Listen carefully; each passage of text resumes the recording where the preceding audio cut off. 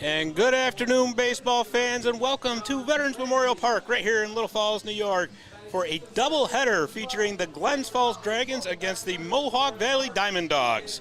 This is a doubleheader because Game 1 right here, ready to play, is being made up from a rainout on July 1st, and of course Game 2 is a regularly scheduled game. With it being a doubleheader today by PGCBL rules, both games are going to be 7 innings. So what's going to happen, folks, is as soon as this Game 1 is over with, we're going to take a half-hour break, and we're going to be right back with Game 2. So I'm Scott Kimball on the call here for this game anyway. Our regular play-by-play guy, Pete Pagliaro, who does a fantastic job calling your Dawgs action, is running a little bit late from his full-time job. So as soon as he gets here, Pete will be taking the yoke back from me. And right now we're going to do the national anthem, so we're just going to set the mic out so you can hear the anthem and watch Old Glory.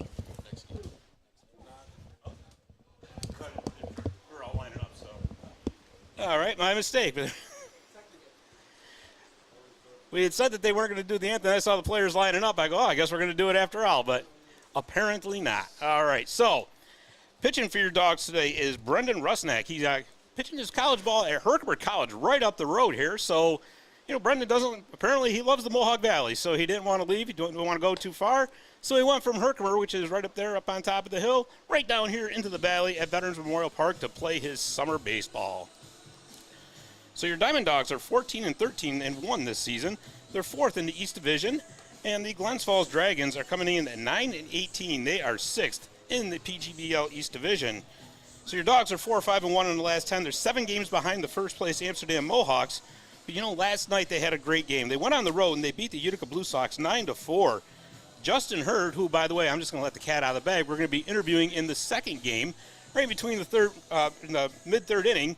He had 3 runs last night. As a matter of fact, he scored the last 3 runs of the game. So Dawgs fans everywhere are hoping Justin can keep it up today.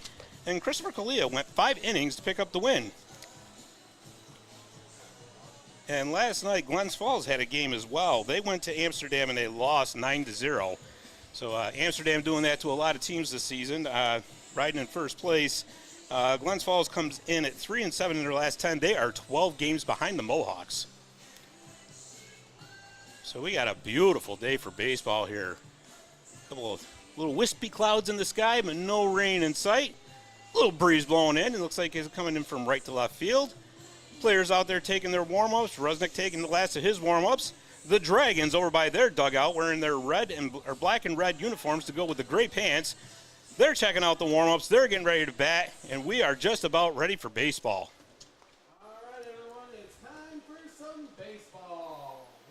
And here we go. Leading off for Glens Falls is the center fielder, Tyree Jackson.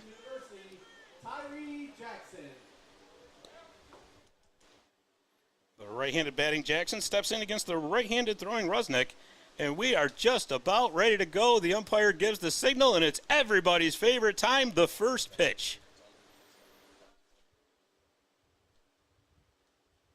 And here is that first pitch, and it's high for ball 1.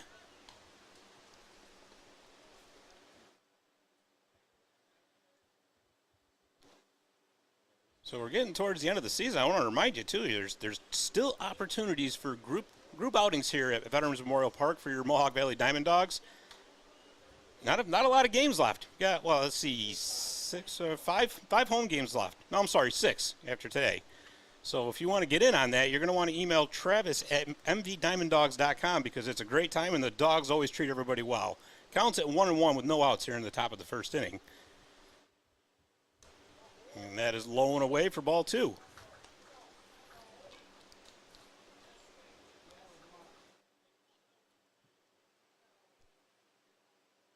As Rusnak, he's pitching out of the stretch. Here's the windup, there's the pitch, and that is high and away for ball 3. So the count goes to 3-1 here to Jackson. He's looking to get on base for a leadoff any kind of way he can for the Dragons.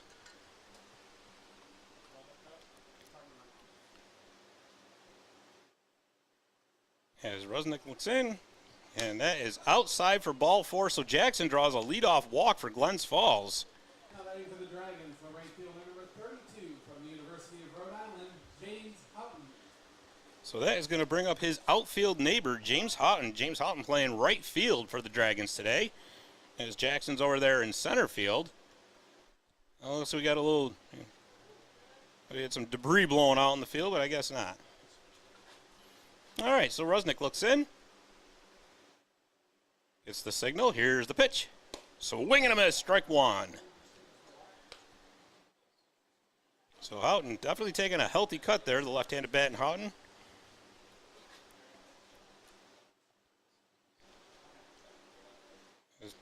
Rusnick looks over to Jackson, not taking a very big lead over there.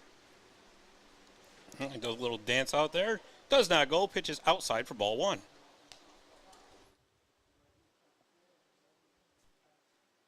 The wind now shifts to straightaway center field, blowing out to center. So this is what they like to call a hitter's wind right here.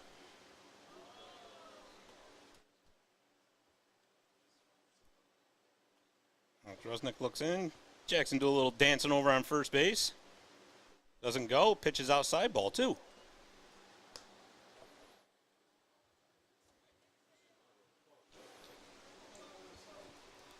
I say it every time I do a broadcast, folks. It's just fun watching the mind games between the pitchers and the defense and the base runners. Some base runners like to dance a little bit more than others, but it's always entertaining nonetheless. And there he goes, and that pitch is fouled off. So the count remains 1-2. So there you go. Jackson letting the Dawgs know that he will run. So Dawgs catcher Nico Cerise is going to have to be on his toes on the lookout for that. And I've seen Nico throw some runners out down at second base this season, so he's certainly up to the challenge. And that is lifted into left field, I'm sorry, as Ethan Hughes is there to make the catch for out number one. And it was not deep enough to advance Jackson, so he's going to have to remain at first base, and that is going to bring up the left fielder, Aiden Gallagher. So the first three hitters for the Dragons, they're sending their outfield out there. They're working from the out in, I guess you could say. As Gallagher steps in, he's a righty. As Rusnick taking more of a look over at first base now that he knows that Jackson will run. A little dancing there.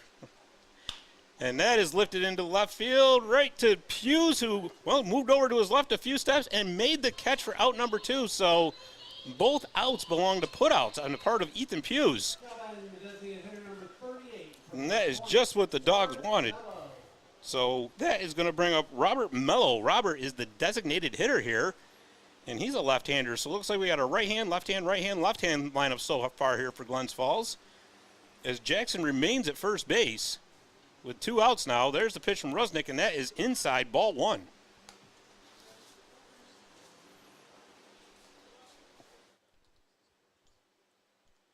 So after giving up that leadoff runner, so far so good for the Dawgs.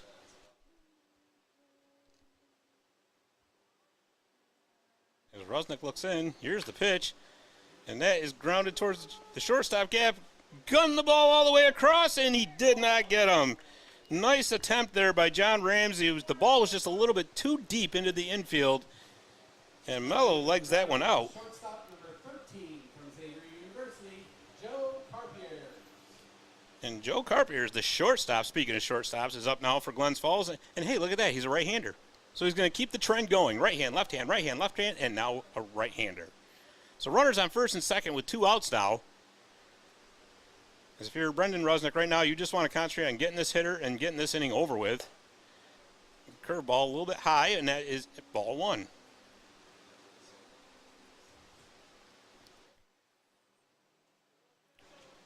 So the Dragons looking to breathe some fire here, and the Dawgs looking to bring a fire hose.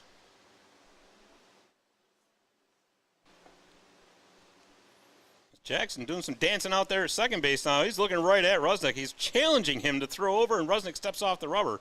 Smart move on the part of Brendan there. You don't want to let him get too confident and too healthy of a lead out there, especially with two outs. Any kind of contact, runners are going to be going. So, and there he goes. Speaking of which, and that is into right field. That is going to score Jackson as he was off with the contact. Throw comes in, not in time. As Mello advances to third, and that is an RBI signal for Carpier as the Dragons go up 1-0.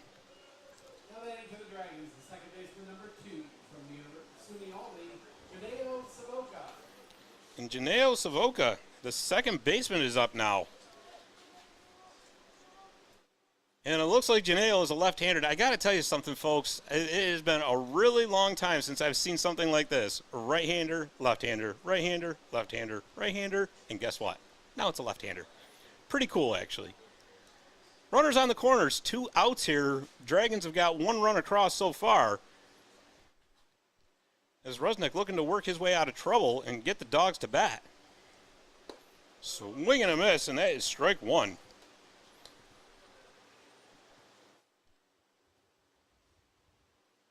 You know, so we've said it 100 times, you know, it doesn't really matter at all where you're sitting in the standings. You can never take any team too lightly. Glens Falls proven that. They've got 1 run across here in the first inning already. So that's a great thing about the PGCBL. Always competitive games. Anybody can beat anybody any given night. Always awesome. And that is grounded over to Brendan Hawk. He's going to take it himself to end this inning. However, Glens Falls puts 1 run across in the top of the first, so we will go to the bottom of the first with the Dragons leading 1-0. We'll be right back. We know pools. Garrity Pools and Spa are the experts in building and creating backyard memories for thousands of families. Garrity takes pride in offering only the highest quality in-ground Pacific pool and radiant above-ground pools that are built for upstate New York weather. Garrity offers only the best with BioGuard chemicals to keep your pool sparkling clean. Visit the professionals at Garrity Pools and Spa, 234 South Caroline Street, Herkimer, or GarrityPools.com.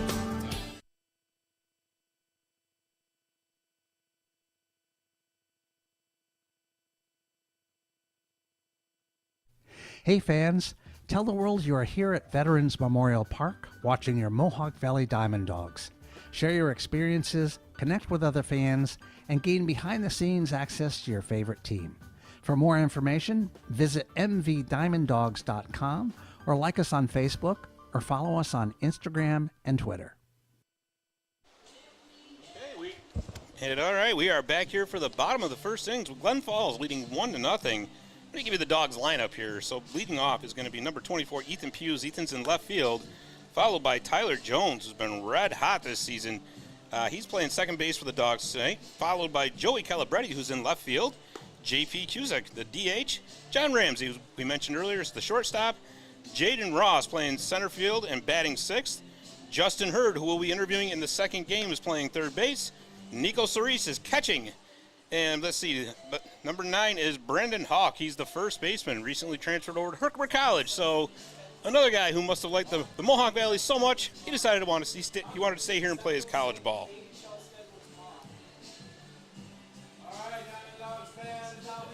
So here we go. Down 1-0. The Dogs come to bat, and they are going to be led off by Ethan the Gator Hughes. Ethan, a Dogs veteran. He's been here a couple seasons. And I'll tell you something, Ethan, whenever you need a clutch hit, he's there. So he's going to be looking to get his team going. That pitch misses in the dirt to the backstop, ball 1.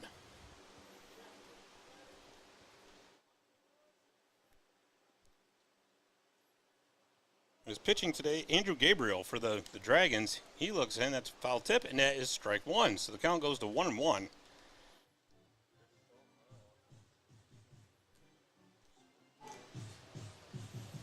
So with these shortened 7-inning games, runs are, of course, at a premium. I mean, they're always at a premium, naturally, but you know, 9-inning game, you got a little bit more time to make up. Not in these shortened games, you don't, though. So that pitch started off going towards the strike zone and curved right out of it for ball 2. So sometimes a movement is a pitcher's best friend. Sometimes it is not. Here's the pitch, and that is fouled off down the third base line, out of play. So we're going to go to a 2-2 count. As I've said, we usually have a bumblebee problem up here, but a member of the Wasp family has joined us up here, so we'll have to keep an eye out for him today. As he went right by our intrepid PA announcers, Josh McMullen's head. Josh is tough, though. He hung right in there. He didn't do anything. And that is low for ball 3, so the count goes full.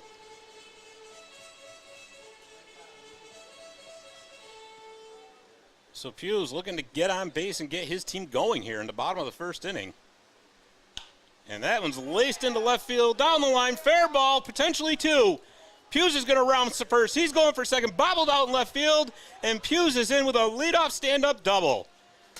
If you're Coach Luby and the DiamondDawgs, that is exactly what you wanted. It's like Christmas in July. And now here is the scorching hot Tyler Jones. Tyler has been a firecracker for the Dogs ever since he got here. As a matter of fact, he was named to the PGCBL midseason all-star team recently. Well-deserved for Tyler. And now he's got a golden opportunity to get an RBI here as Hughes is out at second base with no outs here in the bottom of the first inning. Dogs trailing by one, but they're barking. They're looking to tie. And that one drops in for strike one.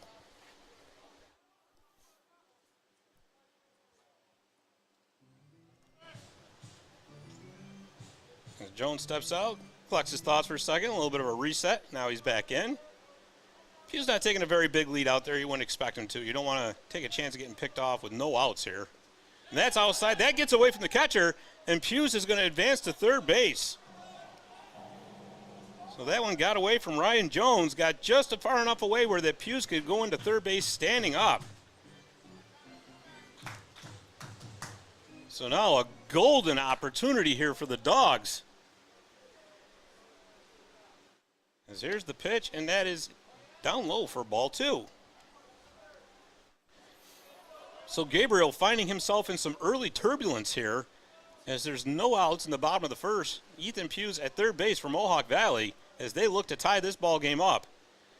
And it looks like Tyler got something in his eye. A little dust looks like there. So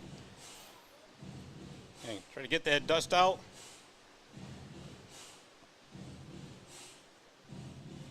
And it looks like he did. He's ready to go. And count 2-1 as Gabriel goes to work. Here's the pitch.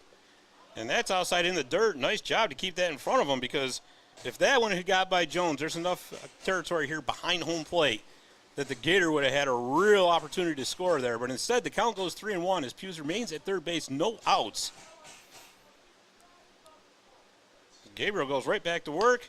Right back through the middle. That is going to be through for an RBI single for Tyler Jones as he remains red hot. And the Dogs have tied this game up at 1. So if you haven't heard by now, pitchers around the PGCBL are seeing Tyler Jones coming up the plate, and they're going, oh, not that guy. He's batting over 400, and he has been awesome for the Dogs so far. And speaking of awesome and a do anything you want type of player, Joey Calabretti, the left fielder, steps in. You know, you can look at that lineup sheet any day, and you won't be able to guess what position Joey is because Joey plays them all. He's a pitcher, he's a fielder, he's a batter, he can do anything. And that pitch is in there for strike one, so the count goes to 0-1 with Jones over at first base. Ball game tied at 1, no outs here, bottom of the first inning. As Gabriel takes a look over, not a very big lead from Jones. And there's the pitch, that's fouled back over the backstop over us, and probably out into Burwell Street. So the count goes 0-2.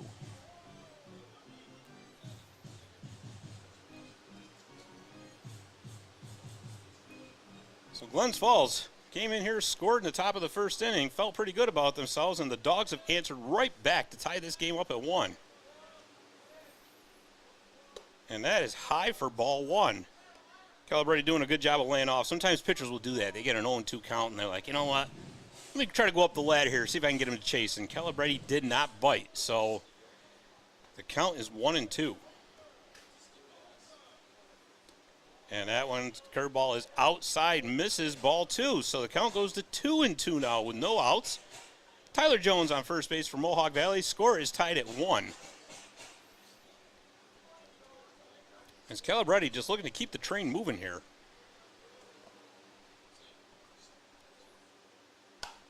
And that is lifted high into the air and out of play into the third base side. Count remains at 2-2.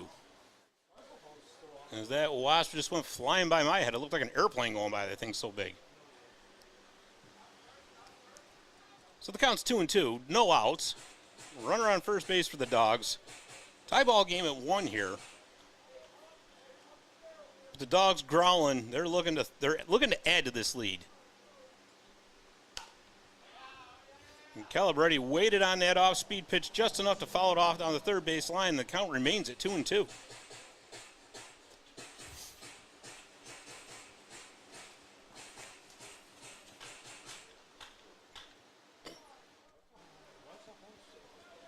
All right, as Gabriel looks in. Here's the windup, here's the pitch. And that is down the third base line. Foul ball. Got a little excited at first. That one came off the bat nicely, but unfortunately, you got to keep it between those two long white lines, and it drifted foul.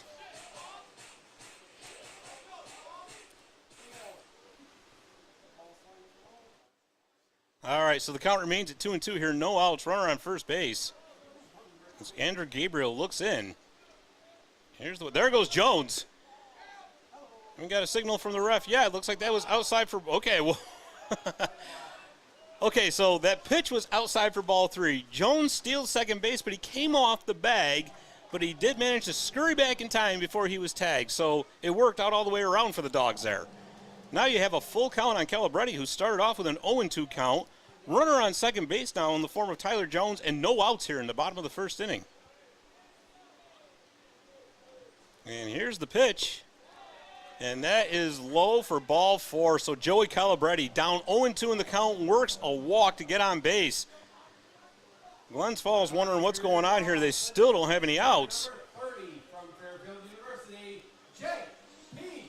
Cusick. And now it's the designated hitter, J.P. Cusick, in there. As J.P. also looking to keep this train going. And the Dogs looking to, well, they just want to keep barking right now. Doing quite a job of that. There's a swing and a miss for strike 1.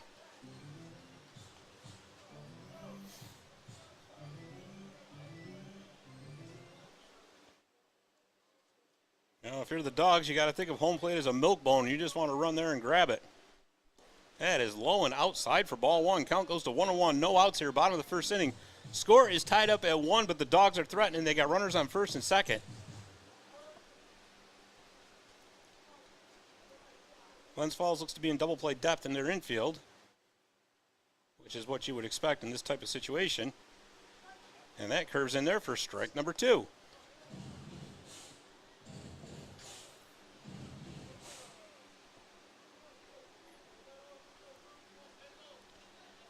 As Gabriel looks in, he's got a 1-2 count here to Cusick. And that is grounded down the third base line. Foul. Close, but no dice. As we'll do this 1-2 count all over again. No outs here, bottom of the first inning. Runners on first and second. Yeah, Tyler Jones on second, Joey Calabretti on first.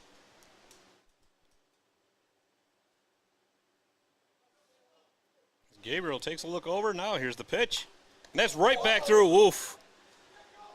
Everybody's going to be safe, but more importantly, Gabriel was able to get his glove up to protect himself on that one, because that was a hot liner back to the pitcher's mound. And thank goodness Gabriel was able to get his glove up, because that would have hurt. That would have hurt a lot. And so that's going to be an infield single for J.P. Cusick. And now the shortstop, John Ramsey, comes up with bases loaded. As Gabriel's teammates come in and check on him, make sure he's okay. And it looks like he is. That got all glove. Like I said, fortunately, thank goodness. But unfortunately for Glens Falls, they are now facing bases loaded with no outs here, as the Dogs are barking and growling like crazy down there on the field, looking to push more runs across. And that pitch is fouled right off the umpire's, the umpire's face mask, as it's getting dangerous down there. So the count goes to 0-1.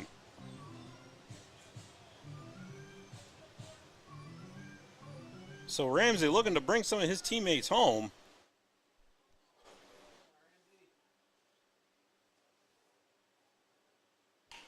And that is lifted into left center field, and that is going to drop.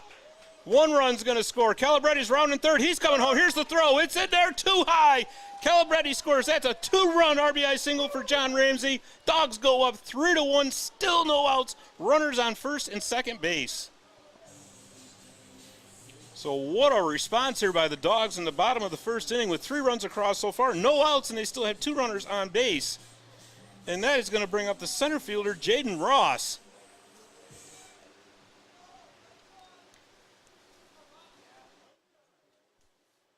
So the Dogs saying, we're not done yet. We want to score as many runs as we possibly can here with this golden opportunity. Just keep putting base runners on.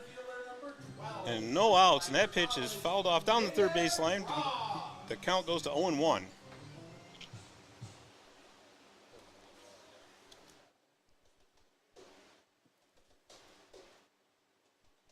right, as Andrew Gabriel looks in, looks over, here's the pitch. And that's a curveball in there for strike 2. So he quickly gets ahead in the count to Jaden Ross, 0-2.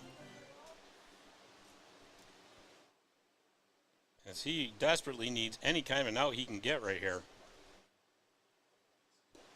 And that misses outside for ball 1. So good eye there by Jaden. Sometimes those are really tempting to take a poke at, but good plate discipline there by Jaden Ross. As Gabriel looks in, gets his signal, he looks over second base, says hi to Joey Calabretti. Says hi to him again. Now here's the pitch. And that is laced into left center field. That's going to gap it. That's going to score at least 1 run. Cusick comes in. And, yeah, we're going to have 2 more runs score. So, oh, my goodness, as Ramsey comes in. 5-1, folks. 5-1 for the Dogs here in the bottom of the first inning. Jaden Ross ends up at second base with a double, and there are still no outs. And I have to correct myself. Gabriel wasn't saying hi to Joey Calabretti. Joey Calabretti was already in the dugout as he had already scored. That was J.P. Cusick out at second base, so my apologies. At any rate, the score is 5-1 now. No outs, bottom of the first inning. Jaden Ross on second base for the Dogs. We're going to have a little convention here, a little talk at the pitcher's mound here as Glens Falls has got to be wondering what in the heck has come out of that Dogs dugout in the bottom of the first inning, because they've gone from growling to barking to now roaring as they lead 5-1. I don't think we're going to get a pitching change here, but they want to do everything they can to sell Gabriel down, because this has been quite the bottom of the first inning for the Dogs.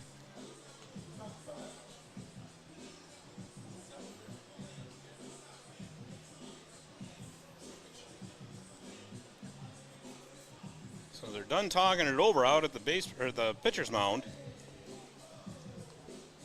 And that is going to bring up Justin Hurd from the University of Albany.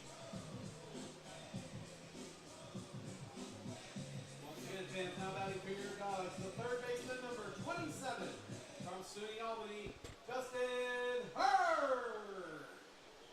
All right, so we are back to action here. So just to recap, 5 runs here in the bottom of the first inning. Dogs take a 5-1 lead. There's no outs. Jaden Ross is out at second base, taking a huge lead, and that is inside for ball 1. Nearly hit Hurd, but it missed him.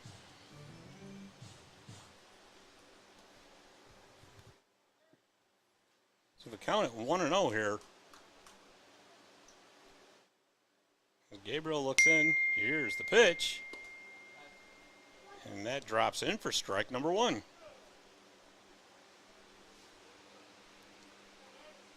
So the count is 1-1. Wind still blowing straight away center field. So like I said, you got a hitter's wind here at Veterans Memorial Park so far. And that is fouled back to the cage. Count goes to 1-2. 5 runs, 5 hits here in the bottom of the first inning for Mohawk Valley. As if you're Coach Luby and the Mohawk Valley DiamondDawgs, you can't ask for a better start.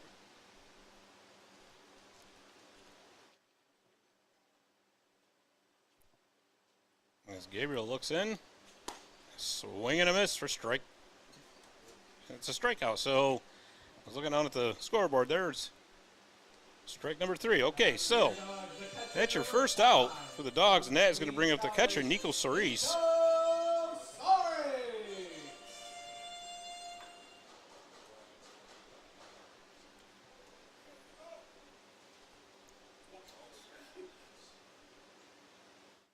So that was an out that Gabriel desperately needed, and that pitch is outside for ball 1.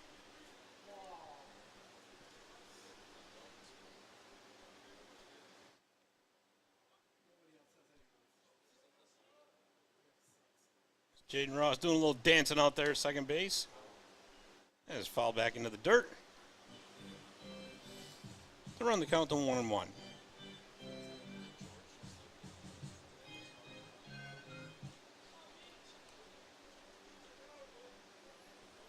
All right, so one out here. Runner on second base. The Dawgs doing a lot of damage here in the bottom of the first inning. It's pretty the saying, a bull in a china closet. Well, it's been the Dawgs in a china closet here. That's a soft roller to the shortstop. Not a lot of time to get the ball over there, but he looks like he did not. They said he bobbled it. Said the first baseman bobbled the throw, so Nico's going to be aboard. And I'll tell you that the first baseman, Nick Gallo, is not happy about this at all. He's saying to the umpire, no, I did not bobble that. And the umpire's like, well, yeah, you did. And as anybody who knows baseball knows, the umpires have the final word, but they're going to come together here. As he's explaining to Glens Falls manager, this is my call. This is what I saw.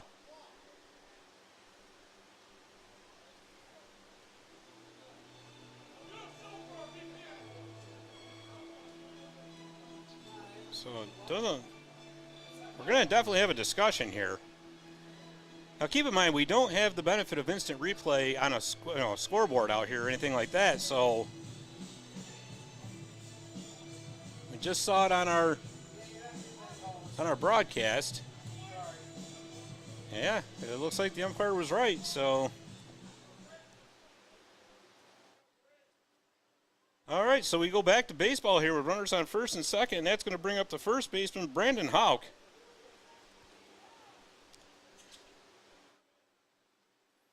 So one out now, runners on first and second. And pitch number one is in there for a strike.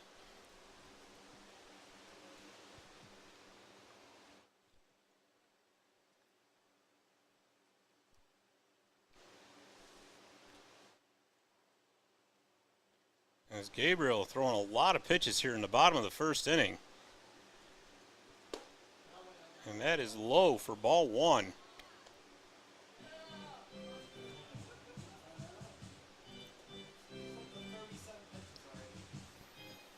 And as Josh McMullen just said, he's up to 37 pitches already just in this bottom of the first inning alone. So Glens Falls may have to go to the bullpen sooner rather than later if this keeps up. That is inside for ball two.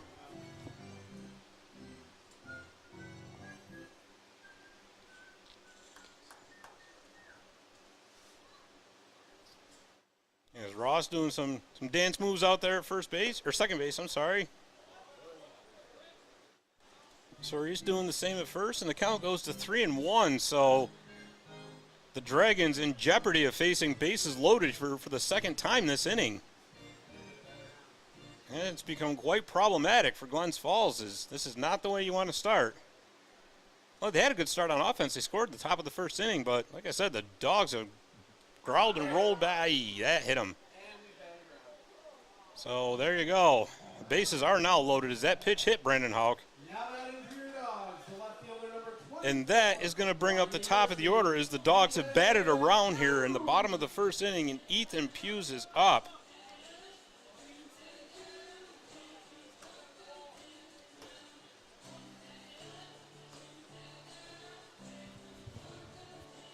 So Ethan got aboard last time up to get this whole party started here for the Dawgs. And now he's looking to continue that party as he's got bases loaded this time around. One out, bottom of the first inning, 5-1, Mohawk Valley leads. And that pitch is in there for strike one.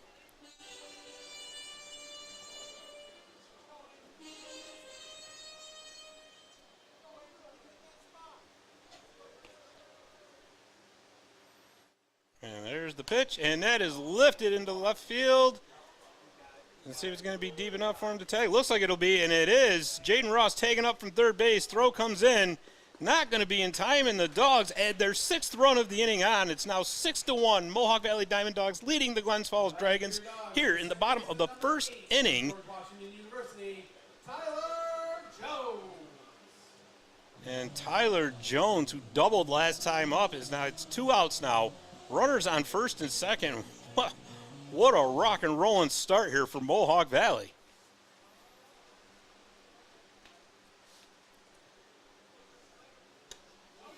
Oof. That one almost hit Tyler.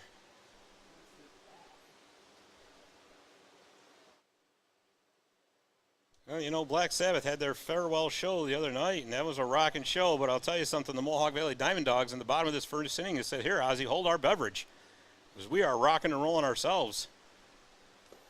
And that's a swing and a miss, so strike number 1.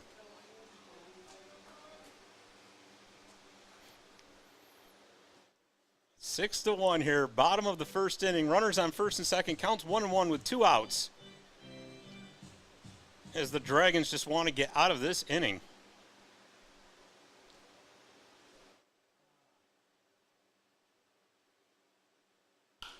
And that is lifted into left field, fouled. Foul ball by about 3 feet. If that had landed fair, that was going to be all sorts of problems for Glens Falls, because everybody was running on the crack of the bat, seeing as how there's 2 outs. He's got Cerise out at second. Jones at first. You got to figure on that play, 1 run at least would have come across.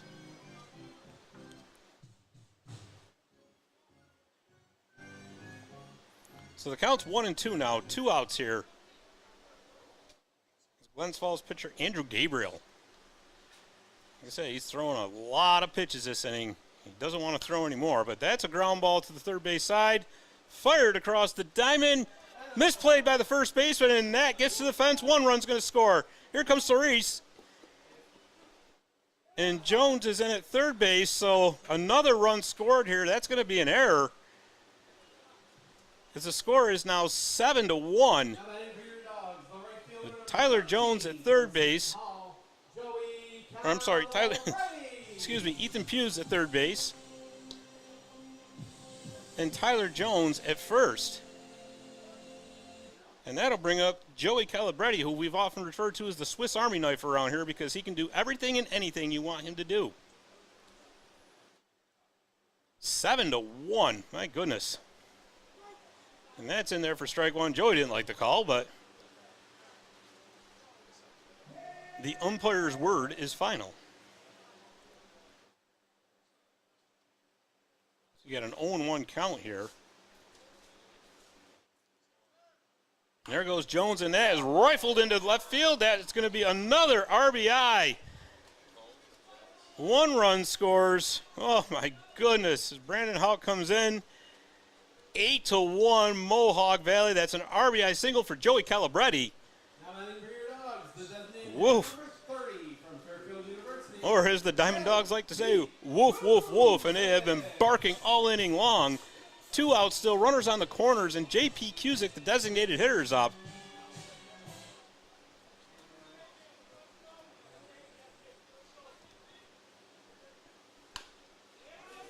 And that is through for another RBI single. Tyler Jones comes in, and it's now 9-1. 9-1, folks, with runners on first and second. As Andrew Gabriel's just got to be wondering what in the heck is going on here. There's an old baseball saying, hit it where it ain't. And that's exactly what the Dogs are doing right now. As John Ramsey, the shortstop, comes up. Runners on first and second, 2 outs. Yeah, you're not misreading that, folks, if you're watching on our broadcast looking at the bottom score. It's 9-1. First inning, and it's not over yet. And that is high for ball 1. So I'll tell you, you like to say that you have a MVP of the game deserves the milk bone. I would say the whole team deserves a whole box of milk bones so far. Grounder to short, fires across the diamond, and it did not get him. He legged it out. Yeah, shortstop Capares was playing a little deep in the hole there, and Ramsey hustling down the line, legged it out. And the bases are now loaded again. And Jaden Ross is up. So 8 hits here. 8 hits, folks, in the bottom of the first inning alone. We're not done yet. We are not done. There's only 2 outs, and the bases are loaded. Runners, of course, are going to be going on contact. And the umpire says that pitch missed, so it is ball 1. Well, you want to talk about a break out of the kennel here for the Dogs. Wow, they not only broke the kennel out, they took the whole thing apart. Count goes to 2-0.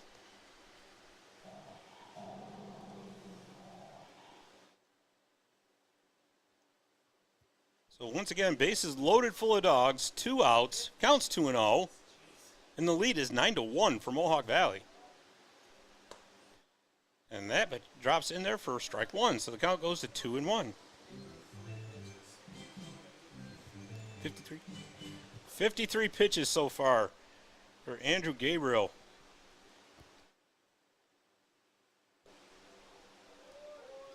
As I tell you, it's not exactly cool out here. So when you're throwing that many pitches this early in this kind of heat, it generally tends to lead to an early outing. As this count goes to 3-1, there's nowhere to put Ross. As the bases are loaded, the Dogs looking to go double digits here in the first inning. And that's lifted into right field. On the run, and that is going to do it as James Houghton pulls that one in. However, the Mohawk Valley DiamondDawgs have built a healthy 9-1 lead here going into the top of the second inning. We will be right back. At GPO, we understand every member's journey is unique. That's why our employees take the time to listen, understand, and deliver personalized solutions that fit your life. From budgeting to borrowing, we're with you every step of the way. Your journey, our commitment. GPO Federal Credit Union, committed to excellence.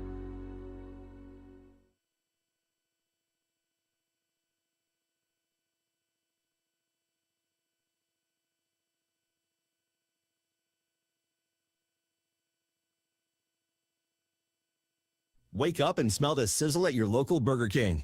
Burger King is open for breakfast 7 days a week. Your mornings deserve the royal treatment. So dive in to try our delicious breakfast sandwiches, savor our savory hash browns, and wash it all down with a hot or iced coffee. Whether it's Monday or Sunday, we've got your breakfast cravings covered. Swing by BK today to have it your way. You rule at participating U.S. restaurants during breakfast hours.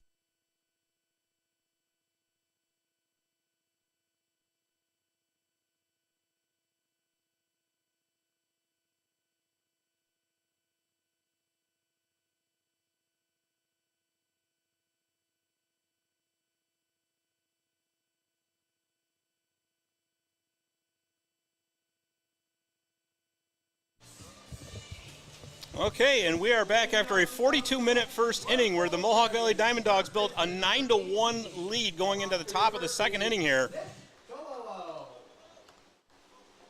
As Nick Gallo, I think that's how you say that, the first baseman steps in. Oh, if Brendan Rusnick told his teammates he wanted run support, my goodness did they deliver in that first inning. And that pitch is high for ball 1, so you can tell this umpire is going with a little bit low of a strike zone, which is fine. You know what? We've always said that 1,000 times. As long as the umpires stay consistent with their strike zone, hey, put them where you want. I mean, within reason, of course, but at any rate, here's the pitch. A swing and a miss for strike 1, so the count goes to 1-1. Yeah, that first inning, the bottom of the first, the Dogs put up 9 runs. They had 8 hits, and the Dragons committed 2 errors, so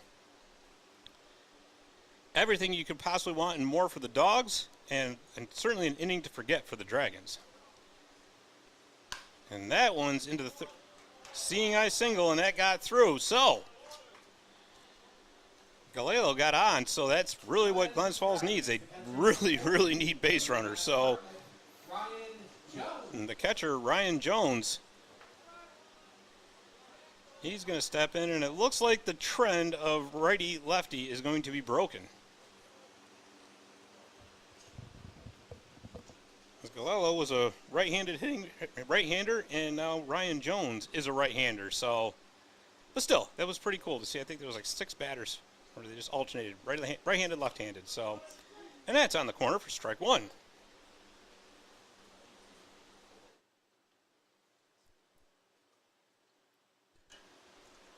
So as Rusnick takes a look over to first base, he's got an 0-1 count.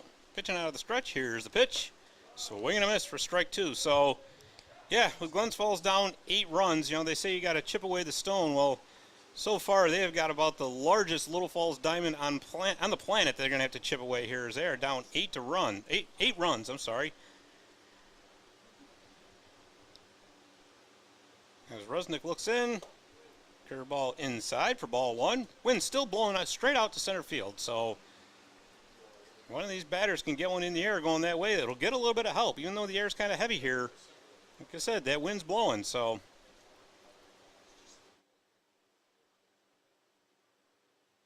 and here's the 1-2 on the corner, called strike 3. So there's the first out of the inning of the top of the second. And that is going to bring up the third baseman, Tate Van Alstyne. From Southern New Hampshire University, Tate Van Alstyne. Tate playing his college ball at Southern New Hampshire University. You see their advertisements a lot for their online programs. And that's a swing and a miss.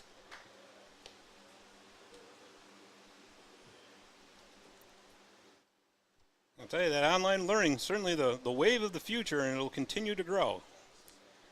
So we got an 0-1 count here, 1 out. Top of the second inning, Dawgs leading by 8. And that's a chopper down the third baseline, foul ball. So the count going to 0-2.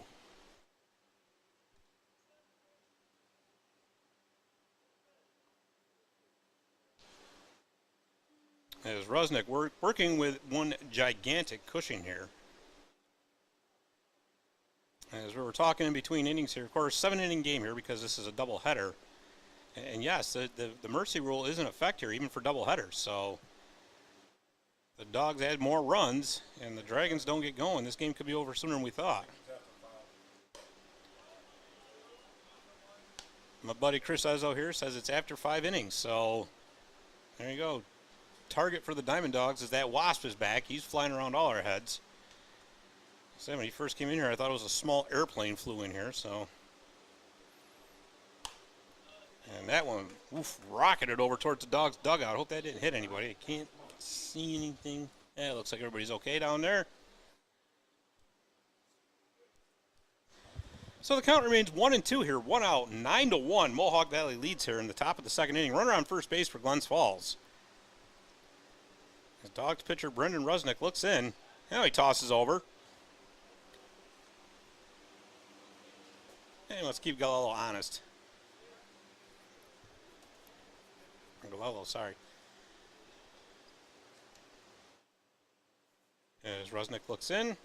Here's the pitch. And that is fouled back to the cage. And we will do this 1-2 count all over again with 1 out here.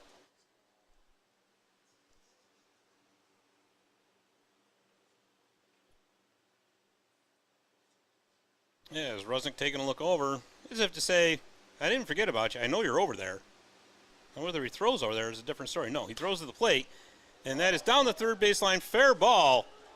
So Galello is around in second, heading to third. Throw comes in, and throw over to second as well to no avail for the Mohawk Valley DiamondDawgs. As Van Alstyne with a double. So now the Dragons with runners at second and third, which is something that they desperately needed. And that'll bring up the top of the order in the form of Tyree Jackson, the center fielder. He led the game off with a walk. So with 1 out, now he has a perfect opportunity here in the Perfect Game Collegiate Baseball League to get a couple RBIs for his team. As Rusnick looks in, here's the windup, here's the pitch, and that is lifted into center field. Ross going back, and that's ground rule double. So it's kind of hard to see what was going on out there, but so a ground rule double, 2-run score, which is really what Glens Falls desperately needed, was a couple of runs. So now that's going to bring up James Houghton, the right fielder, with 1 out, and you're going to have a runner on second base. So as I've said several times before, you know, this game of baseball it's never over until it's over, as Yogi Berra used to say, because anything can happen. So the Dogs are going to have to get sharp here and end this threat for Glens Falls. Because, you know, the Dragons aren't going to give up. They're not just going to lay down and say, hey, we had a bad first inning, that's it, game's over. They're not going to do that. So, again, like I said, Mohawk Valley is going to want to tighten the drum up defensively and get out of this inning, as it's now 9-3. As Rusnick taking a long look at second base. And that pitch is over into the woods past the third base line. Foul ball. Count runs to 0-2.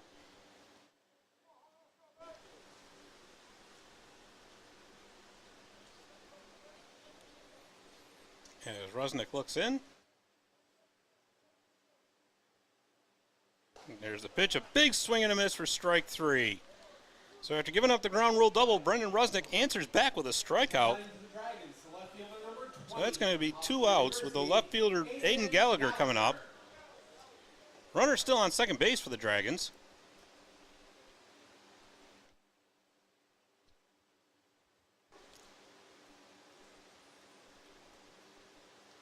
As Rusnick looks in, here's the pitch. Sizable lead out there at second base by Tyree Jackson. And again, you know, as any baseball fan would know, with 2 outs, any kind of contact, Jackson's going to be off to the races. So the Dogs want to make sure they keep everything directly in front of them.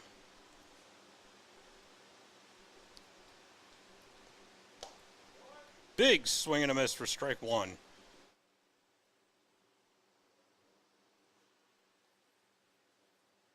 As Gallagher looking to pick up an RBI as he's got a runner out on second base.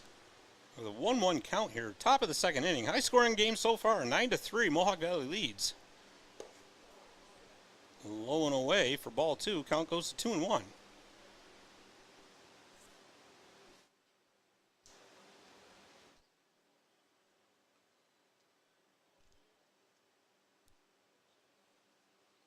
Now trying to look down towards the, looks like the Glens Falls has got somebody up in the bullpen. Can't quite tell, but that's a chopper over to Tyler Jones. Fields it, flips it over to Hawk, and that will do it. However, the Glens Falls Dragons put 2 runs across the board. So going into the bottom of the second inning, Mohawk Valley leads 9-3. We will be right back. Spring into action and get started on your home projects with Little Falls Lumber. Get your free estimate today for that project, big or small. Little Falls Lumber. They're always happy to help. Stop by one of our 3 convenient locations and speak to one of our knowledgeable salesmen about your next project.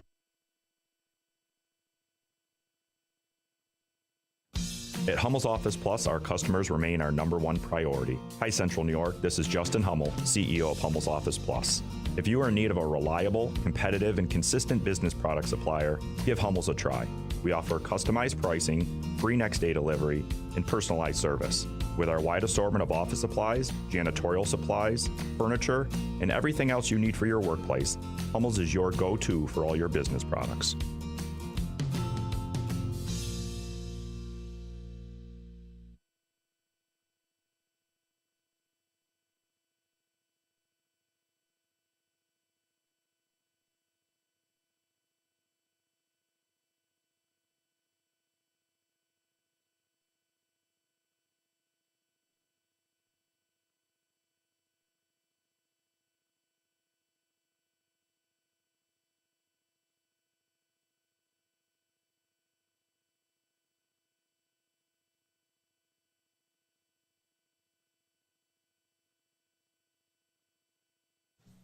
Okay, we are back for the bottom of the second inning here at beautiful Veterans Memorial Park right here in Little Falls, New York, where the Mohawk Valley DiamondDawgs lead the Glens Falls Dragons 9-3 in PGCBL East action.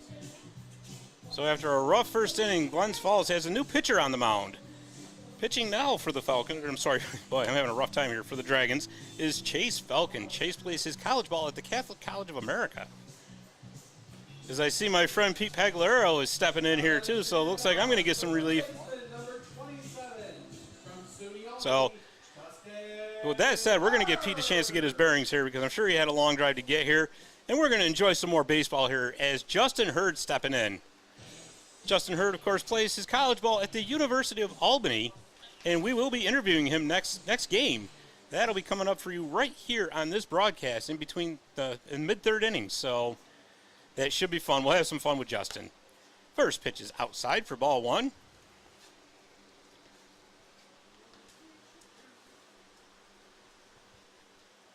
Yeah, the Dogs batted around and almost batted around twice there in the bottom of the first inning.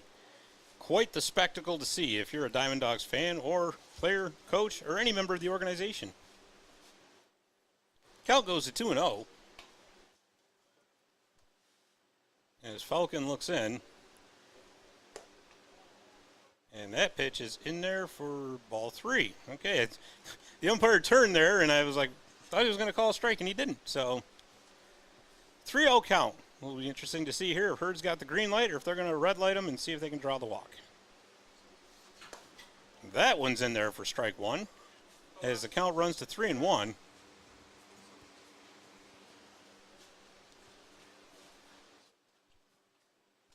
As Falcon looks in, here's the pitch. Down through the second base side and in for a base hit. So another one of those examples of hit them where they ain't. And Justin Herd leading off the bottom of the second inning with a base hit for the Mohawk Valley DiamondDawgs. And Nico Soares is up now, the catcher. Part of that huge first inning as well. And the Dogs looking to pick right up where they left off last time. Of course, they'll be facing a different pitcher in the form of Chase Falcon this time.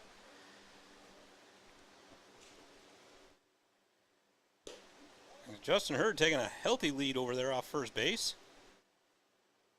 Perhaps he's thinking he wants to take flight against Chase Falcon. We'll see.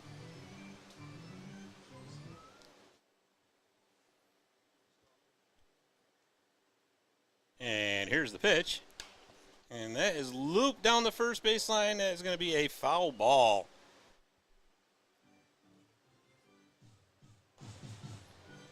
So the count runs to 1-1, no outs here. Bottom of the second inning, runner on first base. The Dogs with a 6-run lead.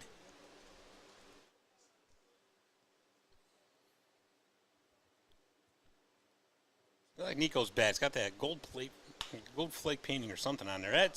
And it worked because that got through for a base hit into left field. Herd's going to hold up at second base, and here we go again, folks. The Dogs hit party continues. They are now up to 10 hits on this game. They got runners on first and second, no outs, and a 9-3 lead. And now you got the first baseman, Brandon Haukup.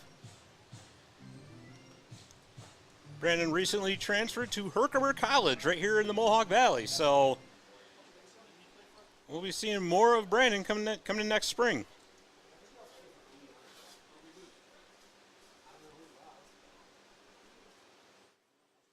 He squares up the bunt. Ooh.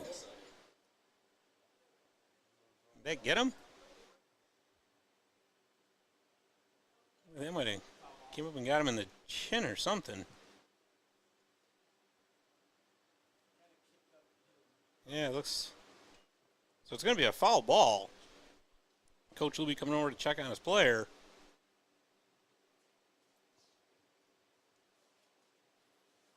It doesn't look like he's going to come out of the game, but he's going to probably certainly want an ice pack when he gets back to the bench.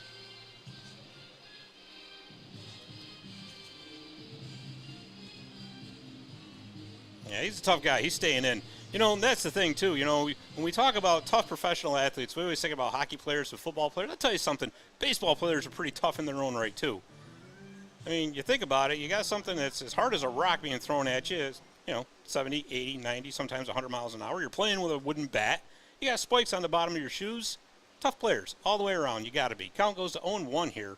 No outs, runners on first and second. 9-3 lead for Mohawk Valley. As he squares around to bunt again, does not get it down. The count's going to go to 0-2. So Coach will be looking to play a little small ball here, and it just didn't quite pan out this time around. So now, of course, Houck will most likely be swinging away here, as if he fouls off one now with a bunt with 2 strikes, he's, of course, out. So you don't want to go down like that. So here's the pitch, and that is outside for ball 1. Give Jones behind the plate credit for trying to frame that one in, but it was just a little bit of a bridge too far. Count goes to 1-2.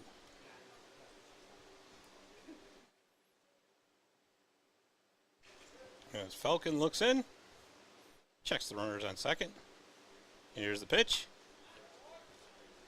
And Houck fouls that one over the first base dugout to stay alive.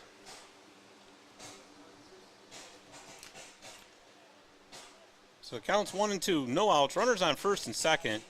9-3 DiamondDawgs lead. They got 10 hits on this game so far, looking to add more, as that wind continues to blow out to straightaway center field.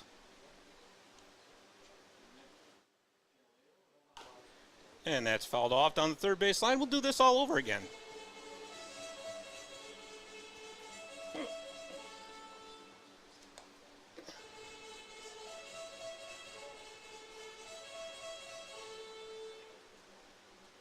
Yeah, so the Dogs have definitely brought their barking bats with them this game for sure.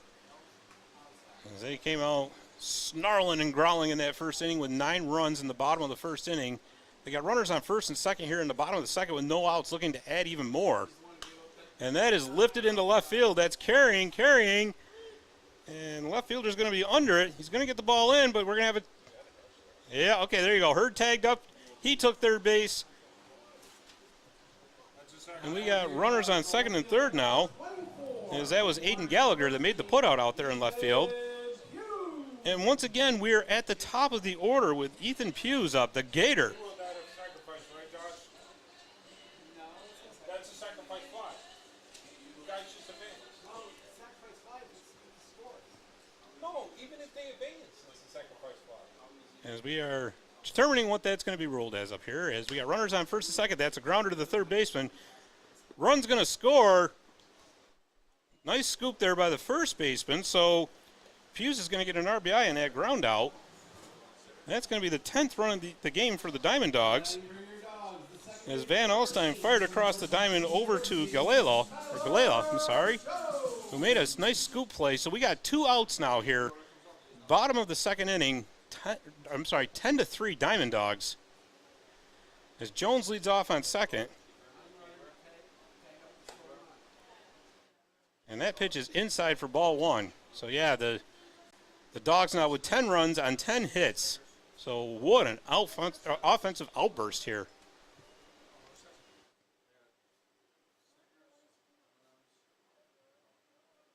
And I'll tell you, if you're Glens Falls, this is not a guy you want to see at the plate with a runner in scoring position.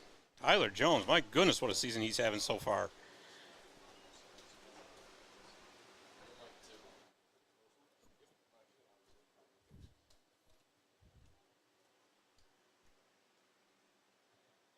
As with a 2-0 count here, Jones digs in. And that is lifted up to the infield. Savoca under it, and that is going to do it. However, the Dogs score one more run, and as we go to the top of the third inning, Mohawk Valley leading Glens Falls 10-3. We'll be right back. At NBT Bank, we know that this day starts with this one. This day starts with this one. Because no matter how unforgettable the extraordinary days are, there's a lot of every day that leads up to them. You can count on NBT Bank to help you get started. NBT Bank, it starts here.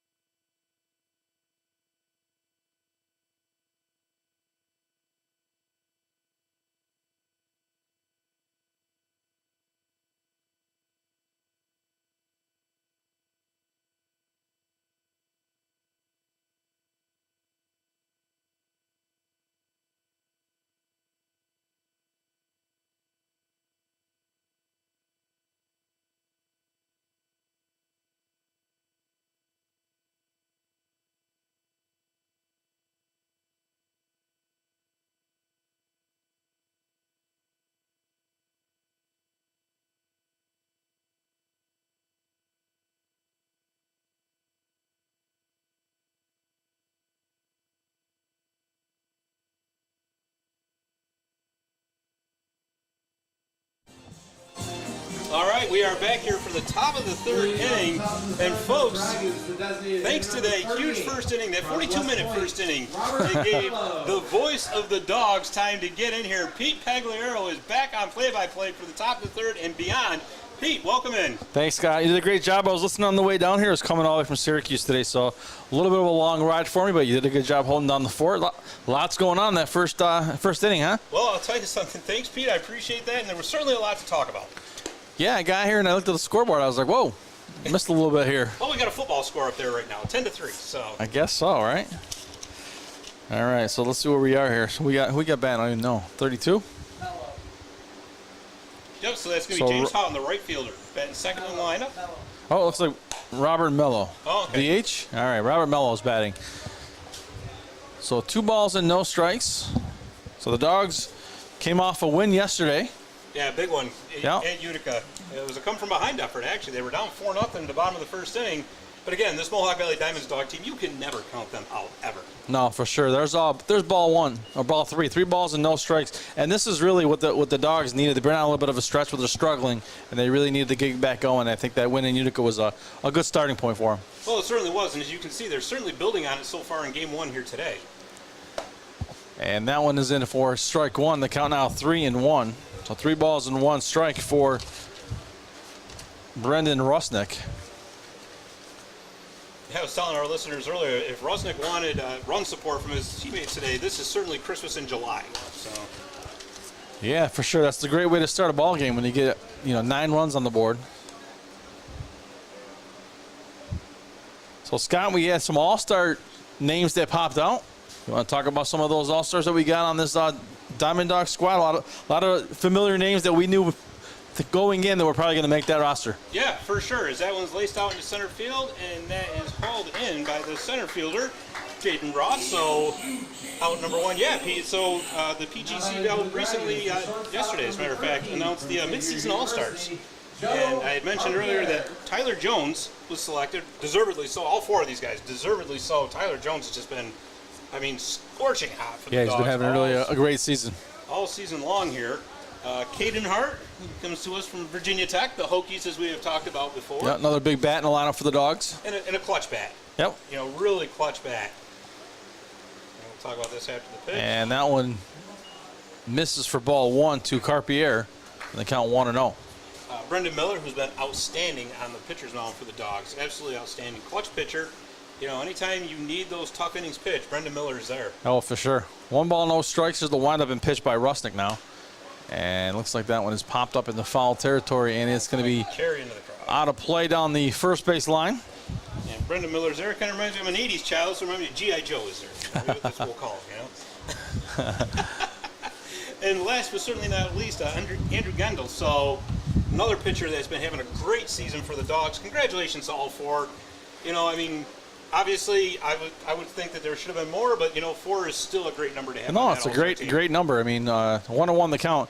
I was looking at up and down those names, and none of them surprised me because they're all having great seasons. And I didn't get to Andrew Gendy to the end. Oh, what a play! What a play by Brandon Hawk. I know it was hard for you to see because you're on the right side, but he drifted over to the fence. Now, along the first base fence here at Veterans Memorial Park, he had the netting to protect the crowd. He got to the fence, reached over the fence, into the netting, and snagged that foul ball for out number 2. So here's Janeo Savoca now with 2 outs on the board. I was just telling you about, I was looking at that all-star lineup, and I got to the very end, and I didn't see, who was I saying? The last guy there was the last pitcher. Oh, Gendel. Gendy, yeah. Gendy. And one of my favorites because his curveball is outstanding. I've been watching him all year, and that thing just moves like crazy. And when I didn't see his name on there, and then I finally got to it, I'm like, he deserves it because his stuff has been unhittable all year. Oh, for sure. And, and like you said, there's certainly not an undeserving name at all on that. And there's only so many that you can pick, right? You can't put the entire league on there. Yeah, there's certainly some more you could have easily picked out. No balls and 1 strike now to Savoca. So if you're just joining us, 10-3 is the score. We're in the top of the 3rd inning here. Dogs had a huge inning, as Scott mentioned, as they came out with 9 runs. The Dragons got on the board quickly with 1 run, and then the Dogs responded pretty quickly with 9 of their own. Oh, for sure. And, just going back to that all-star list, just to wrap that up quick, if you were going to put on for defensive prowess alone, Brendan Hawk, in my opinion, he has been he's been a shot back over there at first base for the Mohawk Valley DiamondDawgs. Nothing gets by him, making spectacular defensive plays all season long. But like you said, only so many names you can put on that list. Yep. And there's a ball one. So 1 ball and 2 strikes now to Savoca. Savoca, a left-handed batter here for the Dragons. And the Dragons, they were in their black uniform. Sometimes makes it tough. We got both black tops out there today, but obviously the Dragons with the red and the DiamondDawgs with that hunter green. It's kind of hard to confuse them. Yeah, and the Dogs wearing their white pants, but of course the Dragons wearing their gray, so not too awful bad. No, 1 ball and 2 strikes. I always talk about how, in the past it was always the white tops and the dark tops, and that's something that's kind of changed over the years. I'm kind of a traditionalist. I always thought the home uniforms were usually white. Yep. And that's changed over the years now. Yep. Now it's whatever the cool uniform is they're going to wear, right? So 1 ball and 2 strikes. Whatever the in-crowd is wearing. That's right. And there's a swing and a miss for strike 3 to Savoca, so that'll end the inning. And after the top of the third, it is 10-3 Dogs. We'll be back after this. If you are looking for some shopping and dining, head on over to Canal Place, where you will find quaint shops, galleries, restaurants, and inns situated in the old mill buildings and storefronts along the waterfront of Canal Place. They've become known as the happening place for the arts in the Mohawk Valley. Not so long ago, many of these buildings were working mills serving the garment industry. Even today, after conversion to serve as retail space, many of these rugged but lovely structures speak to our great regional manufacturing heritage. If you're looking for fine arts, entertainment, or antiques, you simply must pay a visit to Canal Place.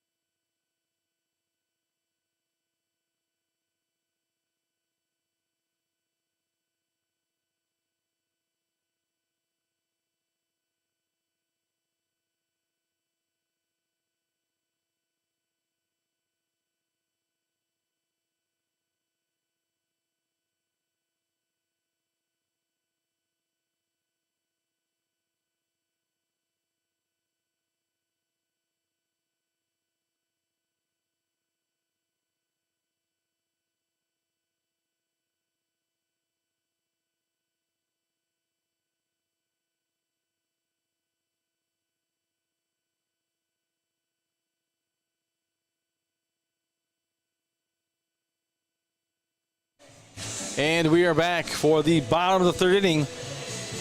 10-3 the score. Yeah, that's right, 10-3. You're watching a baseball game here. 10-3 is the score, and the Dogs are coming to the plate. And it is going to be Joey Calabretti to lead things off here in the bottom of the third. So Calabretti, right-handed batter here for the Dogs, is going to go up against Chase Falcon. Chase coming into the game after that big 9-run inning, knocked out the starter.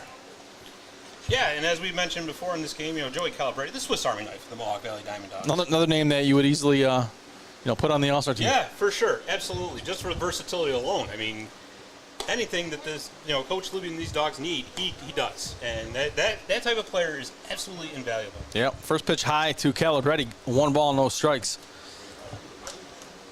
So first game of a doubleheader tonight, playing 7 innings, both games due to the doubleheader.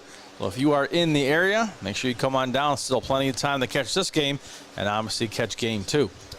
And if you're watching from Glens Falls, I got a shout out that I want to send out there to Glens Falls. I got a buddy of mine living out in Glens Falls, Rick Stafford. Rick Stafford's a captain with the Glens Falls Fire Department. I went to the Utica Fire Academy with him in the spring of 2010. Wow, all right. Small world here is, Glens Falls is in town. So, Rick, if you're out there listening, just want to say hi to you, brother. And I wonder if he's a DiamondDawg fan or if he's a Glens Falls Dragons fan. Glens Falls Dragons fan. No doubt in my mind about that. So. 2 balls and 1 strike to Calabretti. That one was falling off. Glens Falls still have a hockey team out there? Yeah, they do. The Adirondack Thunder. Okay. They play in the ECHL. Okay, yeah, I remember hearing about it. 2-1. Here's the pitch. Yeah, they draw quite well out there. They put on a real good product out there. Yeah, they used to have teams in the AHL. So the Adirondack Red Wings for the longest time. Yep. The Calgary Flames had their AHL team there. So the Glens Falls area is certainly no stranger to professional hockey as well. 3-1 count now to Calabretti. Here's the windup in the pitch. And there's a called strike 2 in the count now 3-2. And if I recall correctly, isn't the Glens Falls Adirondack team, weren't they owned by Barry Melrose at one point? Or was he involved? He was a coach. A coach, at one okay. point. Yep. 3-2. Unfortunately, Barry not doing well illness-wise. I think we haven't heard from him in a while, but But you know he's battling. He ain't going to give up. oh, no, he's a tough guy. There's ball 4 to Calabretti. He'll take a walk. Yeah, he's one of those guys that he's not going to go out without a fight. No, not at all. And of course, former Utica Comets head coach Kevin Deneen has strong ties to the Adirondack area. His family's lived there for years. His father, Bill Deneen, heavily involved with professional hockey up there in Adirondack for decades. So, matter of fact, the Deneen name is legendary up there. So Did not know that. Yep. So certainly a pretty cool thing to know. Yep, here's J.P. Kuzik now at the plate. He's tonight's DH for the Dogs. He takes the first pitch for ball 1. So, funny fact, behind the plate tonight is my former, used to coach at Notre Dame. He was athletic director, Tom Giaruzzi. No kidding. Yep, so for Notre Dame guy behind the plate. And that one is hit hard into left field. It's going to go to the wall. And this is going to be good for 2, and they're going to send the runner. Here's Calabretti, and no play at the plate, and he will score easily. So a stand-up double for J.P. Kuzik, and they jump ahead 11-3 now to the Dogs. You know, Pete, as Sonny and Cher used to say, the beat goes on and on and on, and this has just not been Glens Falls' game, as the Dogs have now jumped out to an 8-run lead, and everything going right for Mohawk Valley so far. Hey, sometimes when you're hot, right?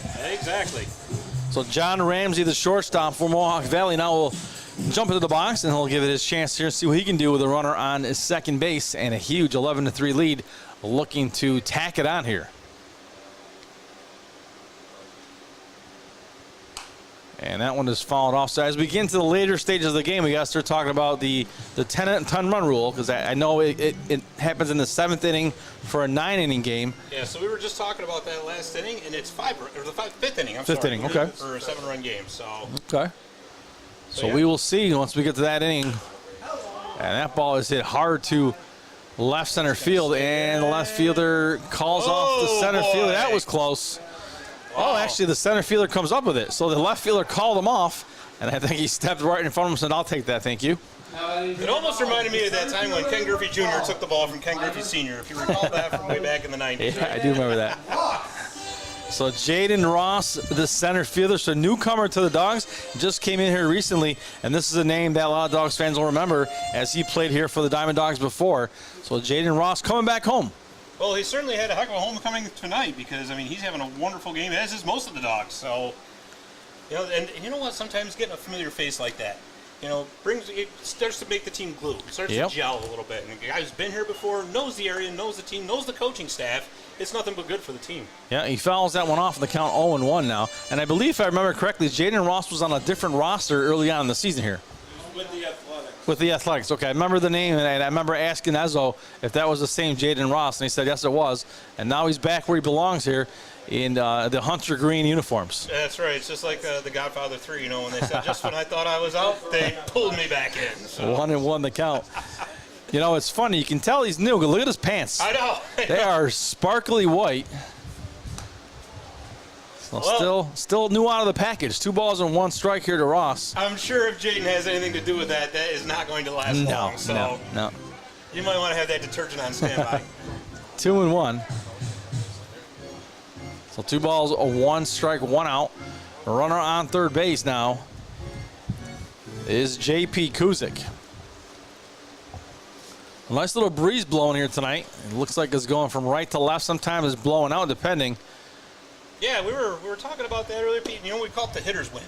I did hear you say that. 3 balls and 1 strike. It was funny. It was funny. As we were driving, my son, they mentioned that. They're like, oh, did you hear that? The hitter's wind. I'm like, yeah, that's the first time I heard that before. So 3-1. The hitter's wind is here. Yeah, sometimes things just kind of come flying out of my mouth. I don't even know what I'm saying half the time. So there is strike 2 in the count now, full 3-2. Yeah, I was thinking about Frank Sinatra and that summer wind. You know what I mean? There you go. Revise it however you need to, right? Yeah.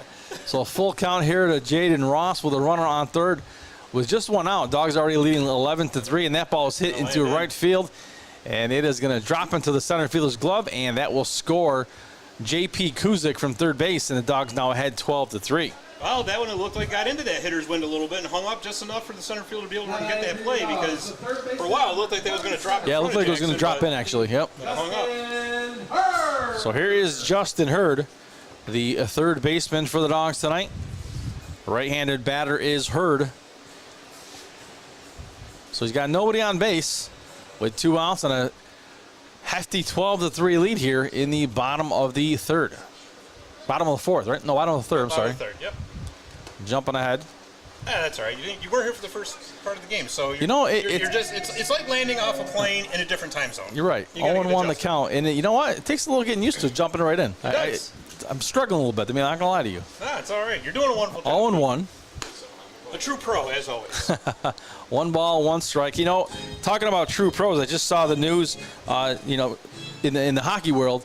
A new guy calling the New Jersey Devils now. Yeah, I was that was the guy from. No, I just forgot his name. That's funny. 2-1 the count. He was the guy that was on the Yes Network. Used to call the Rangers games for a bit. Yeah. He's a radio guy. It'll come to me in a minute. But anyway, I was listening to the interview last night. One of the girls from the New Jersey Devils organization was interviewing him. And Don LaGreca, that's his name, yes. Don LaGreca. And she was interviewing him, 3-1 the count, and just talking about things. And he was saying how he grew up a Devils fan, and then he ended up getting the job with the Rangers, where he wasn't the main play-by-play guy. And he kind of thought his dream was over, and then they gave him the call and said, hey, are you interested? And he said, I sure am. And there's ball 4, and he will take his base, Justin Hurd. You know, and in those situations, Pete, you'll take any job offer that comes down the line, but that's got to be odd. Calling the team that's your childhood favorite team's most bitter rival. Yep. It'll be sort of like one of us going to call for, like, say, the Amsterdam Mohawks. That would be tough. Blue Sox. That'd be tough. That'd be tough. You know? So here's Nico Cerise, the catcher. But you know what? Like you said, when you're in that world and you're looking for opportunities, obviously you're a professional. You're going to do what you. But he did talk about it. He did say that when he went to the Rangers, he goes he was a Ranger guy. He had to do the Rangers, and that's what he did. He lived and breathed it. So he said now that he's with the Devils, he can really kind of be himself more. Yeah, absolutely. So no balls and 1 strike. That one was fouled off by Cerise with 2 outs. Runner on first base. But cool story. Cool to see him get that job. I'm sure he'll do great. And that organization really, I think they're on the up and up. It's been a long haul for them since Lula Murillo had those championship years, and things have changed over the years a little bit, obviously. But I feel like they're coming around. Yeah, the game evolves, right? And that's not just hockey. That's any sport. Baseball, football, basketball. And along with that, your management has to, change and evolve and adjust. Is more or less the more important point there to what's going on in the game. Right. The style of game that won a championship 5 years ago isn't necessarily going to do the same thing in, the following season or the season after that. So you got to be willing to, as they say, roll with the changes. Yep. 1 and 2's that ball was fouling off with 2 outs. The Devils have always been known, especially in those championship years, for their defensive style hockey. That's obviously changing now with some of the guys they got in the lineup. They're looking for that more offense type of Devils team now. Well, when you got Jack Hughes in the lineup, that'll do it for you, right? So there's a strike 3 that ends the inning, but not before the DiamondDawgs put up a couple more runs. 12-3 is the score. We head to the top of the 4th. Dogs ahead. Little Falls, New York combines the charms of a small town with the conveniences of a much larger city. Of course, you'd expect to find welcoming people, beautiful scenery, family-friendly activities, and plenty to do outdoors. But you might be surprised to find that Little Falls, New York also has an espresso bar, gem shop, art center, French restaurant, antique centers, local hospital, and extensive civic services and amenities. Not to mention homes both beautiful and affordable, nestled in a dramatic natural setting amongst steep hills that descend to the Mohawk River and Erie Canal. Little Falls, New York. It's a great place to spend a few days or a lifetime.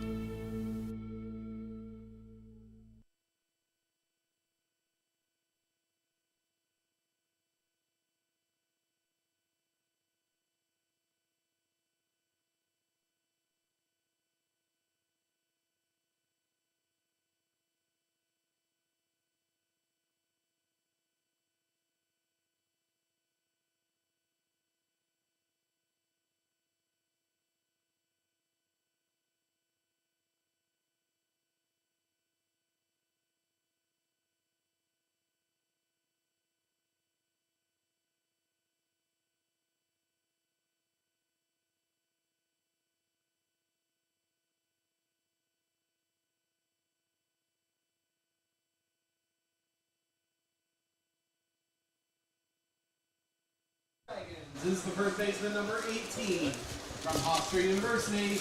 And we are back, and Nicolello now is the batter for the Dragons. Dragons really got to get going here. This is a shortened game. I mean, 7 innings, but really it can end in 5 if things kind of hold up the way they're going.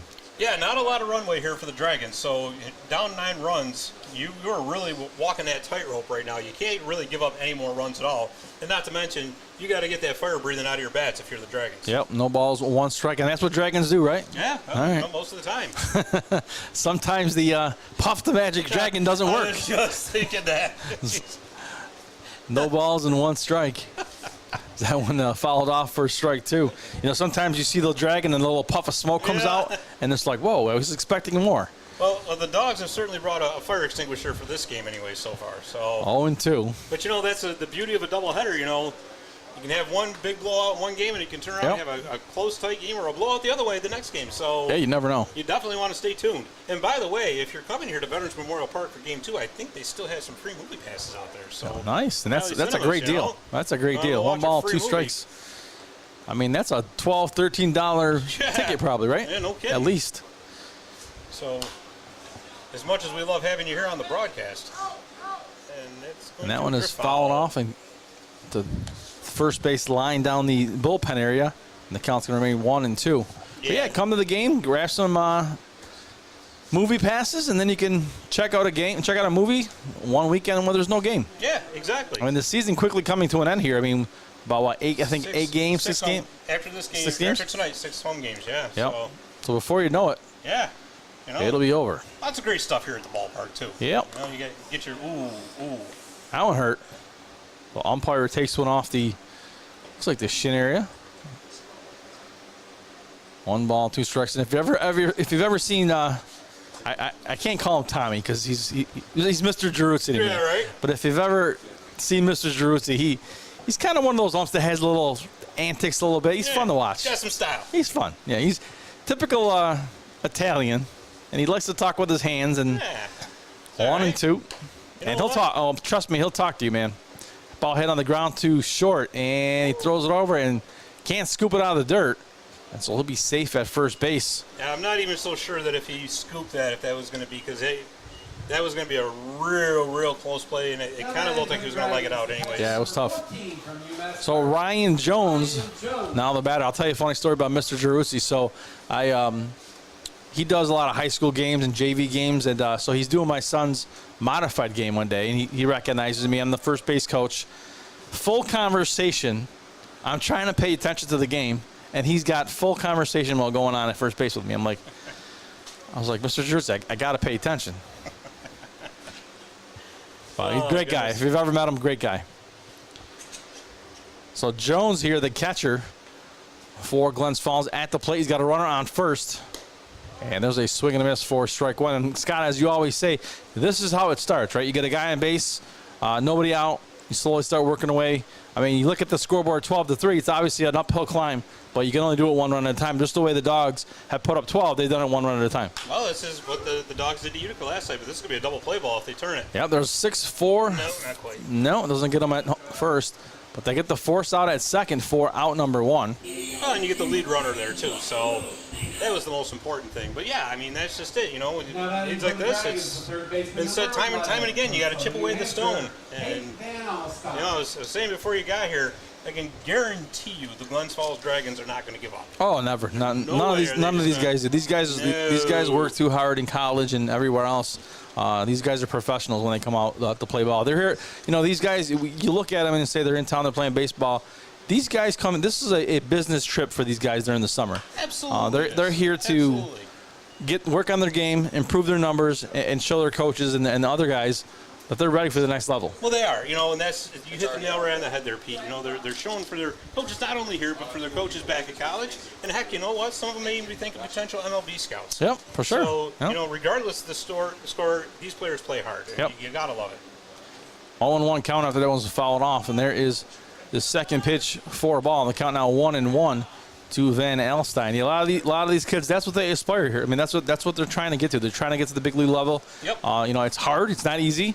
But you never know when that scout is in the crowd watching. And You know baseball. Baseball, you can have all the stats in the world, but sometimes that's not what they're looking for. They're looking for that guy who hustles, who's going to make the plays, and when they're in a slump, are going to battle out of it. Exactly. Not every, and I don't care what level you're at, not every player in your lineup is going to be the all-star or anything like that. No. But I'm going to tell you something.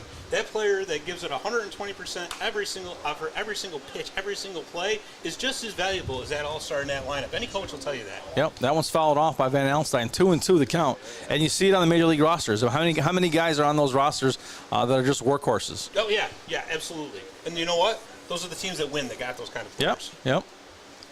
2-2 the count. And Vel Einstein awaits the pitch from Rusnak here. And a big swing and a miss for strike 3, and that is out number 2. And back to the top of the order we go with Tyree Jackson. 25 from Houston Christian, Tyree Jackson. So Jackson is the center field. Another right-handed bat here for Glens Falls. Again, they have a runner on first base, 2 outs, down 12-3. So every at-bat here crucial for Glens Falls, also for Mohawk Valley, because they're 1 out closer to ending this game. Yeah, and that's just it. And you know what, too? If you can end it early, you know what that does? That saves arms in your bullpen. Oh, of course. Yep. That's a huge thing for any team in this PGCBL. Yep. Especially as you're heading down the stretch, you want to start resting your arms a little bit if you're in a potential playoff spot. You don't want to wear your bullpen out. And if you can, slam the door early, you slam the door early. That's it. 0-1 count, and ball hit to the third baseman. He scoops it up, goes to second, and gets the forced play on second base. That ends the inning, and that'll do it for the top of the fourth. 12-3. Dawgs still ahead. Back after this.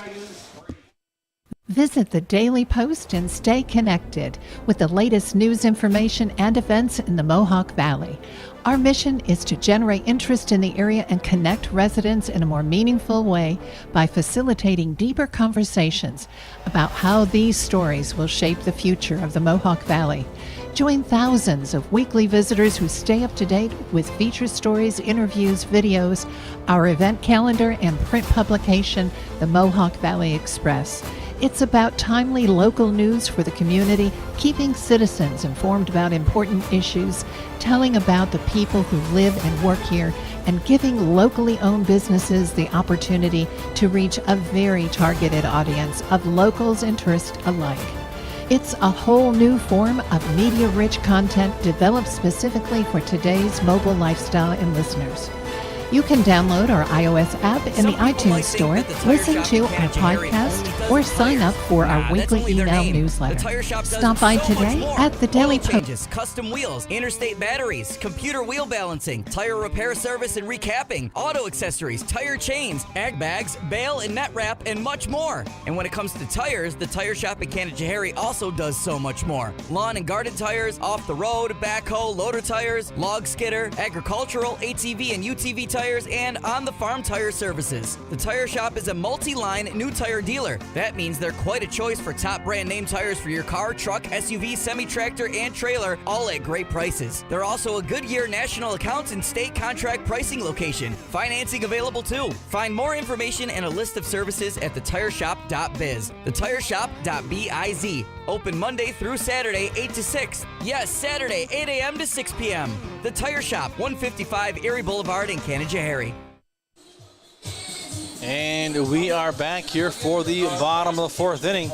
And we have a new pitcher on the mound for Glens Falls. A left-hander warming up here is Xavier Garcia. So Xavier Garcia now in the ball game for Glens Falls, taking the last few warm-up tosses. And when that's over, it'll be Brendan Hawk at the plate, bottom of the order for the Dogs. Then we go back to the top with Ethan Hughes and Tyler Jones. But first, here's Brendan Hawk coming to the plate. And the sun's still shining, that wind's still blowing out a little bit. Beautiful day, actually. How was your 4th of July? I haven't seen you since then. Yeah, it was pretty good, Pete, actually. That's good. I worked over the weekend, but hey, you know what? We made it through unscathed. Good. And that's the important thing. That's right? 4th of July weekend, busy weekend for the fire department, right? Made it unscathed. So Brendan Hawk here to face Xavier Garcia. First pitch from Garcia is on its way, and it is a call the ball 1. So yeah, anytime 4th of July rolls around, those firemen are always busy. Oh yeah, it's hey, listen, everybody likes to have fun, and sometimes it just gets a little carried away. And that ball gets past the diving third baseman. It's going to head into left field, and this is going to result in a double here. So a double to start things off here by Brendan Hawk. Well, I'll tell you, these Dawgs extra base hits have been the bane of the Dragons' existence here for this game. It's just... Yeah, when you're starting every inning with a guy on second base, that's tough. It is. It really is. And, you know, there's just been no let-up from the DiamondDawgs in this game. You know, sometimes what happens, Pete, you get that big early lead like the Dogs did, 9-1, end of the first inning. And you start kind of going into cruise control. You start to coast a little bit. Not these guys. No, they're laying it on. Kept the pedal down, and that gas tank's still full, so... And so here's Ethan Fuse. He brings his gas tank up to the plate, and let's see what he can do with a runner on second base and nobody out. Dogs ahead 12-3 in the bottom of the fourth. And off the rubber steps Xavier Garcia. Well, and the key there is that we're into the bottom of the fourth now, so you know you can start thinking, you know, if we can get a few more runs, we're going to be in even better shape. If you can say that, having a 12-3 lead. Right. Yeah, you want to, you know, you always talk about, you know, not taking your foot off the gas. This is exactly what you're talking about. Not taking your foot off the gas. I mean, this is not your kids league where, you know, you get up a certain score and you let up. Right. No. This is real boys. The real boys playing baseball here. Exactly. 0-1 count, that was fouled off, and that one's hit to center field. It is deep. It's at the wall. And the center fielder makes the grab. Runner tags up, and he's going to head to third. That was close, and that wind was kind of starting to blow out a little bit, but it's kind of blowing more right to left. If that wind was blowing out, that would have been gone. Well, the hitter's wind let him down a little bit there, you know. It turned into a hitter's breeze. Exactly. It wasn't quite enough. So here's Tyler Jones. Again, hot bat for the Dogs all season long. Yeah, you don't want to see this guy up with a runner on third, that's for sure. You don't want to see this guy ever, I don't think. No. Well, we do. But we do, right. Well, this is one of those guys that you cringe, especially when you're struggling, like Glens Falls is right now. Yeah, for sure. A 1 ball, no strikes, 1 out.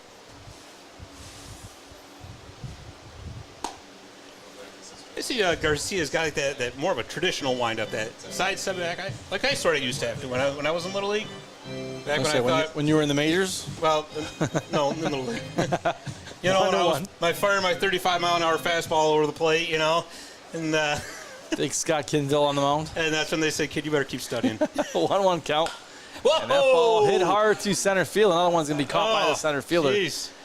And that is out number 2, but a runner's going to tag up and score. And there's another 10-run lead right there. So the Dogs keep piling it on. Now 13-3. 1 run at a time. They'll take it. Fielder number 13 from Seton Hall, Joey Calabretti. Well, the bases are cleared now, but it cleared it in a good way because those runners got across.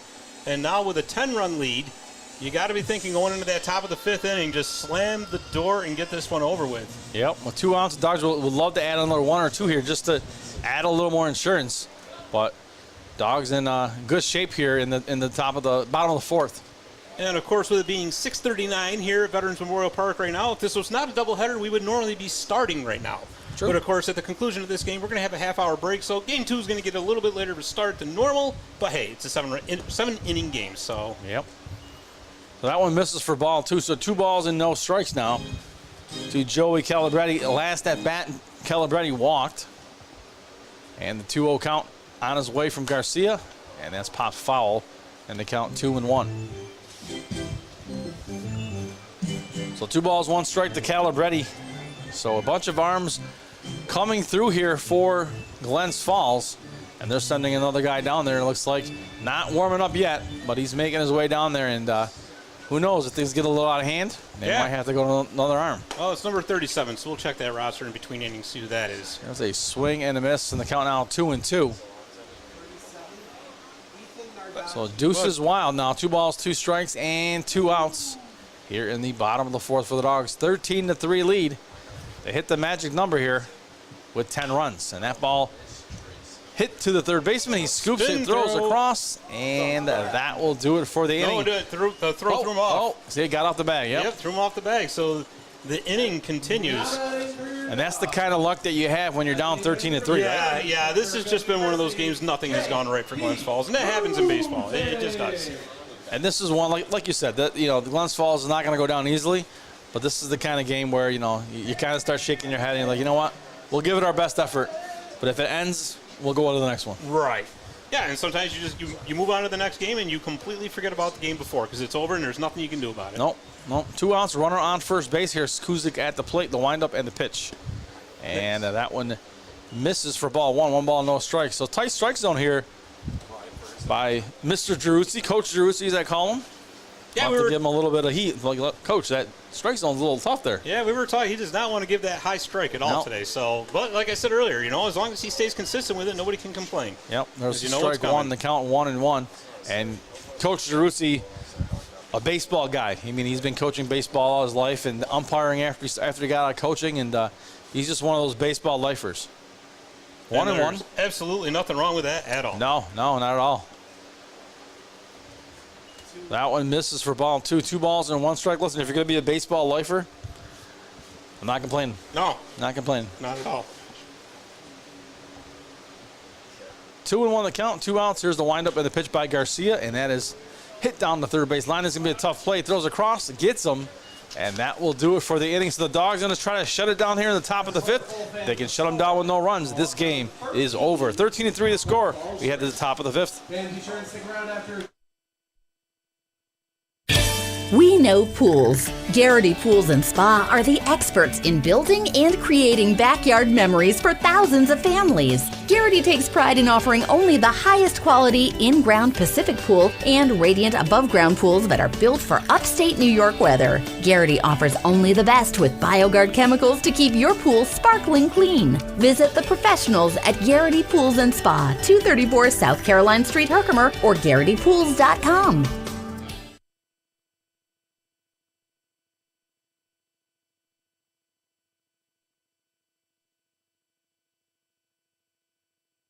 Hey fans, tell the world you are here at Veterans Memorial Park watching your Mohawk Valley DiamondDawgs. Share your experiences, connect with other fans, and gain behind-the-scenes access to your favorite team. For more information, visit mvdiamonddogs.com or like us on Facebook or follow us on Instagram and Twitter.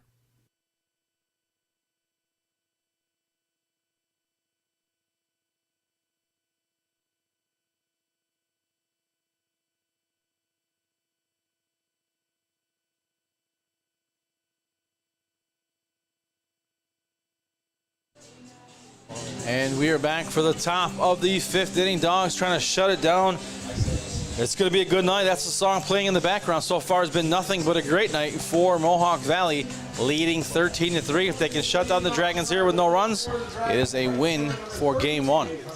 And it looks like Rusnick's going to stay in for the whole thing. So once again, saving that bullpen, key for Coach Luby and the Dogs. Oh, yeah, for sure. And this late in the season, I mean, you want to save not just your arms, but just, the heat, with the heat out there. Sure. These players have been playing all season long, so any break would be good. Absolutely. And, with the Dogs scoring 9 runs last night, 13 so far today, what a time for the offense to start getting hot. Oh, yeah. No better time. 1 ball, no strikes to James Houghton. They're in 4th place in the PGCBL East. They're 7 games behind the Amsterdam Mohawks for 1st place, but there's still room, and there's still time to move up in those standings and solidify your playoff spot. So now's the time to make the move if you're the Mohawk Valley DiamondDawgs. Yeah, 1 ball, no strikes. Top 4 teams make the playoffs, so even that 4th spot will be okay. And that ball hit back to Houghton, and he is safe. As that ball was hit very slowly to the pitcher, he had a hard time getting off quickly, and I think that's what resulted in the runner getting to first base safely. Yeah, it was one of those no man's land, right? Yep. I mean, just a little bit too far for Cerise and just a little bit too far for Brendan, and that happens. Yep. It's baseball. Yep. But now you put a situation of you can hit into a double play here and quickly get 2 outs for the Dogs. Sure. So Aiden Gallagher, the left fielder, now the batter. Runner on first. Here's the windup and pitch now by Rusnick. And down the middle but low for ball 1. So 1-0 count to Gallagher. As Rusnick looks over at the runner at first base, he's taking a pretty generous lead at first, being held on at first base, and that one missing high for ball 2. So 2 balls and no strikes now to Gallagher. It'll be Gallagher after Gallagher, Robert Mello on deck for Glens Falls. And, Pete, to keep things in perspective, I mean, Glens Falls does have 7 hits in this game and 3 runs. It's just, which is, normally not a bad offensive day. Nope. But the Dogs have just exploded and have dwarfed that. So, yeah, 13 runs on 13 hits for the Dogs. Yeah. So, So what do they say? Sometimes you're the windshield and sometimes you're the bug. Right, 7 hits. I mean, most coaches would be more than happy with 7 hits going into the top of the 5th inning. But 3 runs, I mean, that's not bad. Especially in baseball, you know, you're looking at a 3-3 game, 3-1 game, not a 13-3 game. Yeah, exactly. So 2 balls and 2 strikes.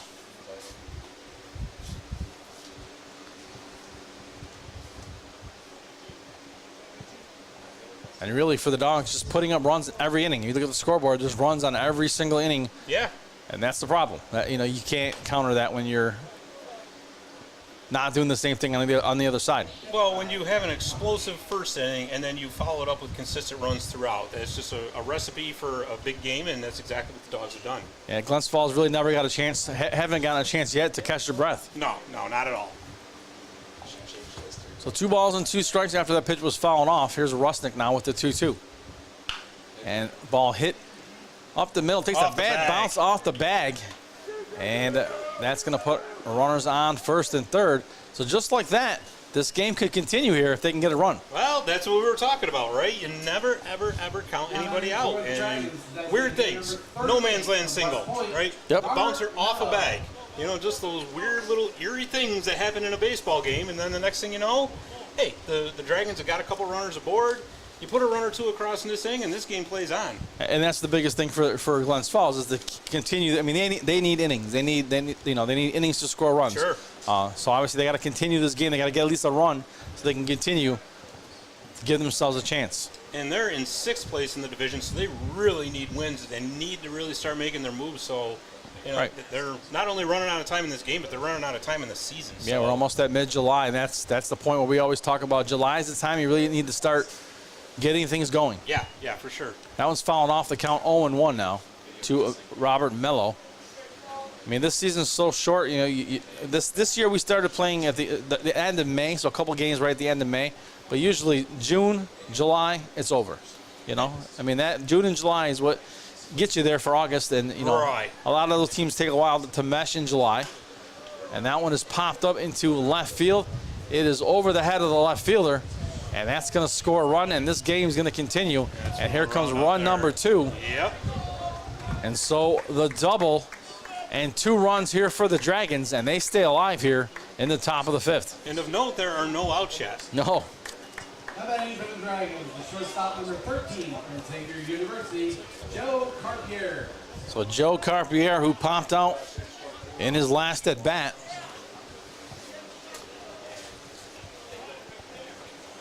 Now at the plate with a 13-5 game. So just like that, things start to change just a little bit here for Glens Falls. Outlook looks a little different, a little brighter for him. Yeah, now you're still in it. You know, now you know that you're going to be going back out there for the next inning. Yep. That one misses for ball 1 to Carpier. And again, they've got 9 hits. Yep. So, you know, it's just one of those games. So runner on second base here for Glens Falls. 1 ball, no strikes, nobody out. And there is strike 1, and the count even at 1-1. 1 ball, 1 strike to Carpier. Carpier, a right-handed batter.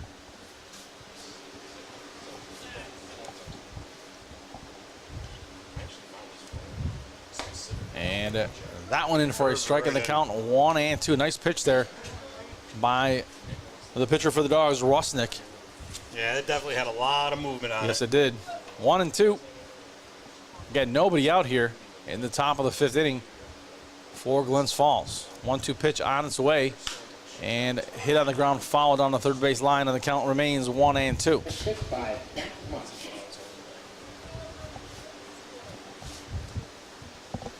So 1 ball, 2 strikes here in the top of the 5th to Joe Carpier. Carpier, the shortstop for the Glens Falls Dragons, right-handed batter. Again, he's got that runner at second base. Down 13-5 here in the top of the 5th. Rusnick looks at the runner at second, winds and delivers. And there's a swing and a foul tip. And the count. Actually, yeah, he caught it, so that's it for out number 1. So Janeo Savoca, who struck out in his last at-bat, is going to make his way to the plate. He's the second baseman for Glens Falls. And Savoca bats from the left side. And he comes to the plate with 1 out now and a runner on second base.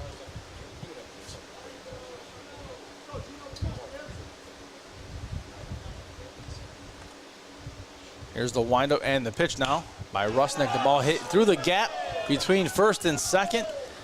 And the runner's going to stay at third, as he probably would have been thrown out if he made the run, but that's one of those bang-bang plays that you think about sending him, and they did not, which was probably a smart move.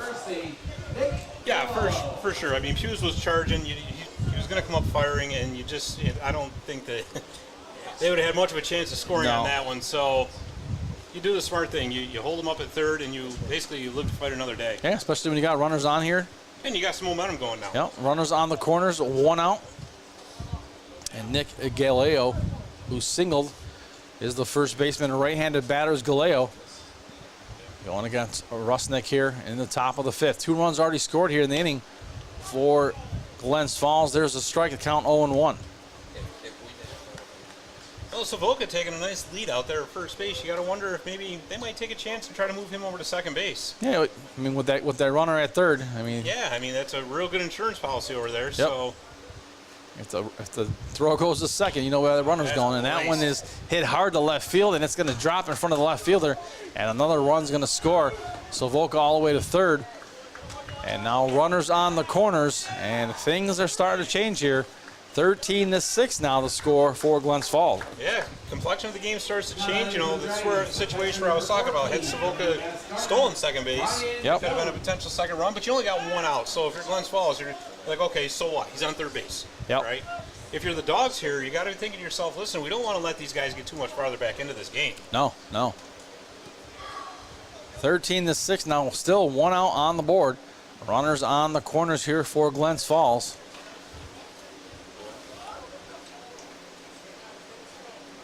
Rusnick looks in now, looks at the runner at first base before he sets, winds, and delivers with a strike in the count 0-1. Swing and a miss there by the batter, Ryan Jones.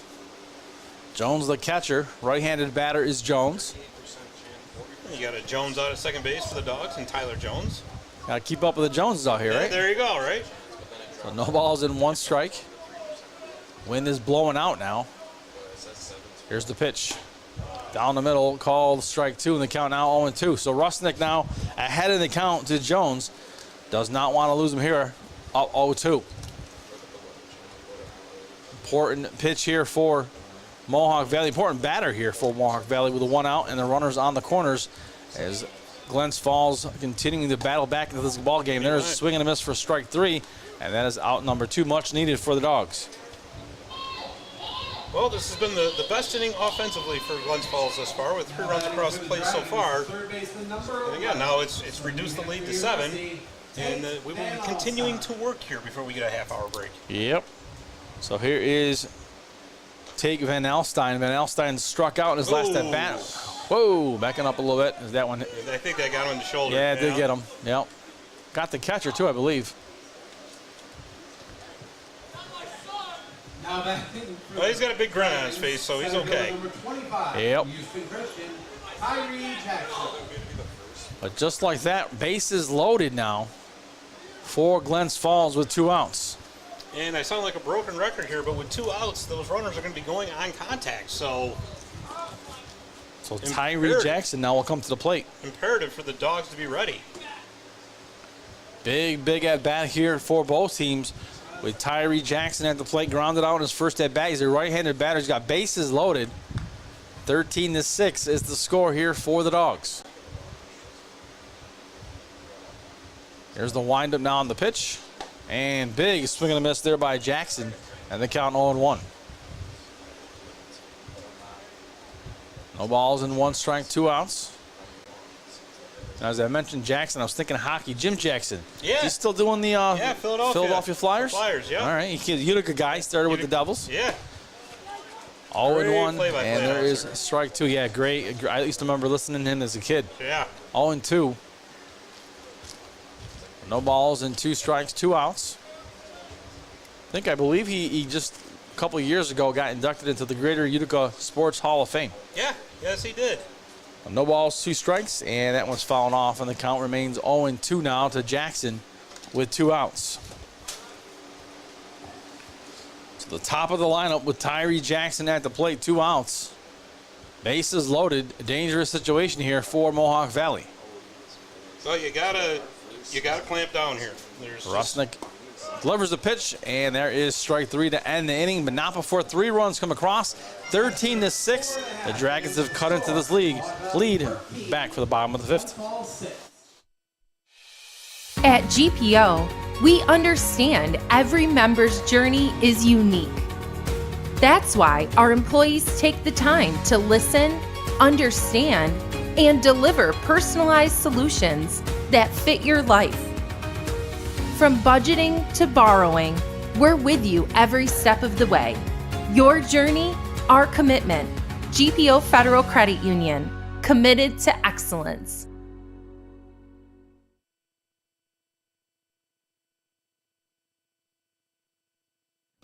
At Hummel's Office Plus, our customers remain our #1 priority. Hi, Central New York. This is Justin Hummel, CEO of Hummel's Office Plus. If you are in need of a reliable, competitive, and consistent business product supplier, give Hummel's a try. We offer customized pricing, free next-day delivery, and personalized service. With our wide assortment of office supplies, janitorial supplies, furniture, and everything else you need for your workplace, Hummel's is your go-to for all your business products.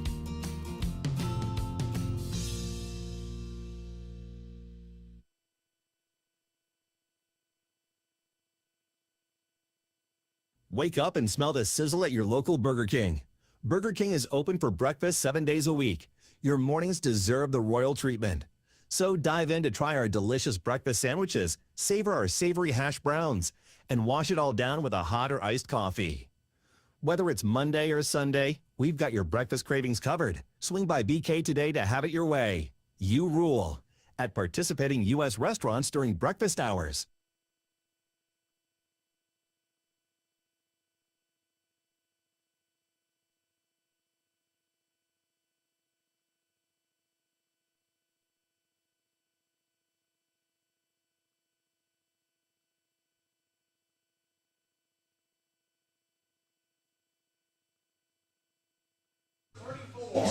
From Trinity University, John Ramsey. And we are back. John Ramsey will lead things off here for the Dogs in the bottom of the 5th.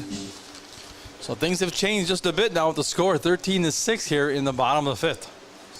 Yeah, for sure. I mean, it really feels like a whole new game now. Yeah, it certainly is. But the key here is, Pete, I mean, if the Dogs can put another offensive output together here. Yep, 3 runs, puts them gives them another opportunity to put it away. Yeah, like that. And that one popped up high to left field. It's at the wall. Good. It is I thought it was off gone. the top of the fence. Wow, that was carrying. I thought for sure we were going to be doing a home run call there. But the large outfield here at Veterans Memorial Park said, give that ball a hug and kept it in. And, you know, everything that these guys have been hitting lately has been hit pretty far. I mean, Ethan. Yeah, they're making contact. Yep. They're getting a hold of the ball. It's just so far it's being held in. So here's Jaden Ross, who also popped up in his last attempt here tonight. So he's got a runner on second. Dogs, every inning we talk about this, they're putting a guy on second base. And Jaden with those sparkling white pants we pointed out last time. Still looking to get him dirty, right? Yeah. He will, I guarantee it. Oh, yeah, no doubt. And that one in the dirt for ball 1. So 1 ball, no strikes here to Ross. And as we said, every inning, the Dogs start the innings, it seems like, with the guy on second base. It's not how you want the game to go if you're Glens Falls. No, but I mean, you know, they got themselves a little momentum last inning in the top of the 5th. So, unfortunately, for the Dragons, you have to answer back with a strong bottom half of the inning. Yep. And so far, not so good. But innings is not over yet, and the Dogs still haven't scored. They're barking, they're threatening, they're growling, and now they just got to put them across. 2-0 pitch on its way, and that one catches the inside corner of the plate. 2-1 the count now. So 2 balls and 1 strike. You talk about momentum. The Dogs have had it every inning. They've scored every inning. Looking to continue that here in the bottom of the 5th. Yeah, 0 goose eggs on the scoreboard for the Dogs. So if you're looking to take home some eggs, that's the game for you. 2-1 the count. Here is Garcia with the pitch, and that one down low. And the count now jumps to 3-1. 3 balls and 1 strike now to Jaden Ross, the center fielder. Ross steps in, ready to go. As Xavier Garcia is set now and ready to deliver on the 3-1 with a runner on second base. Here's the windup and the pitch. And that one gets away high. That's going to allow the runner to make his way over to third. It's John Ramsey now at third base. Well, that was certainly a cross up in the singles there, or signals, because Jones was starting to lean towards the middle of the plate, and it looked like actually like a screwball, and it just went flying off the left-handed batter's box. And no chance at all for him to stop that from advancing the runner. So here's Justin Hurd, who walked in his last at bat. Now he's got runners on the corners. Like you said, the Dogs are barking here in the bottom of the fifth already. Nobody out. Hurd at the plate. And here's Garcia now with the pitch. And big swing and a miss by Hurd, 0-1. Hurd had the visions for that ball. He was looking for the shot heard around the world there, but it didn't quite pan out. But, you know, you got to wonder if they're going to be looking to steal Ross here. 0-1 now. Keep the defense on their toes. You got a 7-run lead. And there's another swing and a miss, another big swing by Hurd, and then down on the count now 0-2.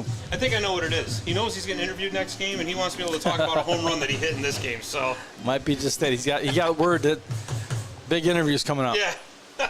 0-2. Talk about non-clean pants. He's got the dirty version. Yeah. 0-2. That started in the first practice here. So. And that one misses, and the count 1-2. And I always wonder, with baseball being a game played on dirt mostly, why make white pants? Yeah, well, why? Well, I mean, tradition, Pete. What do you tradition. do? 1-2. It's like you're just trying to make mom mad.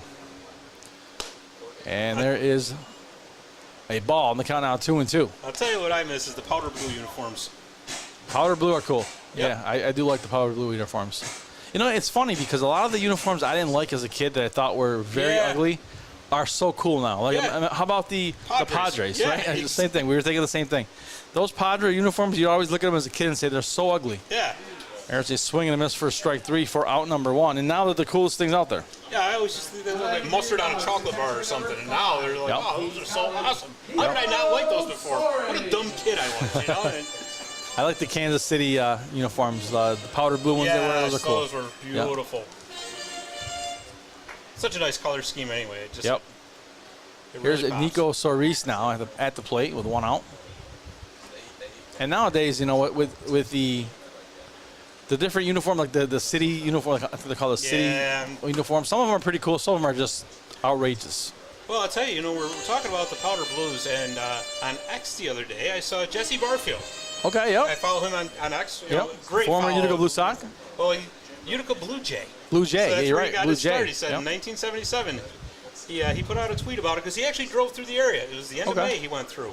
Yeah, and he's been here a couple times. 2 balls and no strikes. He was in Cooperstown one year. Yeah. And Lou and I actually talked to him about Utica. He remembered it very well, and he loved being here. So he's a great guy. He had a lot of great things to say about Utica. He said, you know, this is my first time playing pro ball away from home, and the city really took me in and took care of me, and lots of fond memories there from being a Utica Blue Jay. Yeah. So, and that was the count. And somebody put up a picture of their old helmet, which was really cool. It was just basically the Blue Jay logo. Blue Jay logo, instead of Toronto, it said Utica. And I always thought that was one of the most sharp logos and just beautiful color schemes of the 80s as well. 2-1 the count. And you know, Utica's always done a good job with the uniforms. I mean, back in the days when the Fowlers owned the team, I mean, the Marlins, the Red Sox, they always found a way to kind of take that Utica Blue Sox logo and make it, you know, it became the teal sock for the Marlins. It became obviously a reddish sock for Boston when they were with Boston. So it's pretty cool. And that's what I was talking about right there, stealing Jane Ross.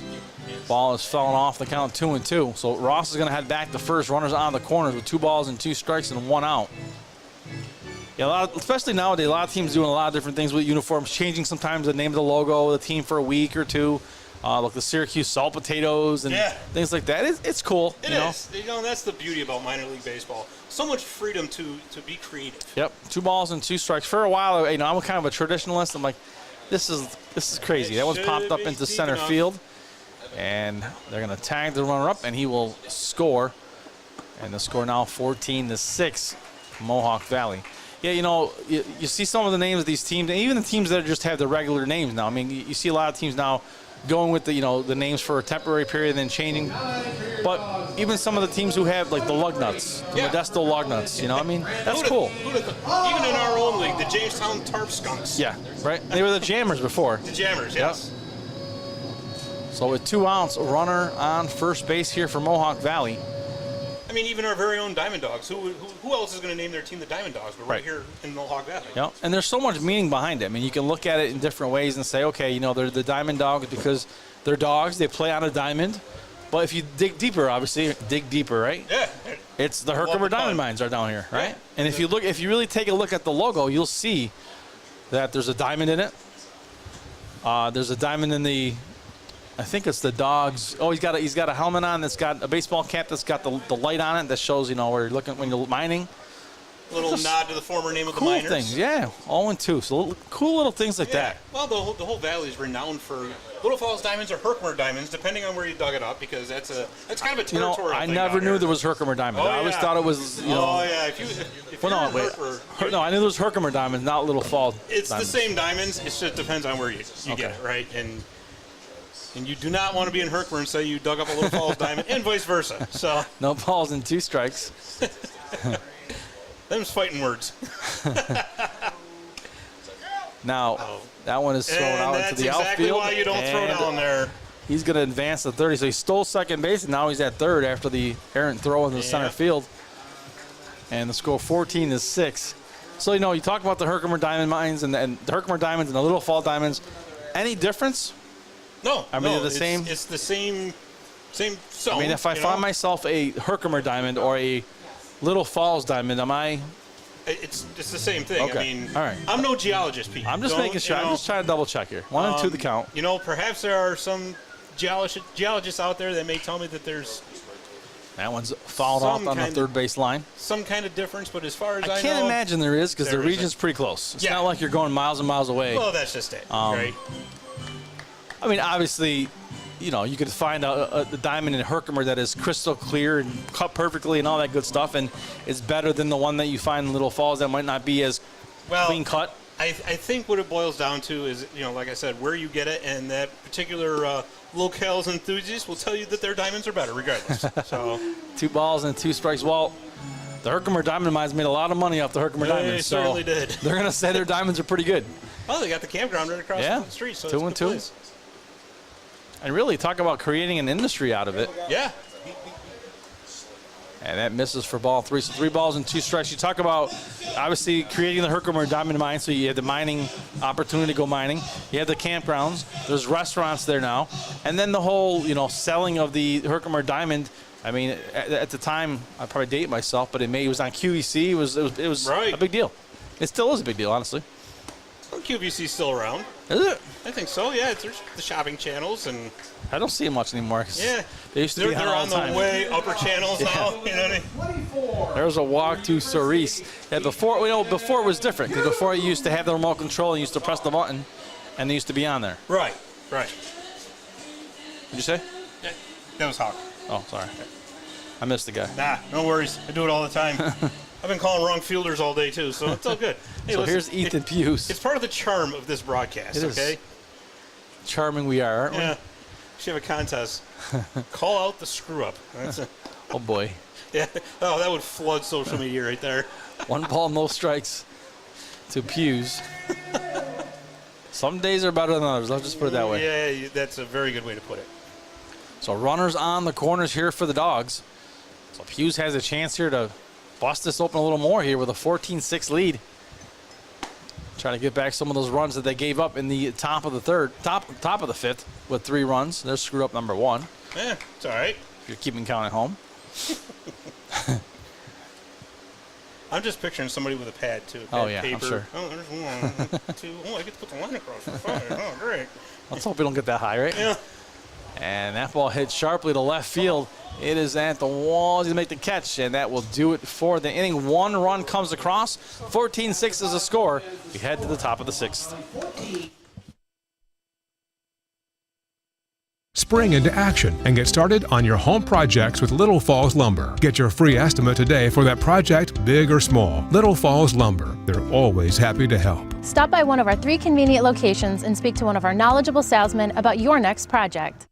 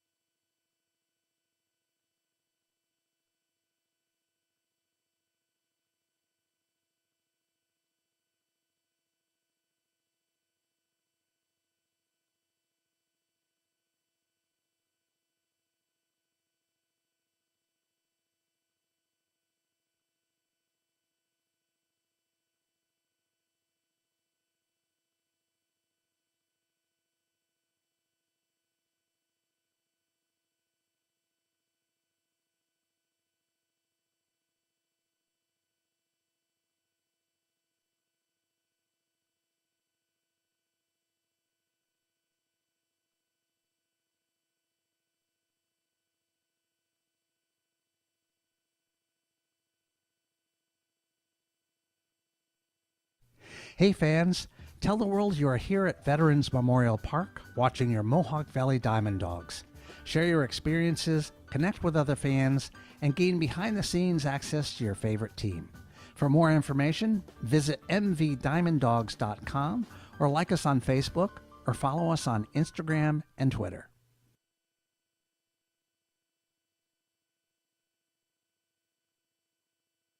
Wake up and smell the sizzle at your local Burger King. Burger King is open for breakfast 7 days a week. Your mornings deserve the royal treatment. So dive in to try our delicious breakfast sandwiches, savor our savory hash browns, and wash it all down with a hot or iced coffee.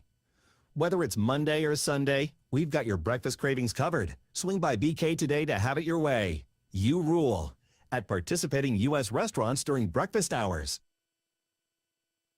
32 from Rhode Island University, James Houghton. And we are back for the top of the 6th. New pitcher on the mound for Mohawk Valley. It is Jack Montanay pitching, number 25, Jack Montanay from SUNY Poly. And he will face off here against James Houghton, left-handed batter for Glens Falls. And here we go, top of the 6th, 14-6 is the score. Mohawk Valley ahead. Montanay, a big righty, and delivers the first pitch for ball 1. Yeah, he plays his college ball just a little bit further up the road here at SUNY Poly up in Utica. Yep, that's the alma mater for me, with the Wildcats. There you go. From one Wildcat to another. You got it. 1-0. That's a beautiful campus up there, too. Fantastic. Yep, really nice up there. I was talking earlier, Pete, how this Glens Falls lineups had the first 6 batters. It was righty-lefty, righty-lefty, righty-lefty, which... Yep. To me, I don't know. I just find things like that cool. It's just me, I guess. It keeps the pitcher off track a little bit, right? That's it. It keeps everybody off balance. Yep. Well, that one came in for a strike, curved in for a strike, 1-1. The count, here's the pitch. Same spot almost, but misses for ball 2, and the count now 2-1. Yeah, whenever you can keep the pitcher off by, lefty, righty, that's good. Yeah. But if you're a good pitcher, it doesn't matter.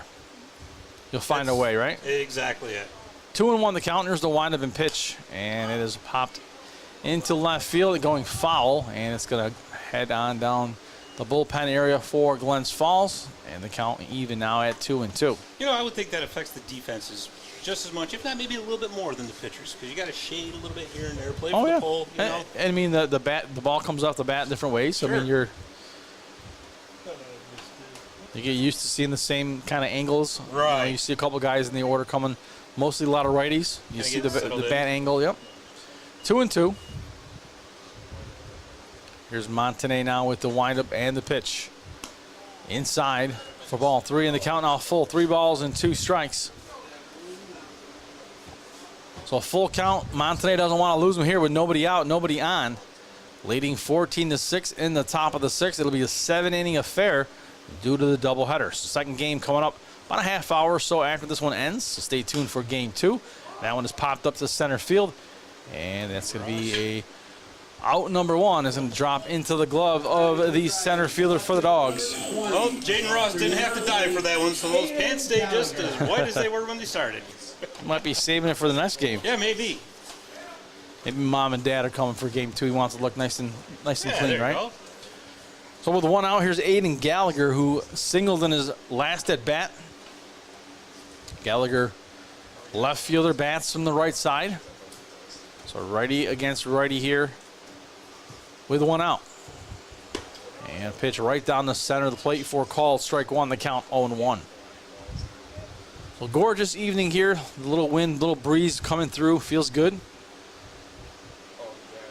0-1 count. And that one curves in. He gets a hold of it and sends it down the third base line foul.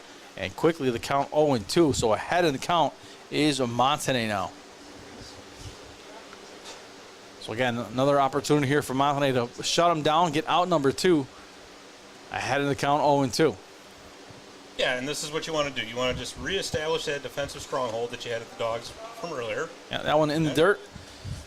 And scooped up by the catcher for the Dawgs, Nico Soris. So a 1-2 count to Aiden Gallagher. Robert Mello is on deck for Glens Falls here in the top of the 6th. 14-6 the score. You look across, 9 runs in the first inning. It goes 9-1-2, 1-1 for the Dawgs. And that adds up to 14, and that adds up for out number 2 as Gallagher strikes out. Boy, he did not like that call at all. No, he did not. Anytime you strike out, probably not going to like it, huh? No, but you know, it's that old adage, you know, 2 strikes, you got to protect that plate. Yep. And even if you just got to just slap it foul just to stay alive, you know, and because you never know. That it's a game of inches.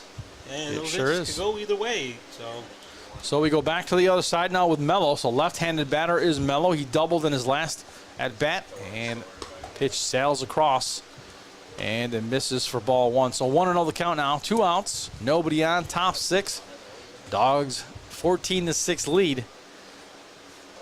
And the batter's going to step out of the box, and not sure what happened there. Looks like he called a strike. Oops.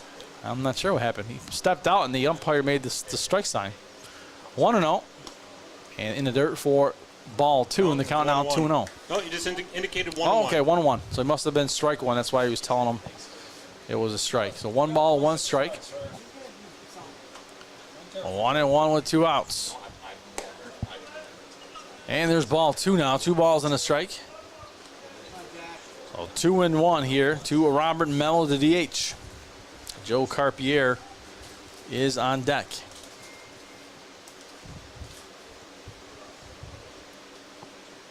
Two and one. Here's Montanay with the windup and the pitch. And he holds off on that one. Does the batter, Mello. And the count now 3-1. So 3 balls, 1 strike, 2 outs. Montanay doesn't want to put him. And it looks like the umpire is going to go check the count. He's not pointing to the side. How the hell am I supposed to know? So 3-1 is what we think the count is. Coach Luby has come out. He's got to point to a freaking side so I know he's calling a strike. And they're going to talk it over. And it was a quick chat. Here comes the umpire. I don't care. And let's see. My job that time. Maybe they'll let us know up here in the booth so we can keep track. That'd be good. It's tough to keep track up here when you don't know what's going with their. And it looks like we're at 3-1 because they didn't tell us otherwise. So 3 balls and a strike to Mello here. Here's the windup, the pitch. And there's a strike. The count now 3-2. So full count now to Jack Montanay. Well, we know what it is now. We do, we think. Sometimes the umps don't signal the call easily. And that ball is hit into center field. It's going to drop right in front of the center fielder. And that is a base hit as Jaden Ross out there in center picks it up, throws it back in. And so Mello now on base, and Joe Carpier, who has popped out in his last 2 at-bats, he's going to switch over to the other side. Right-handed batter, like you said, right, left, right? Pretty cool dynamic. Yeah, 2 outs. Runner on first here, so Glens Falls putting a little bit of pressure on here, but 2 outs. Let's see if Montanay can work himself out of this inning. And that one punched through the past the second baseman. And runners now on first and second. So that one just kind of hit the end of his bat and punched it through the Carpier. And now runners on first and second here for Glens Falls. So Janeo Savoca, who singled in his last at bat and struck out before that at the plate. Left-handed batter is Savoca. He's got a runner on first and second. Down 14-6, top of the sixth inning. Remember, 7 innings, folks. 2 outs here in the top of the sixth. Jack Montanay, the pitcher on the mound here for Mohawk Valley, looking to get out of this inning and take him to the bottom of the sixth. And that one is a check swing fouled off down the third base line. And the count 0-1. So no balls and 1 strike. And 2 outs. So Scott, you know, we talk some hockey once in a while up here, and my son's starting some summer workouts this Friday at the Nexus Center. So back on the ice we go. That's the way it is. You know, it's sports are a year-round thing now. You know. Yep. We try to give him a little bit of break during the summer, though. We don't put him in too much during the summer months. But he's got 2 camps that he'll be doing, or 1 camp we'll be doing, and then doing the summer workout. So there's strike 2. And the count now 0-2. Nothing wrong with a little bit during the summer, you know.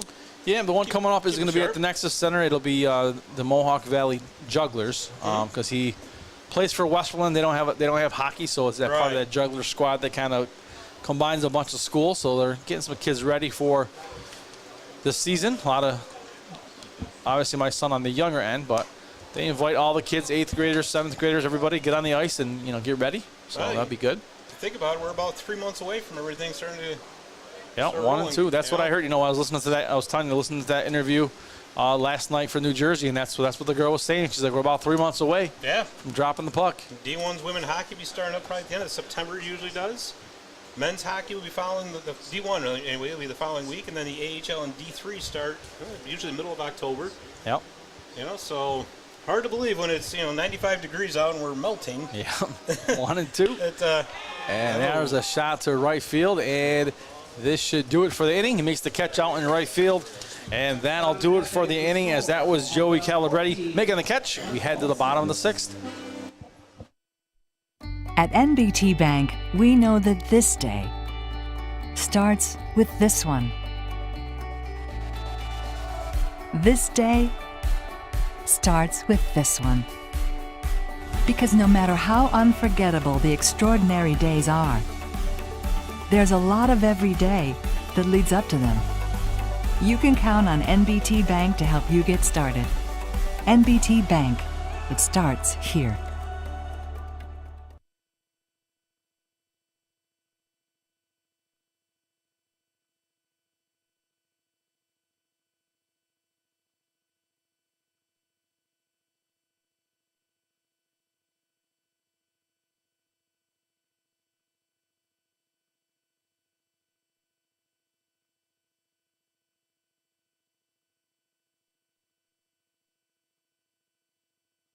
Wake up and smell the sizzle at your local Burger King.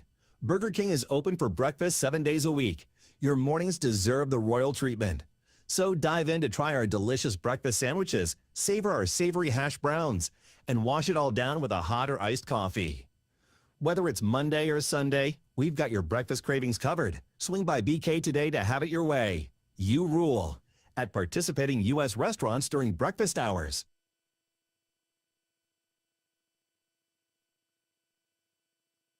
Hey fans, tell the world you are here at Veterans Memorial Park watching your Mohawk Valley DiamondDawgs. Share your experiences, connect with other fans, and gain behind-the-scenes access to your favorite team. For more information, visit mvdiamonddogs.com or like us on Facebook or follow us on Instagram and Twitter. And we are back. It is the bottom of the sixth inning. Dogs will be coming up here, and they'll be looking to put up some more runs here as one more chance for Glens Falls, as this is a 7-inning game. The Dogs looking to try to make it that much harder for them when they get their at-bats in the top of the seventh.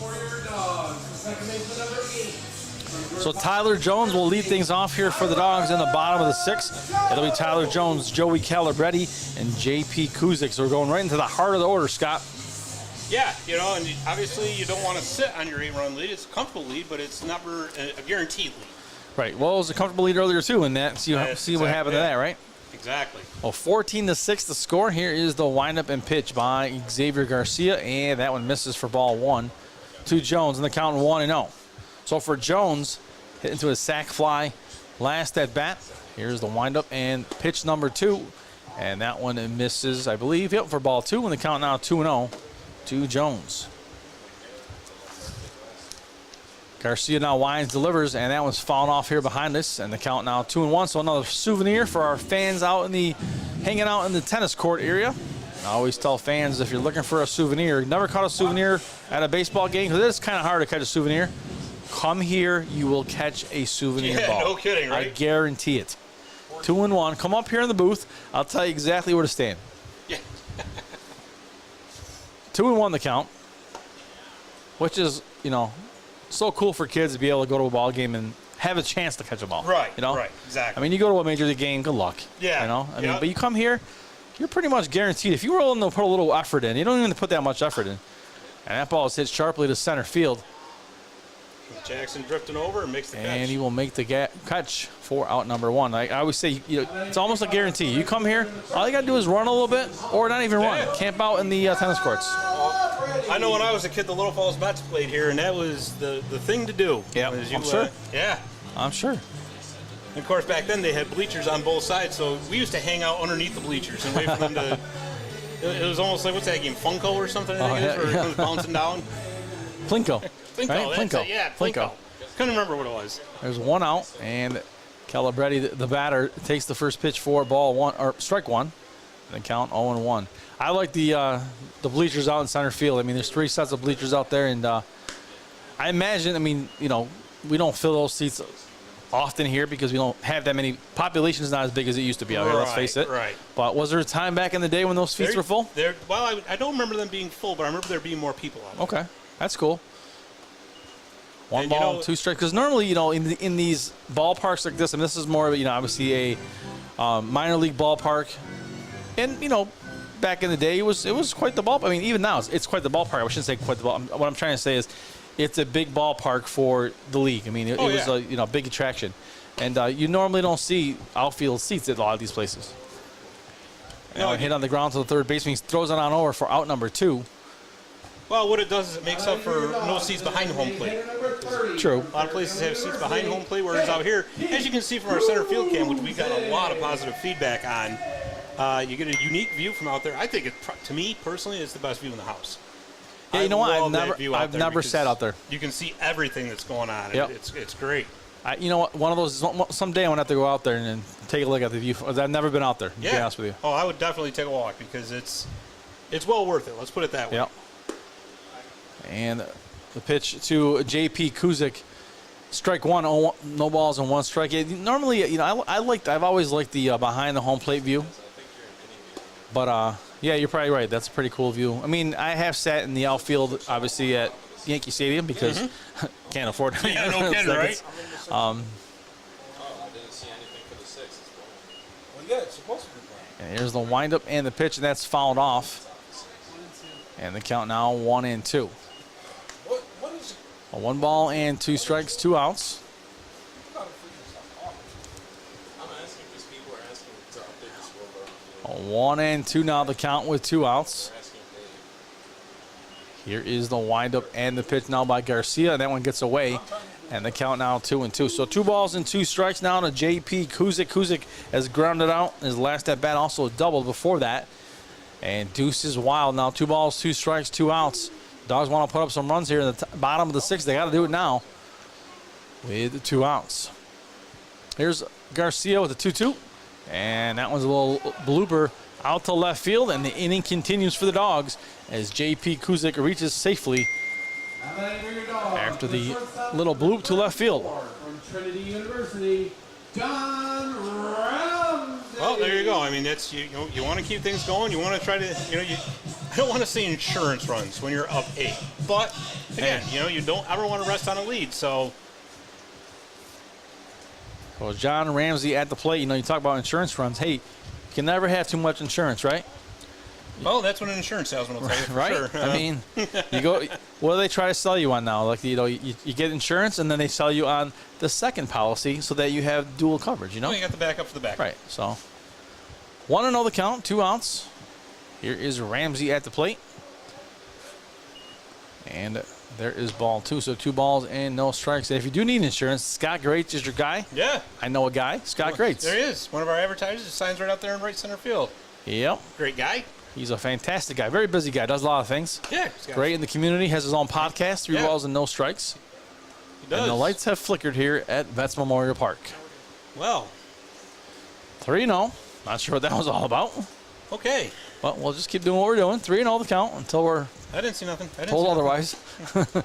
And there's a strike in the count now, 3-1. Always good when the lights flicker. Yeah. Casper the Ghost. Yeah. The ghost of Little Falls shows up in the booth. 3-1 the count. Here's the pitch. Well, we're now at 7:30, so the lights are going to be more and more of a factor. Popped up. First baseman makes the catch in foul territory, ends the inning, and that'll do it for the 6th inning. So 3 outs is what the Dogs need to end this game and be victorious in Game 1. Back after this. If you are looking for some shopping and dining, head on over to Canal Place, where you will find quaint shops, galleries, restaurants, and inns situated in the old mill buildings and storefronts along the waterfront of Canal Place. They've become known as the happening place for the arts in the Mohawk Valley. Not so long ago, many of these buildings were working mills serving the garment industry. Even today, after conversion to service retail space, many of these rugged but lovely structures speak to our great regional manufacturing heritage. If you're looking for fine arts, entertainment, or antiques, you simply must pay a visit to Canal Place.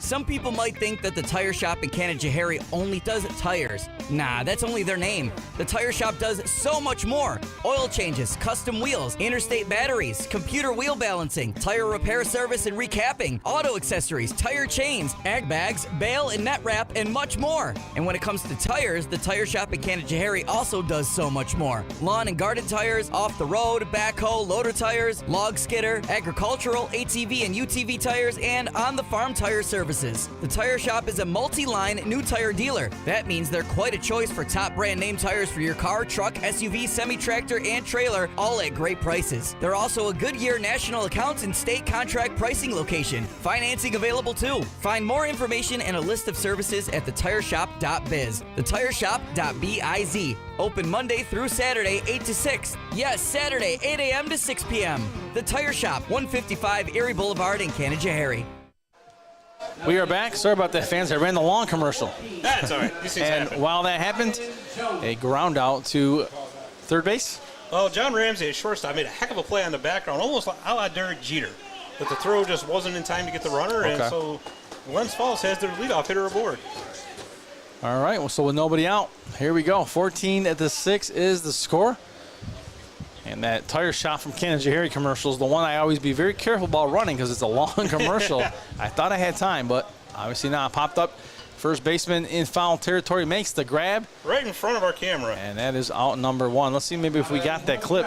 If we do, we'll show it to you. From Southern New Hampshire, Tate Van Alstyne. So Tate Van Alstyne now is the batter here for Glens Falls. Right out there in front of Creative Outpost camera operator Madison Kinville, who I happen to know a little bit. You know her, right? Happen to know her a little bit. You know, she's done some fantastic interviews. She does. And I'm not just saying that because Dad's up here next to me, because that doesn't get me anywhere. Yeah, no, right? no, not at all. I mean, it's give me a raise around here. It's give me higher. I'm not the one to talk better about that. microphone. What? Yeah, you know. But no, We'll get you a hat. she's done some. You know, it's kind of cool to see her grow through the years. I mean, I remember she came up here one year with you and was just doing the broadcast. We just kind of like, jumped in on the mic. Was kind of a little nervous. Did a good job. Then she starts doing the camera work.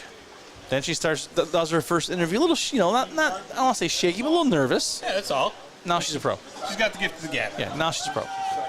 And that one gets away, so now runner at third base, and he's going to score. Yeah. And that one bounced around behind the plate like a popcorn in a microwave bag. So they're going to send him back to third base because I think that the ball rolled into the Dawgs dugout. So hard to tell from this vantage looks point. like he's heading back to third. And coach pushes him back, says, no, you're not coming out here yet until I talk to the umpire. Umpire's pointing to him, saying, put him back. He's using the same tactic that I used one year, this season actually. So we're in a modified game, and the umpire called my runner out at first, and I put the runner back on third. Rather emphatic about getting that runner back on third. And at this point, I mean, obviously, I know you're down 8. You need runs here in the top of the 7th inning, but we're just kind of. I think at this point you're kind of prolonging the inevitable here. Coach is still kind of arguing with the. Both umpires have made their minds up, and that's that. Yeah, umpire Geruzzi, Coach Geruzzi doesn't take it. He doesn't take any. He tells you like it is. Man. He's the Italian dad. Go back to your room. And they're still arguing out there on the field. Oh, boy. 1-0 count, I think. And there's a strike. No. That brought an emphatic strike one call. 2-1, right? 1-1. 1-1. So 1 ball, 1 strike, 1 out. He threw that arm right out there, strike 1. So. And that one left high. And the count now 2-1. 2 balls and 1 strike, 1 out. Here for Glens Falls, down to their final 2 outs here. And that one is popped up in the foul territory, and that's going to bring the count to 2-2 now. So 2 balls and 2 strikes with the 1 out.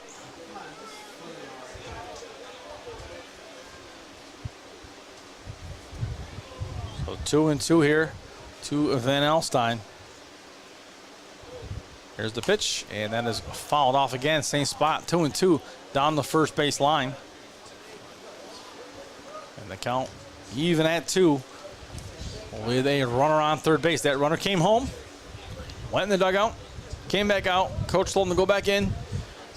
Umpire told him to go back out. He's back at third. Yeah, so that's like I said. At the end of the day, the umpires have the final call. Yep. That one's inside.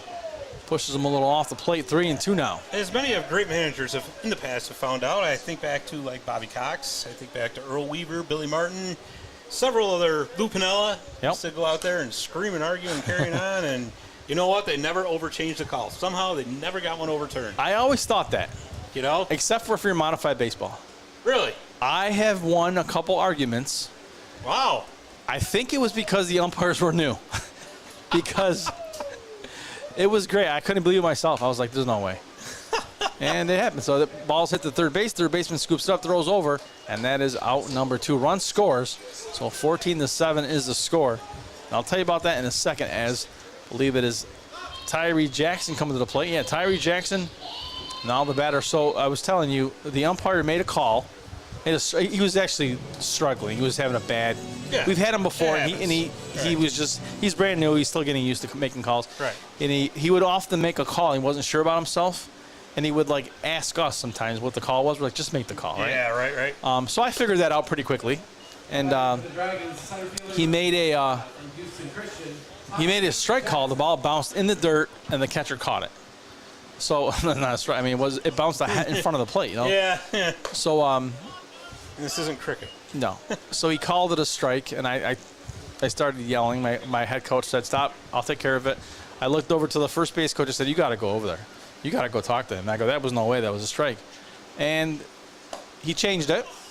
Then the other coach came out and argued it, said, "You can't change the call." So he changed it back. And then after he changed it back, I said, "You can't change the call after you changed it once already." And he changed it back again. No gives backies. So I was like, what the heck is going on here? You know, we're going to have to start calling you People's Court Pete Pegler. Oh, it was fantastic. It was fantastic. 3-1. And I won 2 of those calls now. Because I did the same thing at first base. The guy, he called him out, and I said, "There's no way he was out." And he goes, "No?" I go, "No." "All right." He goes, "You're back on first base. You're good. You're safe." I'm like, "Oh, he was out." Well, maybe he was 100% out. Maybe after you retire from the stage, you'll have a second career in the law. 3 balls and 2 strikes. Here's the pitch. And swing and a miss, and that does it, and that is the ball game. And the Dogs have won this game 14-7. And stay tuned. We'll be back about 15, 20 minutes, maybe half hour for game 2. Stick around, and it'll be myself and Scott in the booth again. So I'm Pete Pegler. He's Scott Kinville.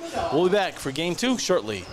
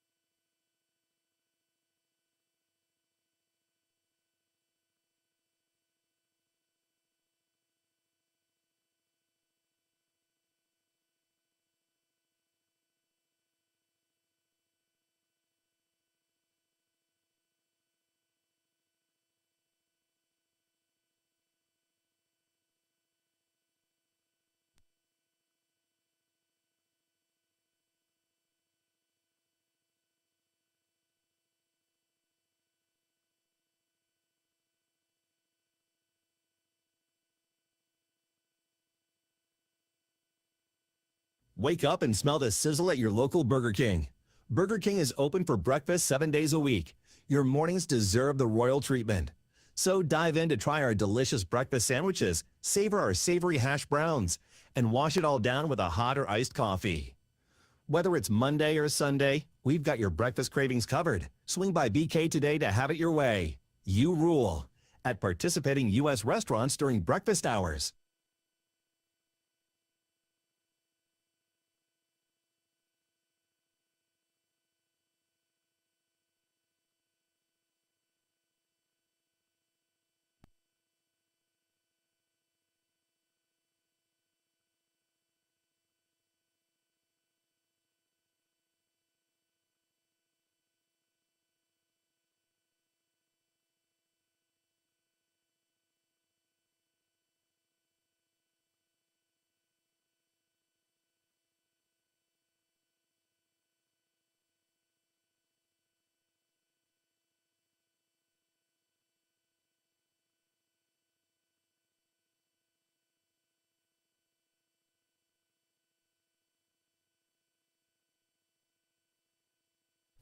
Hey fans, tell the world you are here at Veterans Memorial Park watching your Mohawk Valley DiamondDawgs. Share your experiences, connect with other fans, and gain behind-the-scenes access to your favorite team. For more information, visit mvdiamonddogs.com or like us on Facebook or follow us on Instagram and Twitter.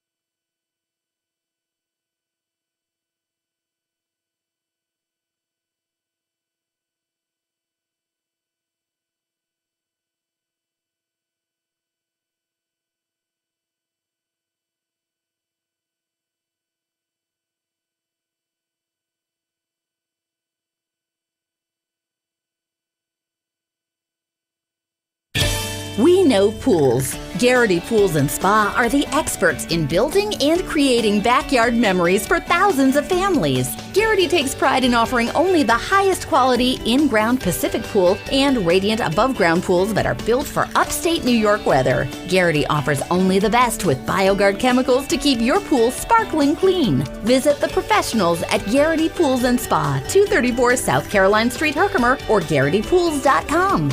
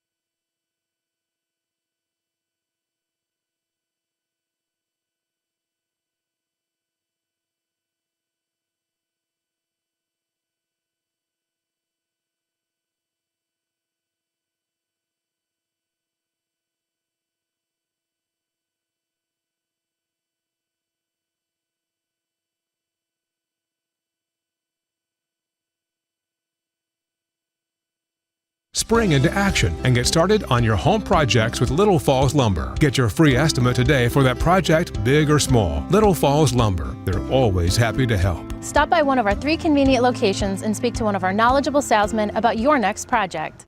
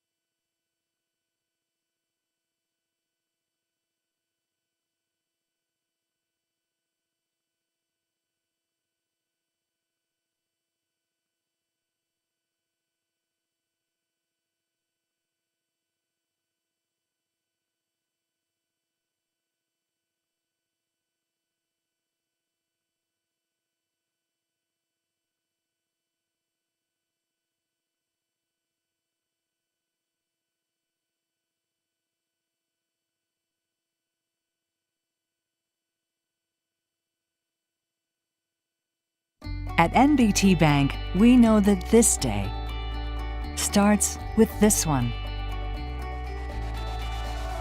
This day starts with this one. Because no matter how unforgettable the extraordinary days are, there's a lot of every day that leads up to them. You can count on NBT Bank to help you get started. NBT Bank, it starts here.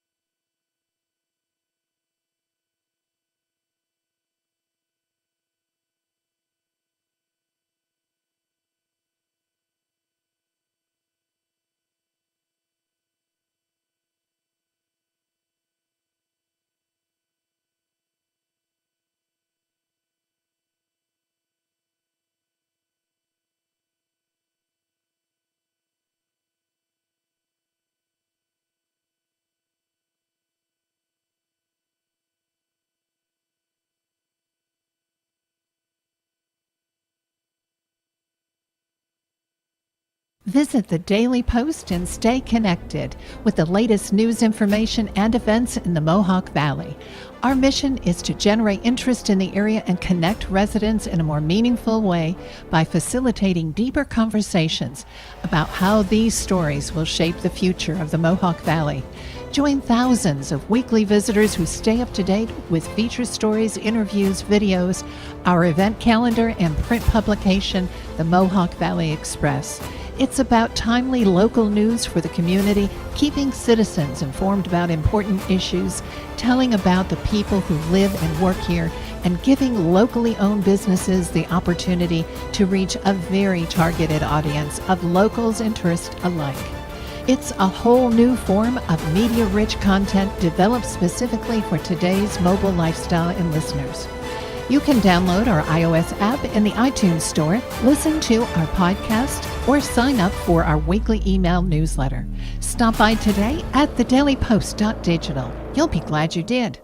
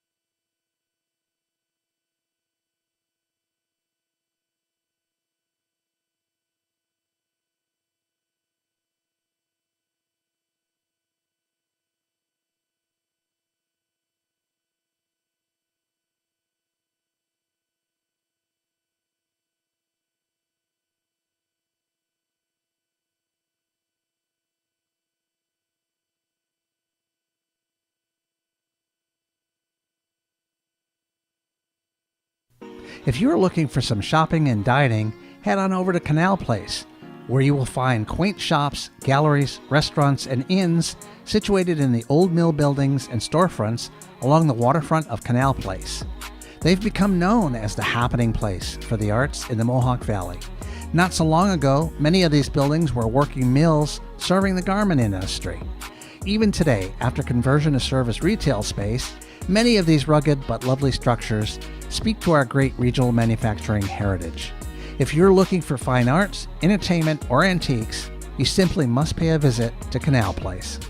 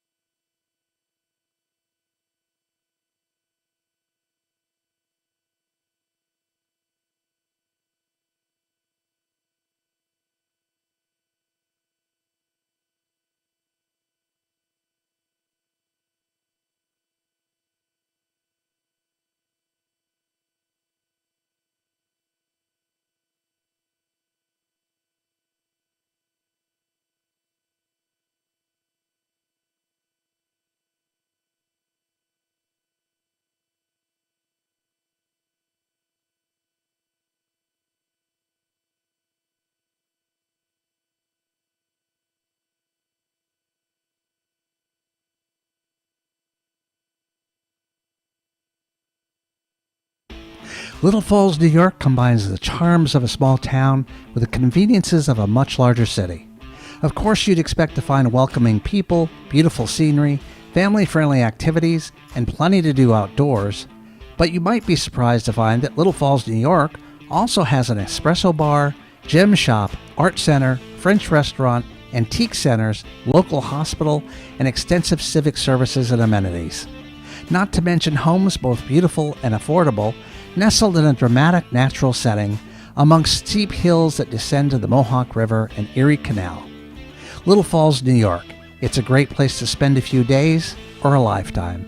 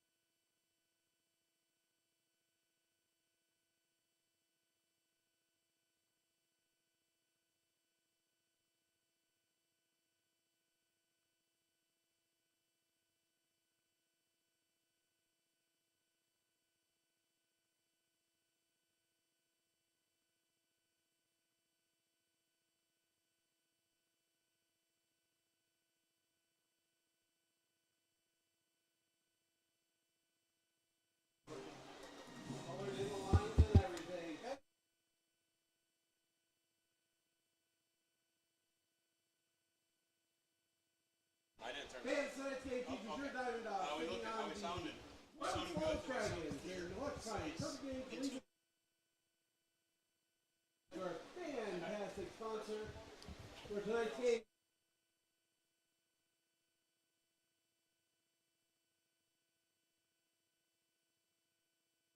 And now for tonight's starting lineup.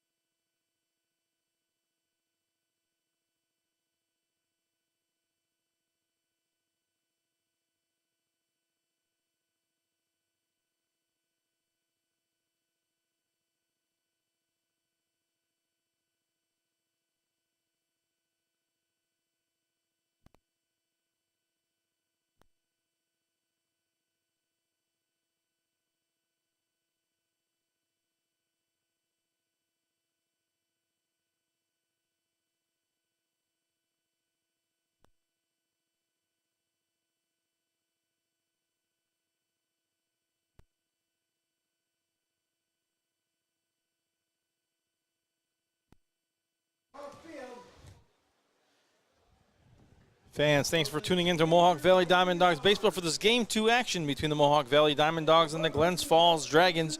First of these starting lineups for this Game 2 for Glens Falls.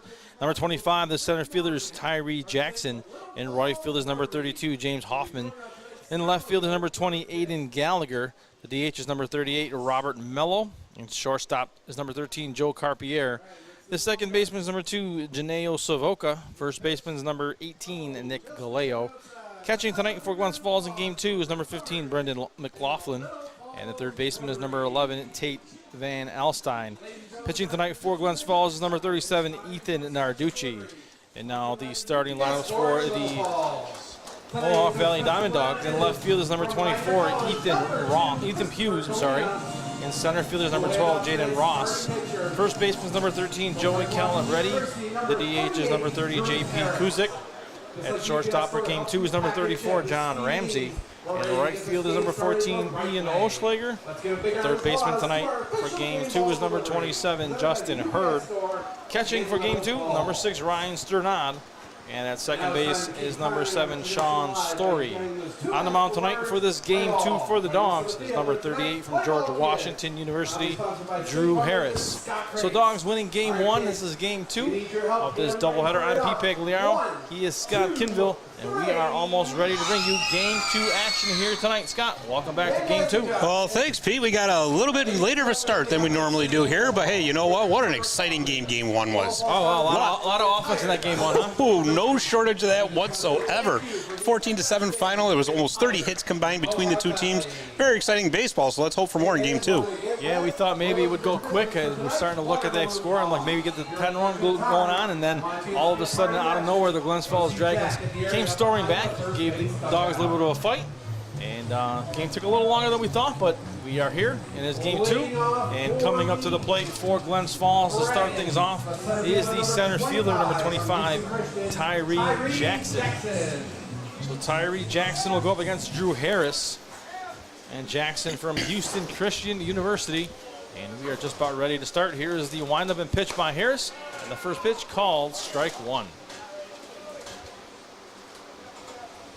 So while the fans have stuck around, we see a couple more fans making their way into the ballpark here for this Game 2. And we'll have some interviews for you coming up here. I believe it's the third inning. Middle of the third inning. We're going to be interviewing Justin Hurd from the Mohawk Valley DiamondDawgs. All right, cool. We're going to have some fun with him, and we always have a good time with those interviews. Sure do. 0-2 the count, so no balls and 2 strikes now. To Tyree Jackson, the center fielder here.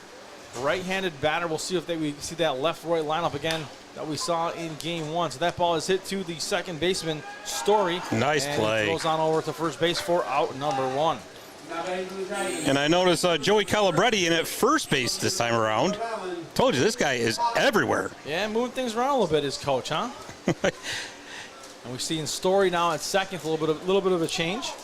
Outfield starting to look a little we're used to. We're seeing Hughes out in left field, the newcomer Ross in center field, and Oschlager normally in the same spot in right field.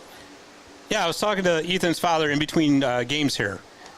Great guy up here visiting. He says he's visited just about all the parks that the Dogs visit here in the PGCBL East Division. And, we got to talking about food. And, of course, I recommend in this area, if you're going to get a dish of the Mohawk Valley, we're going to get some chicken riggies. So I pointed him in the direction. So. You have to.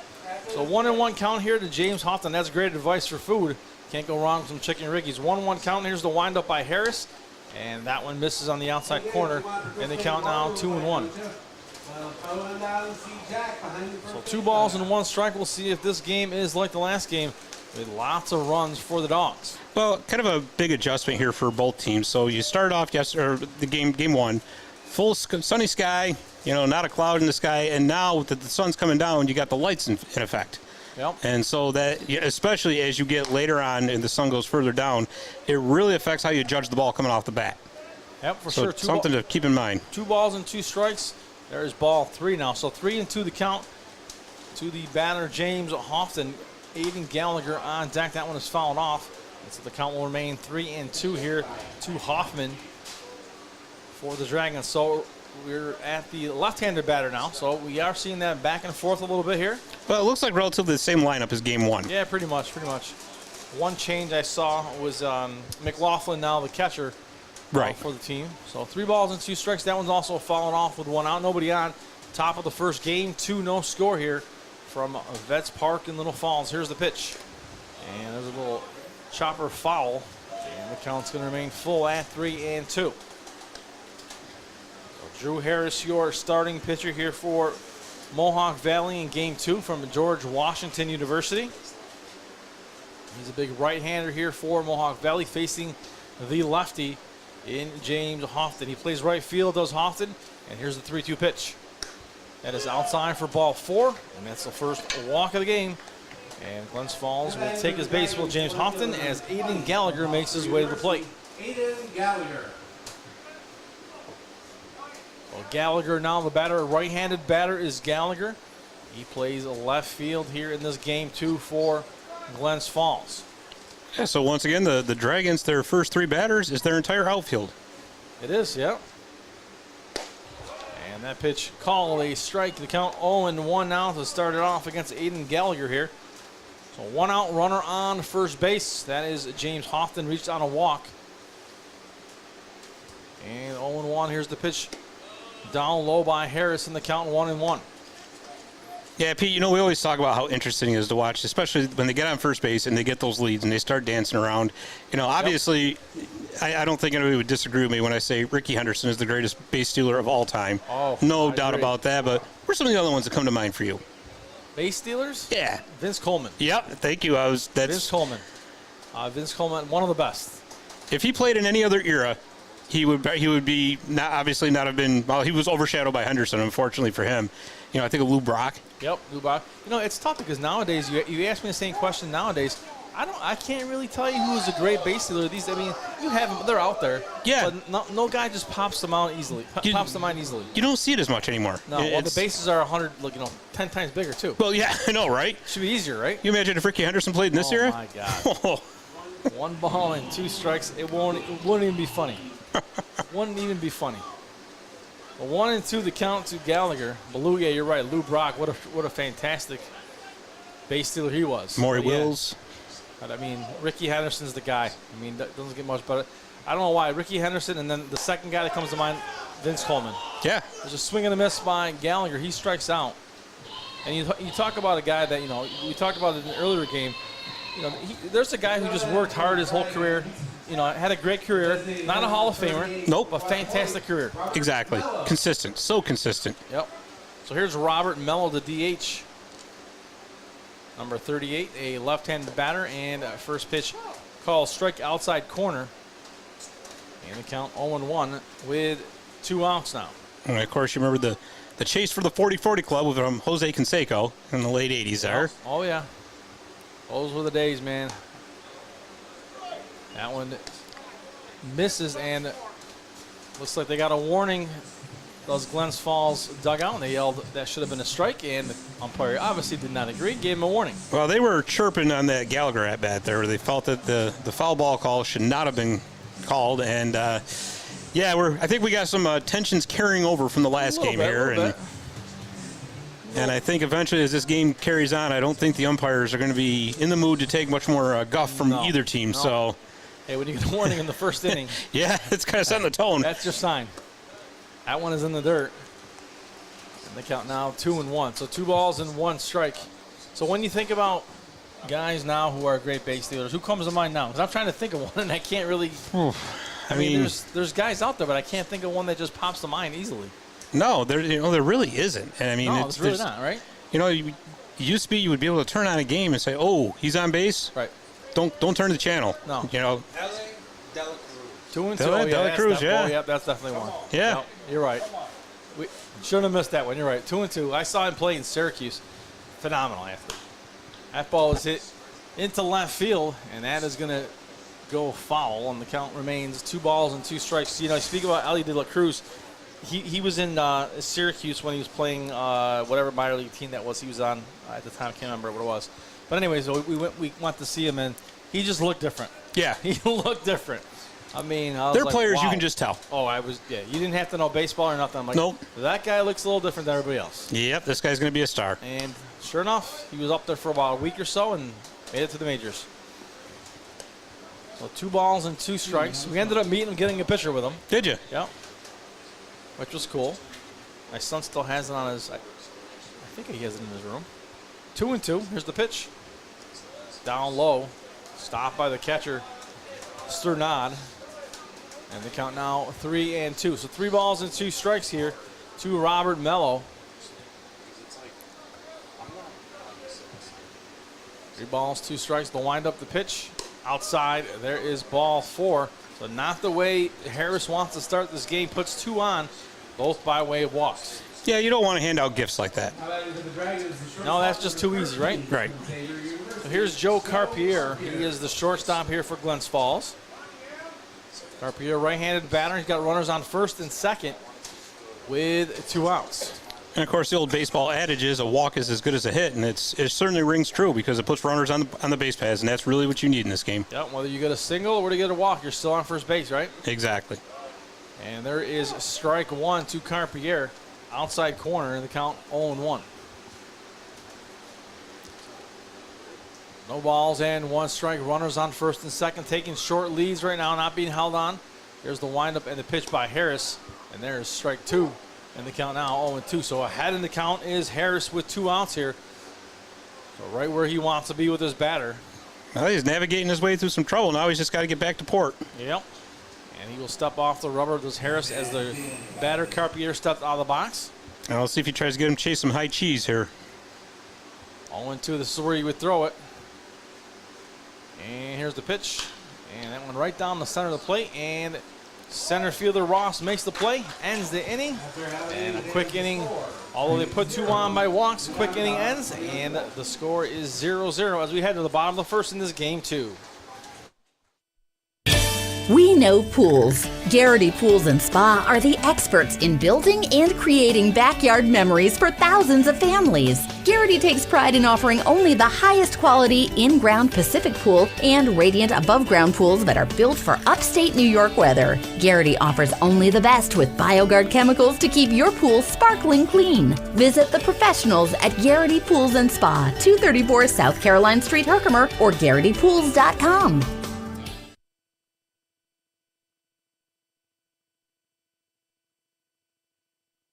Hey fans, tell the world you are here at Veterans Memorial Park watching your Mohawk Valley DiamondDawgs.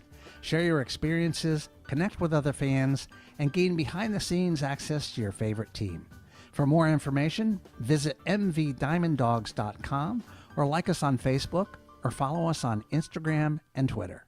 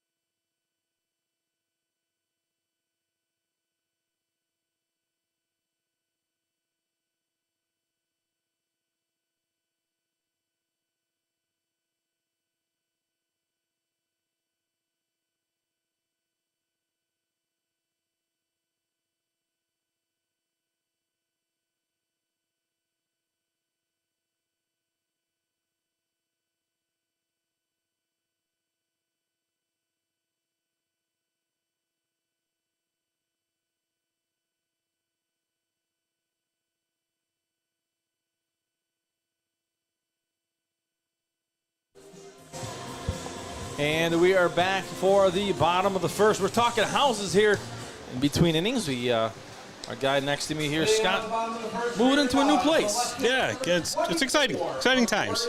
And no, he didn't get kicked out of his house. Don't worry. I think he's bringing the whole family with him. Yeah. You never know. At least that's what he tells me. Hey, listen, it's my story. I'm sticking to it. I did see the wife downstairs. I should have asked her. Yeah, well. Should have asked her, like, hey, so Scott said he bought a new house. We'll put her like, on the spot here. Like, that's not what happened. Yeah, probably, yeah. Scott has his own little apartment now because he got kicked out. He has a tent. Yeah, because he didn't clean up his room. So here's Ethan Hughes leading things off. And the first pitch to Hughes down low. Call strike by Narducci. I'm sorry, Narducci is the pitcher. He didn't call the strike. He threw it. He had something to do with the strike. He did, yeah. He so, did. there you go. So 0-1 the count to Ethan Hughes. It'll be Ethan Hughes, Jaden Ross, and Joey Calabrese. That one's popped up to the second baseman, and he will make the grab. Will Savoca for out number 1 of the inning. So Jaden Ross The newcomer with the white pants. We'll see how long those last. He was able to get through game one without really putting too much of a. Oh, you know what? I do see a little stain on the back. A little dirt. A little dirt. Still pretty sparkly white. Well, like I said, I'm sure. I would bet everything on it. By the end of the season, we're not going to see that anymore. End of the season, we'll report on those tomorrow. We'll be wearing black pants. And that one is hit to right field for a base hit for Jaden Ross. So that's the first hit of the game for the DiamondDawgs here in the bottom of the first. And Joey Calabretti will come to the plate for the Dogs. So kind of what we saw last game, Dogs getting on base early. We'll see if that continues. Last game, they scored in every inning. Well, and 9 in the first inning. So you know they would love to repeat that.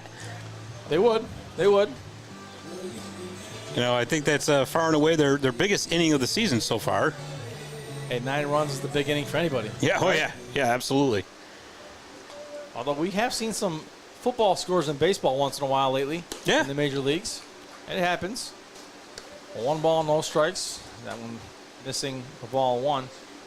And that one, I don't think it really matters what year it is. You can look back and you can see anomalies. Oh, yeah. Is that what they call it? Yeah, anomalies. But, I mean, you do see everyone's falling off the count of 1-1. You do see some years where pitching is stronger, sure. Than other years. I think nowadays, with technology, it's so much harder to be a hitter because pitchers just there's so much technology out there. And you got the pitch clock. Yep. And here's the pitch, big swing and a miss for strike 2, and the count now 1-2 to Calabretti. The pitch clock was something that I was very much against when it first came out. I do like it now. Yeah, it does. It does kind of move things along a little bit. Again, it's just a big adjustment. You got to get used to it. It is. I mean, as long as we don't put limits, I don't want to see baseball having a time clock. Right. And that one is hit deep to left carrying. field, and the wind's blowing just a bit, but not enough. And that is caught out in left field by Gallagher. Well, it appears that it might have actually changed direction a little bit. Maybe coming at us. Maybe it's a pitcher's breeze now, if you will. J.P. Kuzik, who is DHing in this game, too, from Fairfield University. He's going to step into the batter's box from the right side to face the pitcher, Narducci, here. Well, I see on the Dawgs Instagram that he got the hard hat player of the game there for game 1. So okay, yeah. I did see the hat in the dugout between innings. I didn't see who got it. Yep. It's kind of a cool tradition that they've started this year. I like that. The only thing we got to get for him, we got to get a light for that helmet. That one misses, or that one's in for a strike at the count 0-1. We used to have a hard hat for our basketball team, and that one misses for ball 1, the count 1-1. We gave it out to the player of the game, the hard hat player of the game, and we never saw it again. Well, we're like, you're supposed to bring it back. So let me ask you then, did that player go on to become a construction worker and just got to start? That's all. He just graduated high school, so we'll see. There you go. Still time. That one has popped up. And the count 1-2. Hey, you can't do the job if you don't have the tools, Pete. Come on. True. I mean, that kid actually is going to he's going to Utica University. Is he? Good for him. He's playing football up there. Really? Yep. He was very excited when he got the news that Coach Fagiano offered him an opportunity to play football. He was very excited because that's his number 1 sport, as he says. I tried to convince him otherwise as a basketball coach that I am. But, he said, Coach, I think I'm a football guy. All right. So 2-2 the count. Well, good Looking for him. forward to seeing him play, and hopefully it does well. And well, congratulations. That's really awesome. yes, it is. 2-2. Some more accolades that they're out there in a second. That ball misses down low, dropped. It's in there. The runner takes off, and he is safe at second. Well, I know Utica University at their graduation ceremony does something pretty cool. My daughter, Haley Doxter, graduated from Utica University. I'll spit it out in a second, in May with her teaching degree. And I noticed the folks who graduated from the construction program, instead of wearing the traditional hat, they wear their hard hat for graduation. I was like, that's pretty neat. I like that. That is pretty neat. And there's a swing and a miss, and that'll do it as he strikes out. And that will end the inning as J.P. Kuzik swings and misses, and after 0-0 here in Vets Park. Back after this.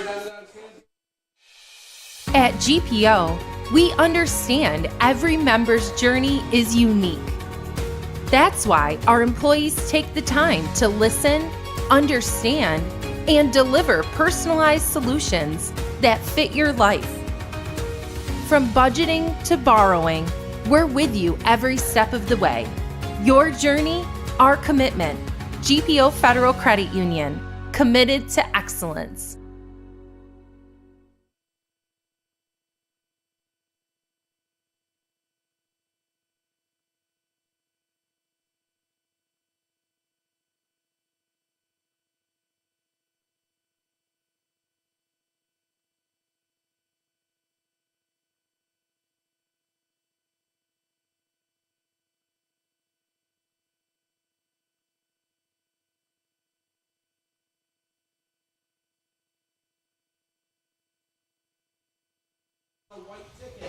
All right, we are back for the start of the top of the second inning. We are scoreless here at Vets Park in this game 2. It'll be Janeo Savoca, Nick Galeo, and Brendan McLaughlin coming up for the Glens Falls Dragons. And Scott, I was telling you I have some more accolades to give out here.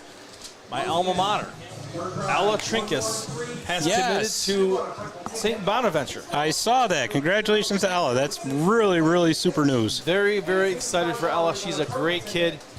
Great student. Great one heck of an athlete. Great basketball player. No, you said athlete. I was going to say great basketball player, but she's good at softball too. Oh yeah, that's you know, and you can play multiple sports like that and play them well. Yeah. You can start rating your ticket. So she going into her senior year. So she announced before she even finishes her senior year, which is cool.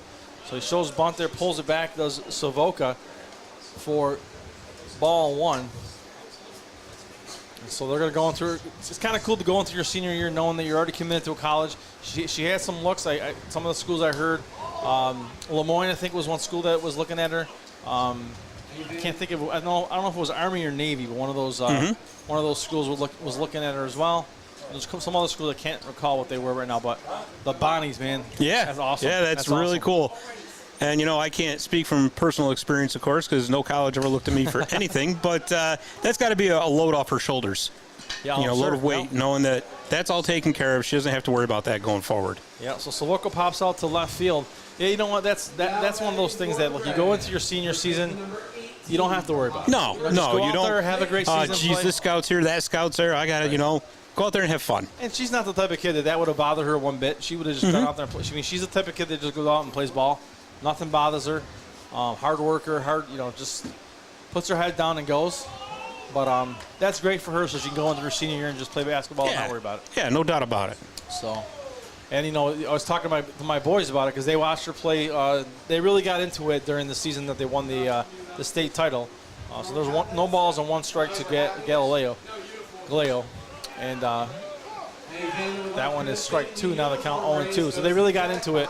And kind of started following her, and started asking questions about her sister, because at the time it was all 3 of them. It was Maggie, Ella, and what was the other one? Aaron. That one has popped up to center field for out number 2 to Ross. So the 3 of them, Maggie, Aaron, and Ella were there, and my son was saying, like, how many are there these? So I told him, right? I said, you know what? There's actually one more coming up. She's in 8th grade. I think she's in 8th, either 7th or 8th grade. And rumors are she's just as good as the sisters. Wow. She might be the best of the 3. Wow. And that's what happens when you play against them. Yeah, right? I mean, it's the powerhouse is coming through, you know. Yeah. No, it's so wonderful just to see all of our athletes from Central New York here doing so well and going on to, college and succeeding. It really is. It's such a great thing to see. Yep. Obviously, you get local rivalries, and of course you want to beat each other when you're playing each other, but when it comes down to the end of the day, you love to see anybody from any school in this area go on and do well. They're all cheering for each other. Exactly. So 1 ball, 1 strike, and you can talk to any of these athletes around here, and they'll tell you the same thing. Yep. I want to beat them on the basketball court, but as soon as that game's over, we shake hands, we talk, we're best of friends off the court. So, yep.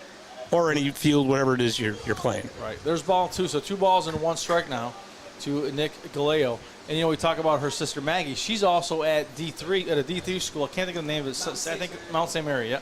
Mount St. Mary just came off of a great season as well over there. So awesome for the whole family, and proud of them all. Jaden Ross's glove gets a workout. Yep, and that'll do it for the inning. And we'll be back after this. We are scoreless here at Vets Park. Spring into action and get started on your home projects with Little Falls Lumber. Get your free estimate today for that project, big or small. Little Falls Lumber. They're always happy to help. Stop by one of our 3 convenient locations and speak to one of our knowledgeable salesmen about your next project.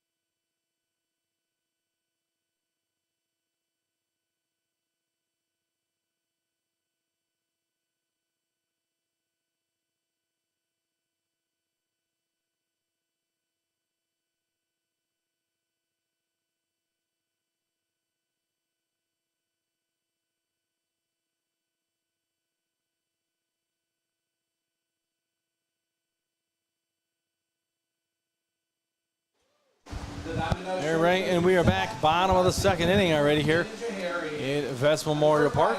And we are scoreless in game 2 between the Mohawk Valley DiamondDawgs and the Glens Falls Dragons. It is perfect game collegiate baseball league action. And we are coming to you from Little Falls, New York at Vets Memorial Park here.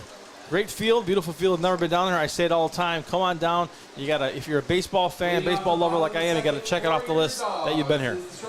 Yeah, definitely. I mean, you know, we have a great broadcast here, but it's does it much more justice being in here in person. I agree. It's fantastic. So Ian Oschlager now, I believe, is the batter, or is it John? That's Ramsey. Yeah, John Ramsey. So here is Ramsey. It'll be Ramsey, Oschlager, and Hurd all due up here in the inning. There's the pitch, and that one is hit sharply over the head of the jumping third baseman, and that was Van Ashline trying to grab it and was unable to do so, and that is a base hit for John Ramsey. Well, there you go. First pitch, first swing, first hit for Ramsey. So a lot of firsts in a matter of about 5 seconds. Yeah, it is. So here's Ian Oschlager now. Oschlager from RPI. I believe when we talk about RPI, I think that was one of the schools that I went to go see by one of my first college games as kind of an adult. And that one curves in for a strike to Oschlager. I think it was RPI. What a fantastic atmosphere it was. Oh, yeah. I'm not sure if it was RPI or it was one of the schools out in Albany. I can't think of which one it was, but it was insane. Well, I can tell you this, that's one of those schools that the only way I would get on campus is to pay to go see a game, because there's no way that you would find me in the admissions office. You know, you're really downplaying yourself, Scott. No. I'm being realistic here, okay? That one misses for a ball on the count 1-1. They would have looked at my scores and they would have gone, no, really, where are they? Listen, Scott, I'm going to give you a little kudos. Scott did just not too long ago graduated from Herkimer College, so let's not, he's not too shabby here. Yeah, but it's still a wonderful college up there too. Wonderful staff, wonderful professors.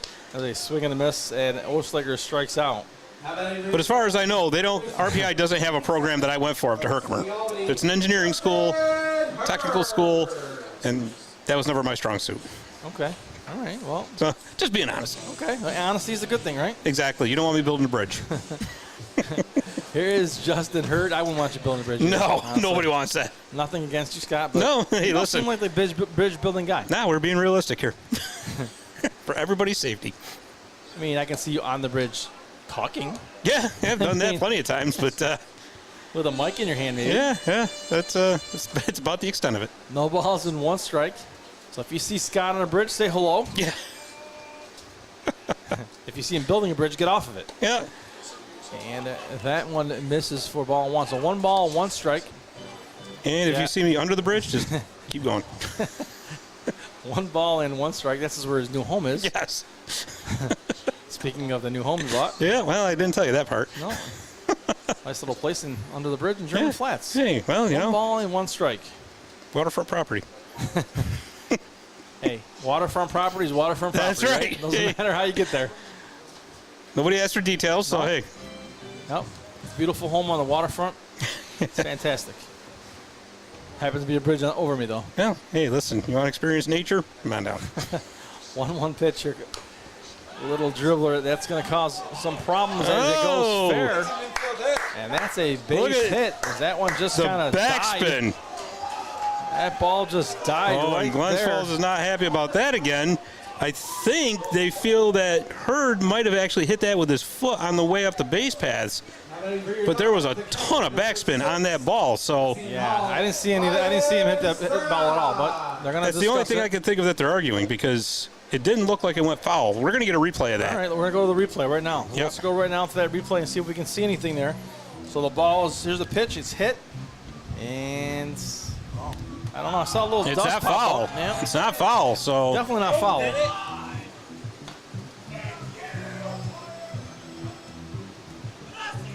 Never hit him. You got review. So they're going to send the runner back to first. I didn't see how he got the second. How did he get the second? You see it? Yeah, I'm not really exactly sure what's going on here. Well, he's at first. Right, but he was at second base, and they were pointing him back to first. So No, they're sending Hurd back to the dugout. Hurd's out. Okay. So Hurd is out. The runner at second has got to go back. The runner at first has got to stay at first. There's a runner at first. Well, the count's 1-1. We got one out. And I'm not going to lie, I'm confused right now. Yeah, they did not throw down to first base, so. Well, Cernana's at the plate. Is Hurd at first? No. Hurd is out. Hurd is out. So how did he get out? You know, He hit him? Okay, so they did so call calling interference. Okay. All Okay, right. that's. Did not think that was the case, but okay. So with one out, 2 outs. And there's a strike. And the count 3-1. 2 outs, right? Ryan Cerdon now at the plate, runner on first. So Glens Falls wins that argument. Maybe a little happier now as they were a little grumpy. Yeah, they were pretty angry dragons over there. So they were breathing fire for sure. 3 balls and 2 strikes. You know, now that you mentioned that, on my way here, I obviously passed the Burger King, which was one of our sponsors, out in Herkimer. And there is called strike 3. That'll do it for the inning. Forgot my story. Maybe I'll tell you about it later. We'll be back after this. I'm going to head down. Spring into action and get started on your home projects with Little Falls Lumber. Get your free estimate today for that project, big or small. Little Falls Lumber. They're always happy to help. Stop by one of our 3 convenient locations and speak to one of our knowledgeable salesmen about your next project.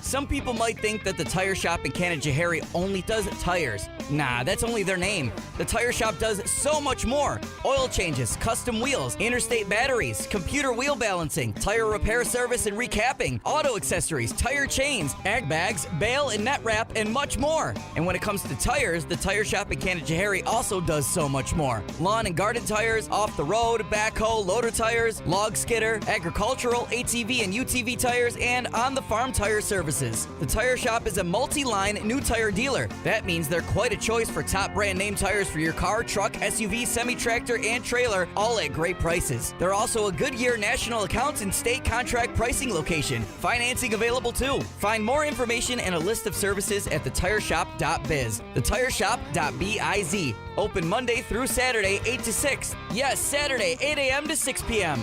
The Tire Shop, 155 Erie Boulevard in Canajoharie.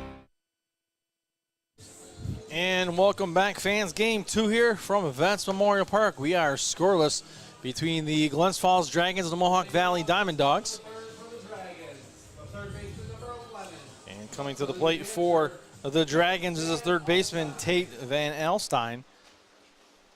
So it'll be Van Alstyne, and then back to the top with Tyree Jackson and James Houghton. And we are scoreless. Well, Scott has left us. He's downstairs getting ready for the interview between innings. And that has popped up into foul territory. First baseman coming for it, and he makes the grab. Does Calabretti for out number 1. Now that is the Dragons, the center fielder number 25 from Houston. So Tyree Jackson now on the batter. He popped out in his first at bat to Jackson. So here's Jackson with one out, nobody on here in the top of the third. Number 7 innings due to the doubleheader. Dogs have won the first game and looking to do the same maybe in game 2. Right now it's scoreless. Both teams vying to win this game. There's strike 1 to Jackson in the count 0-1.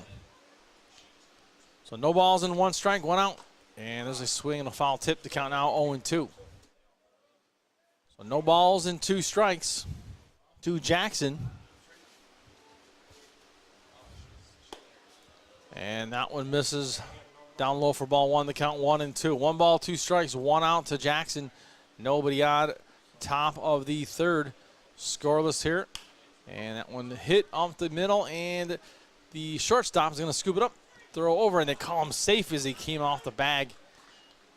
And the runner is safe at second is Tyree Jackson. Nice play there by the shortstop Ramsey, but just could not get him in time. So James Houghton now, who walked in his last at bat, is going to step into the batter's box from the left side for Glens Falls. 1 out and a runner on first. Drew Harris, the pitcher, for the Dogs. And here comes the windup and the pitch by Harris. Swing and a foul tip. Runner took off. He's going to have to head back to first as that one was falling off, and the count is 0-1 to Houghton. Houghton, the right fielder. He walked in his first at bat here tonight. Aiden Gallagher on deck for Glens Falls.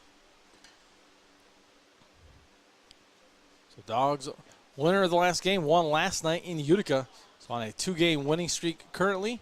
And they throw back to first base, and the runner gets back quickly, and the count remains 0-1 as Houghton awaits pitch number 2.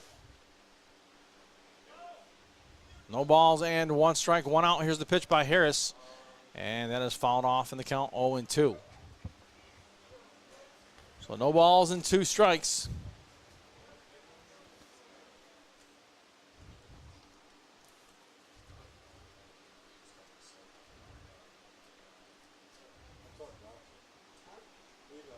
All in 2 now the count with 1 out.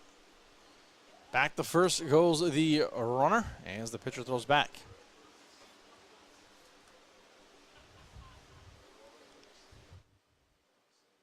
All in 2 with 1 out.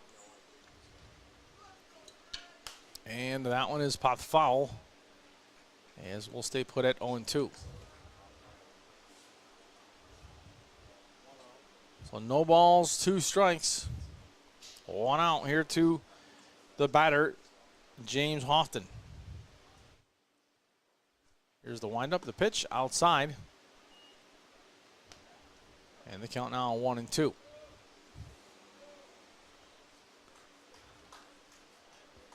1 ball, 2 strikes, 1 out to Houghton with a dragon on first base. Here's the pitch. And again, hit up the middle. This time it gets through for a base hit, and then I'll put runners on first and second here for the Dragons with 1 out here in the top of the third. Left fielder number 20 from Hofstra University, Aiden Gallagher. So Aiden Gallagher now the batter for Glens Falls.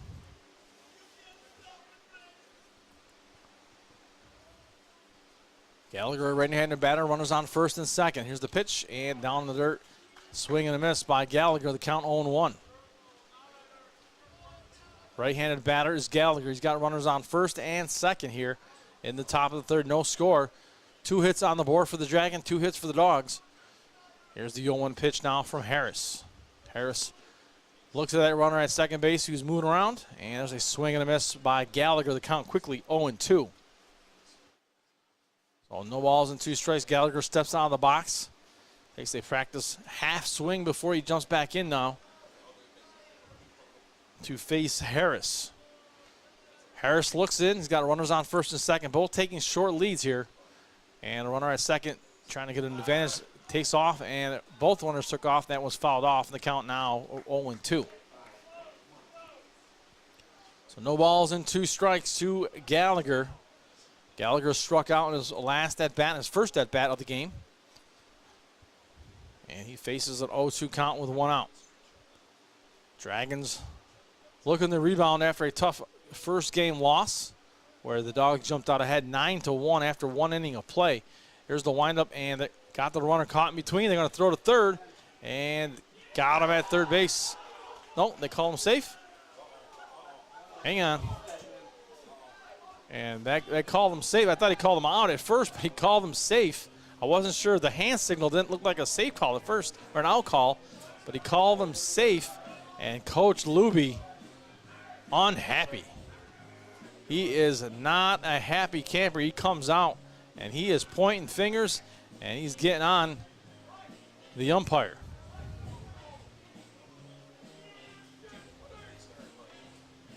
So Luby continues to walk with the umpire. Umpire says, no, that's the call. He is safe. And so runners now on second and third. So the runner took off. Drew Harris got off the rubber through to third. Will look to be an out. Now has runners on second and third here for the Dragons with 1 out. So here's Harris with the 0-2 pitch now. Swing and a miss, and he strikes out. And that is out number 2. So let's see if the Dogs can get out of this inning regardless of the umpire's call. So Robert Mello now, who walked, will step into the box here with 2 outs. Runners on second and third here for the Dragons. Top of the third, and the 1 pitch is outside for ball 1. So 1 ball, no strikes here to Mello. Carpier on deck, should he reach. And off the rubber steps Drew Harris, pitcher for Mohawk Valley DiamondDawgs. He will step back on now, ready to face Robert Mello, who walked in his first at bat. And now he's going to call his catcher out. So Sternon's going to go out and talk to his pitcher, Drew Harris, with a 1-0 count.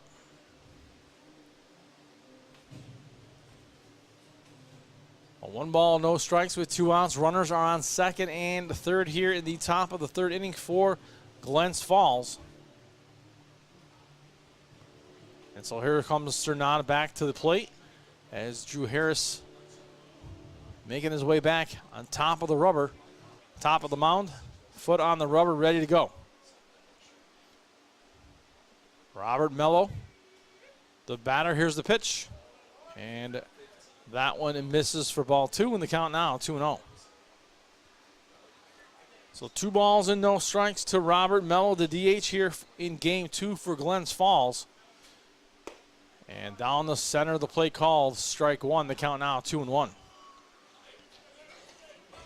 So Harris battling back now. Faced a 2-0 count now. Rung it up to 2-1. Here's the pitch. And that one's down low for ball 3, and the count now 3-1. So Harris looking for 1 more out to get out of this inning with the runners in scoring position here for Glens Falls in the top of the third inning. No score. Here's the windup, the pitch, and that is popped up into left center field. The left fielder makes the grab, ends the inning. That'll do it. We have a third inning interview coming up, so stay tuned as we have the interview coming up between innings. At NBT Bank, we know that this day starts with this one.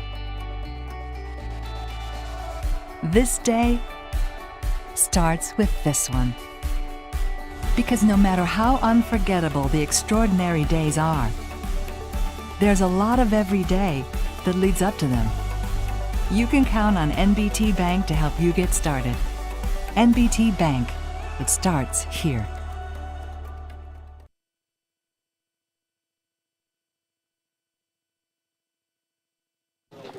All right, I'm here with Dawgs infielder Justin Hurd. Justin, you're a veteran here of the Mohawk Valley DiamondDawgs, and you've got an awesome orange hard hat to go along with it.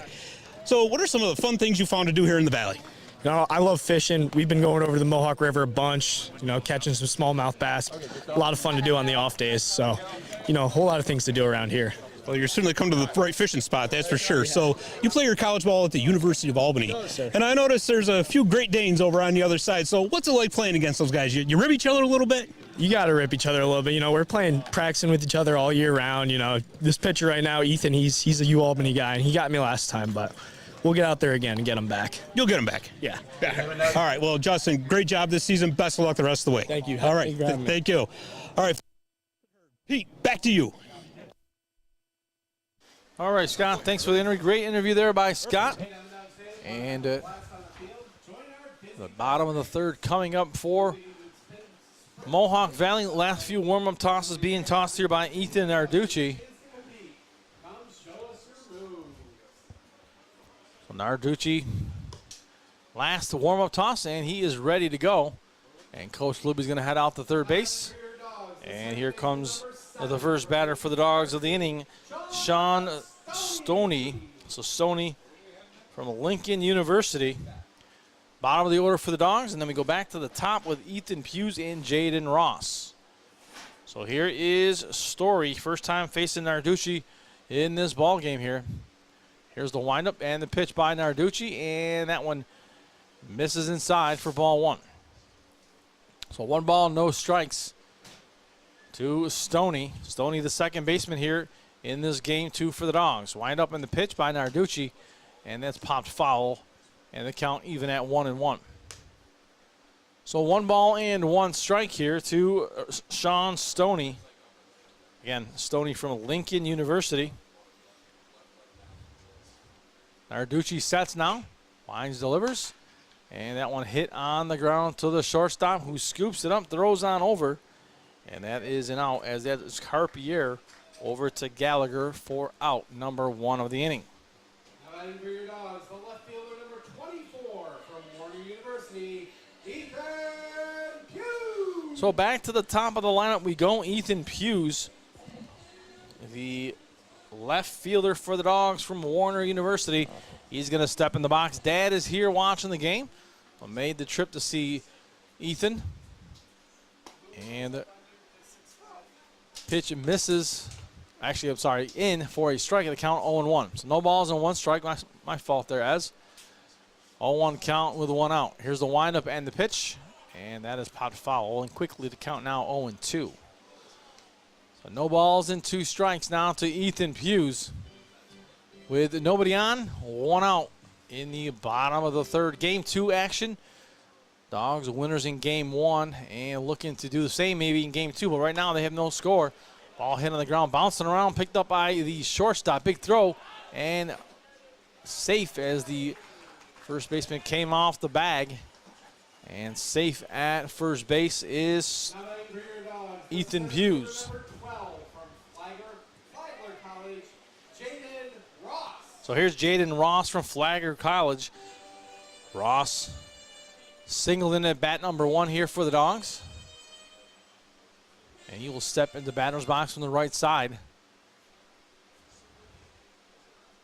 1 out here for Ross. Runner on first, no score. Dogs looking to get on the board here. And that one curves itself in down the middle for strike 1. The count 0-1. So no balls and 1 strike. 1 out here to Ross. 0-1 pitch now on its way from Narducci. In the dirt, stopped by the catcher. That is McLaughlin. And the count now 1-1. So 1 ball, 1 strike. Jaden Ross, the batter, facing Narducci, the pitcher. 1-1 count. Ball hit up the middle, gets through, and that's going to be good for a base hit. And the center fielder has a little problem with the ball, but he keeps it in front of him, allowing Ross to stay at first. So a single for Jaden Ross. So the second single of the ball game for Jaden Ross. And now Joey Calabresi will come to the plate with just 1 out and runners on first and second. So here is Calabresi. Calabresi flew out in his first at bat. Right-handed batter is Calabresi. He's going to face the righty in Ethan Narducci. So with runners on first and second, here's Calabresi at the plate. Narducci on the mound. Here's the pitch. And that one is left high by Calabresi. The count 1-0. So 1 ball, no strikes. So fans, if you weren't able to get to today's game, no worries. Back here tomorrow So come on down tomorrow, catch all the action. If you can't make it, we'll be right here on the air with Creative Outpost, bringing you the broadcast tomorrow. So there's out number 2. Runner tags up, heads the third. And so runners now on the corners for the Dogs with 2 outs. Now batting for your Dogs, the designated hitter number 30 from Fairfield University, J.P. Kuzik. So J.P. Kuzik from Fairfield University now will come to the plate. As Kuzik, a strikeout victim, his last at-bat, his first at-bat of this second ball game. And he's going to step into the batter's box with 2 outs and runners on the corners with a chance to get on the board here early for the Dogs. Runner takes off, and no throw as the runner is at third. And they're not going to jeopardize throwing it to second base and having the runner take off and head home. So 0-1 count now to J.P. Kuzik with 2 outs. Now runners in scoring position at second and third, and that one is fouled off.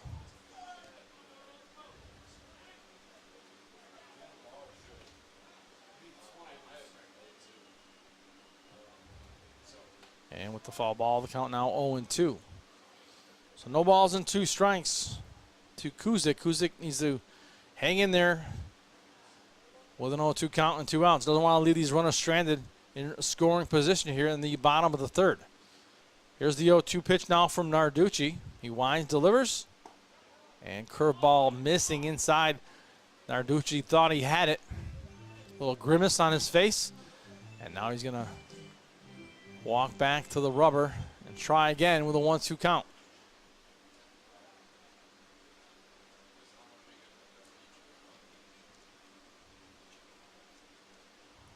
One and 2, here's the pitch.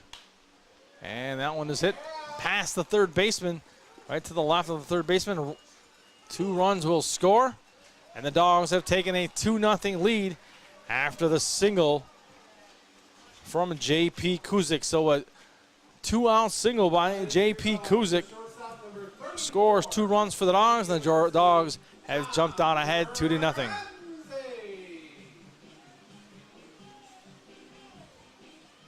So John Ramsey, now the batter here for the Dogs with 2 outs.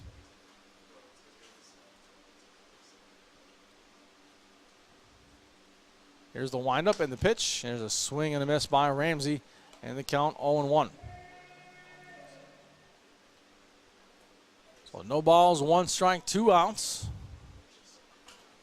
Runner on first here for the Dogs with a 2-0 advantage. Narducci puts it down low, and the count even at 1-1.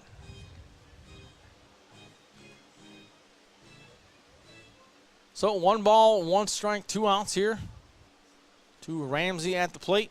Narducci on the mound, looks over his shoulder, has a runner on first base in J.P. Kuzik, and that's fouled off. And the count 1-2 as that one was fouled off down the first base line. And so the count now 1-2.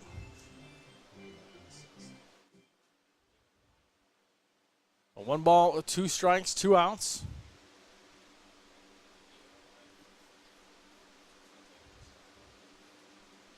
Narducci again looks in, looks at the runner at first. That is Kuzik. Here's the windup and the pitch. And called strike 3. And that will do it for the inning. So John Ramsey caught looking, ends the inning, but not before the Dogs score 2 runs. They take a 2-0 advantage as we head to the top of the 4th. Dogs lead 2-0. If you're looking for some shopping and dining, head on over to Canal Place, where you will find quaint shops, galleries, restaurants, and inns situated in the old mill buildings and storefronts along the waterfront of Canal Place. They've become known as the happening place for the arts in the Mohawk Valley. Not so long ago, many of these buildings were working mills serving the garment industry. Even today, after conversion to service retail space, many of these rugged but lovely structures speak to our great regional manufacturing heritage. If you're looking for fine arts, entertainment, or antiques, you simply must pay a visit to Canal Place.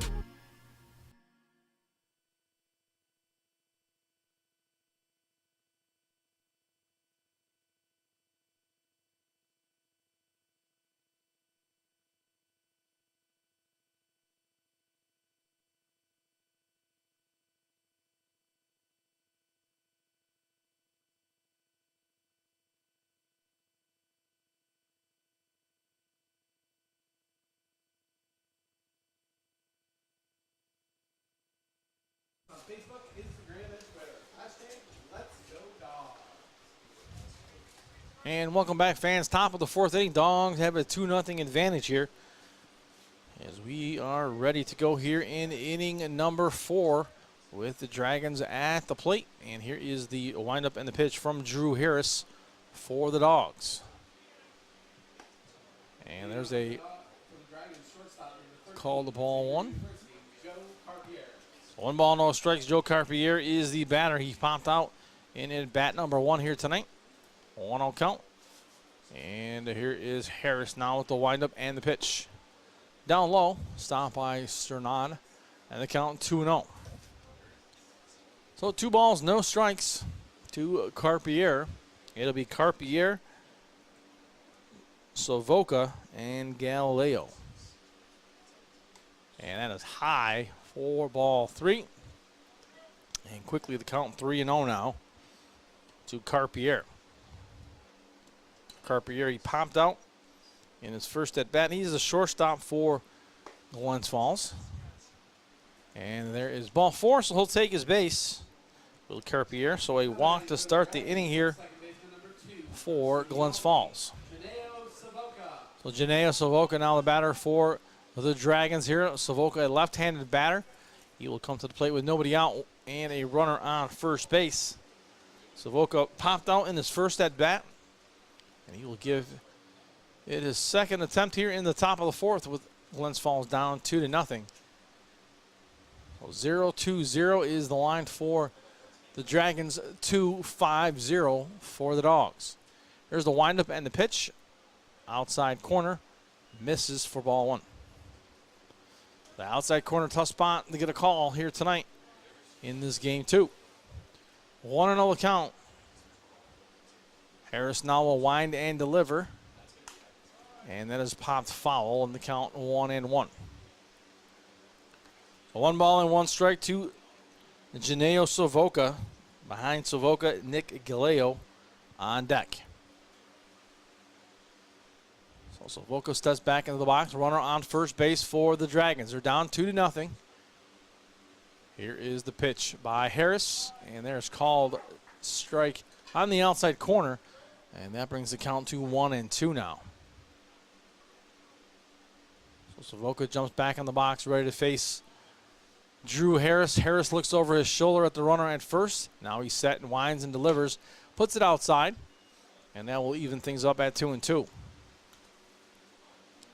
So 2 balls and 2 strikes to Janeo Savoca, the second baseman for Glens Falls. Taps the home plate area before he is set and ready to go. 2-2. Here's Harris with the pitch.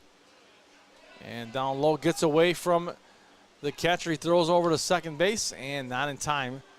And the runner is safe as the ball got away from the Mohawk Valley DiamondDawg catcher, Sternad. And the count now 3-2. With the runner sitting at second base in scoring position now for Glens Falls. Nobody out. 3-2 count. Let's see if Harris can get him here. So 3-2. Savoca at the plate. Here's the pitch. Outside, ball 4. And now runners on first and second here with nobody out for the Dragons. Now batting for the Dragons, the first baseman number 18 from Hofstra University, Nick Galileo. So Nick Galileo now coming to the plate. Before that, the entire infield is going to come in. Coach Luby's going to come out to the mound to talk to his pitcher. And let's see if we have a change. I don't think so. And we'll stay right here as Coach Luby gives a little pep talk to the entire infield and his pitcher. He's got runners on first and second. Nobody out. 2-run lead. Oh, I imagine he's just telling Drew Harris to relax, throw strikes, and let your defense help you behind you. So Harris steps off the mound completely, takes a deep breath, takes his hat off, and makes his way back onto the rubber as Nick Galileo will wander into the box to face Harris. Again, runners on first and second here for the Dragons in the top of the 4th. 2-0 Dawgs. Here's the pitch by Harris. And a little bunt put down right in front of the pitcher. He grabs it, and he tags the runner. And the runners advance. And now runners on second and third as Galeo out on the fielder's choice. And so Brendan McLaughlin now the batter. So McLaughlin, the catcher for Glens Falls, now will come to the plate with 1 out. And now both runners in scoring position for the Dragons on second and third. So with 1 out, Dragons find themselves down 2-0, looking to try to change that here. But they got to do it with the pitcher for the Dogs on the mound, Drew Harris, trying to stop him otherwise. Pitch by Harris misses for ball 1. The count 1-0. And here's pitch number 2 now to McLaughlin, and that is popped up to left field. Left fielder backing up, and he will make the catch. Pews. But a run will score, and they have cut the lead in half now, have the Dragons. And the score 2-1 with a runner on second base and still just 2 outs. So a sac fly for Brandon McLaughlin.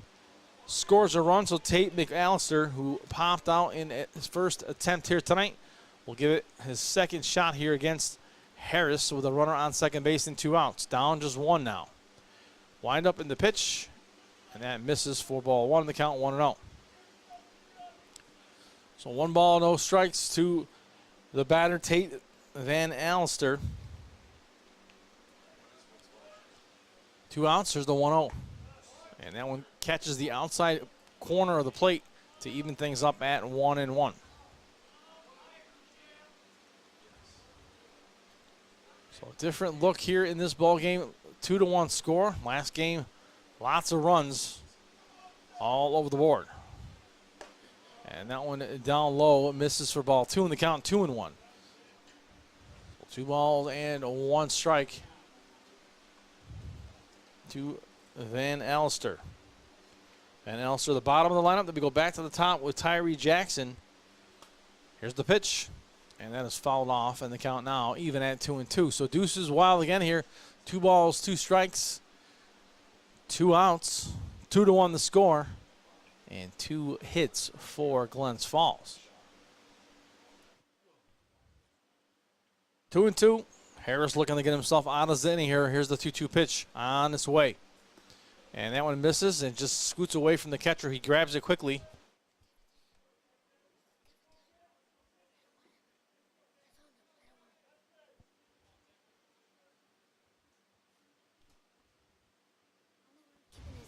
Three balls and 2 strikes, 2 outs.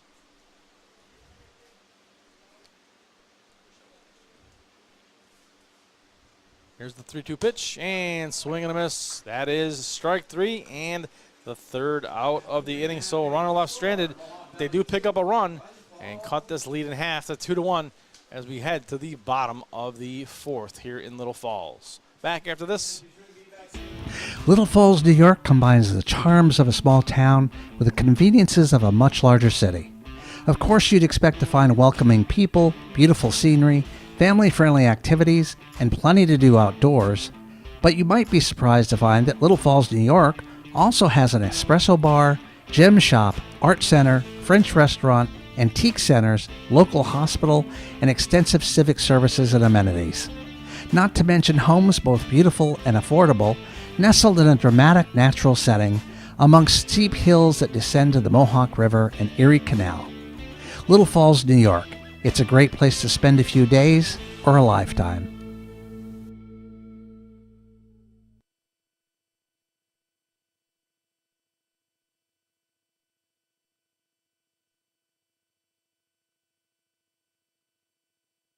Hey fans, tell the world you are here at Veterans Memorial Park watching your Mohawk Valley DiamondDawgs. Share your experiences, connect with other fans, and gain behind-the-scenes access to your favorite team. For more information, visit mvdiamonddogs.com or like us on Facebook or follow us on Instagram and Twitter. And welcome back, fans, as we are ready to start the bottom of the 4th inning here from Little Falls. And Scott's going to join us again as he's back from his interview. Also had a little medical work to do down there, I think. So taking care of our players, making sure everyone is good to go. And Ian Oschlager will lead things off here in this bottom half of the fourth inning. Welcome back, Scott. Well, thank you, Pete. You know, it's nice to get down there on the field, get amongst the fans a little bit, and had a fun interview there with Justin Hurd. I was going to say, really nice interview with Justin Hurd. It was good to hear him talk about his teammates and the little ribbon they do against each other once in a while. Yeah, you got to love it, you know, and he's a big fisherman. So yeah, hitting the Mohawk River, huh? Yeah, he came to the right spot. 1 ball and 1 strike now to Oschlager here in the bottom of the fourth. Yeah, good area to fish, obviously, around these areas. Always a lot of good places to find around here. My kids love to fish, so.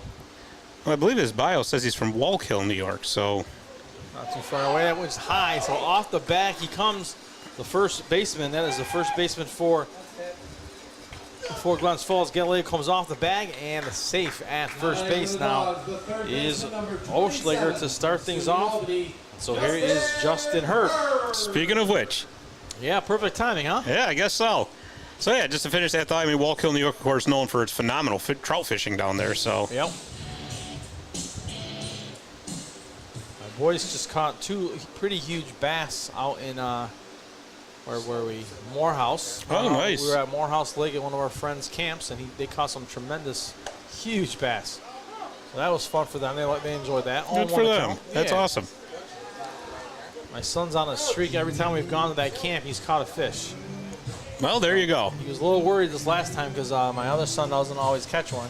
He caught one first, and then my buddy who brought him out on the boat caught one. So my son was in jeopardy of not catching one and ruining the streak, and he got one last minute. Yeah, you know, fishing is fun for me. I just don't have the patience. I get really impatient, really in a hurry, you know, and it's like, oh. 1 ball and 1 strike. Maybe you should try ice fishing. Yeah. You're a hockey guy. Yeah. Maybe you can try the ice. Maybe that whole ice thing will help you out. Maybe put some bait on the end of a hockey stick and stick it down there. Is that what you're talking about? That's a great idea. 1 and 1. Cool. That's a fantastic idea. That's something that could go viral. And Hurd tries to bunt that one down, misses it, and the count now 1 and 2. So 1 ball and 2 strikes. You know, that might be the next great idea. I mean, people always come up with these wild and crazy ideas. What if you took a hockey stick, wooden hockey stick, put a reel on it, and called it the... Well, I don't know. That's... Hang on, I got to think about it. Yeah. 1 ball, 2 strikes. Well, I can't... If I do think about it, I'm not going to say it because I don't want to give my idea out on the air. Yeah, you know, somebody's going to... Yeah, then somebody will patent it and you'll be done. Then I'm done. Yeah. So scratch that idea. You didn't hear that. Yeah. 2 balls and 2 strikes. And that one misses for ball 3. 3 and 2. How about the hockey fish? Maybe. Instead of the hockey stick, the hockey fish. The puck fin. The puck fin. We'll talk about this afterwards. Yeah. We got some work to do. We might start veering off into a bad direction. 3 and 2. So Scott and I will come out with a new line of hockey stick-based fishing equipment. Yes. And there's a swing and a miss. And Justin Hurd strikes out. And Ryan Cerdan now the batter with 1 out. Yeah, I think the scariest fish I ever caught was a bullhead. Ugh. Ever catch a catfish? They're pretty ugly. No. Nope. Bullhead was enough for me. I don't know if I've seen what one looks like, so I can't really comment on how. Yeah, so they got they almost look like like a Raleigh fingers if he took his mustache and straightened it out along the sides, and I guess they sting you. You know? Yeah. 1 on count. Yeah, no thanks. No thanks. I'll pass. Oh, but it's great eating. Yeah, so is a fillet of fish from McDonald's a lot safer. So, it's all right. Nice tilapia from a yeah, exactly. From the frozen section in Walmart. 2-0 count. A lot easier too, man. Yeah, no kidding. Oh my God. And that one misses for ball 3. And the count 3-0. Yeah, sometimes I wonder why everyone goes through all this effort to catch the food they want to eat when you can simply go to Walmart, open the freezer thing, and just grab it. I mean, it's the sport of it, right? I mean, yes. And that one misses for ball 4. So there's a walk to Ryan Cernan. So runners on first and second here for the Dawgs. You know, I'm sure there's probably, like fishermen and hunters out there that are saying, why are those two guys sitting in a 112-degree press box with wasps and bumblebees flying around them talking about baseball? You know, they could be sitting on their TVs watching it, right? So I get it. Watching guys throw this little white ball around. Yeah. Hitting it with a stick. Yeah. Kind of weird. You know, it's a little timeout here as the staff comes out to talk to the pitcher. But I remember watching, there's this video on Facebook, I believe, or somewhere on social media. I'm sure you can find it. I think it's an English guy talking about watching baseball. It is hilarious. And he's like, you know, he's got the accent, so he's like, right. I don't understand. You know, he goes, they run and they hit the ball, and then when they hit the ball, the guy runs to a pillow. Which is true. Yeah. You know? Yeah. And he kind of goes through the whole stage, and it's really comical. But I mean, you know, they have cricket, which is kind of similar. Apparently, cricket is more fun than baseball. And baseball actually derived from a game called town ball, which is English in its origins. So we're going deep now, man. Hey, you know, real deep. Well, it pulls back on that one, does Stoney, and the count 1-0. In case you haven't figured it out by now, Pete, I am an absolutely huge warehouse of absolutely useless information. So. Yeah, I figured that out, Todd. You know I did. So you know what? Just figured that out pretty quickly. I'll just point out the obvious. One ball, one strike. I was going to be nice about it and say, you know what? Nah, don't worry about it. But I would just, I figured you're right. Full disclosure here. Yep. Right? Yep. My partner here just full of a bunch of useless knowledge. That's it. You know. One ball, one strike. Knowledge is in the eyes of the beholder. 1-1 the count with the 1 out. Runners on first and second here for the Dogs. So let me know if you need any of that knowledge. Yeah. We'll share it with you. Plenty of it floating around there. So. For a nominal fee. Yeah. 1 ball, 1 strike here to Stoney.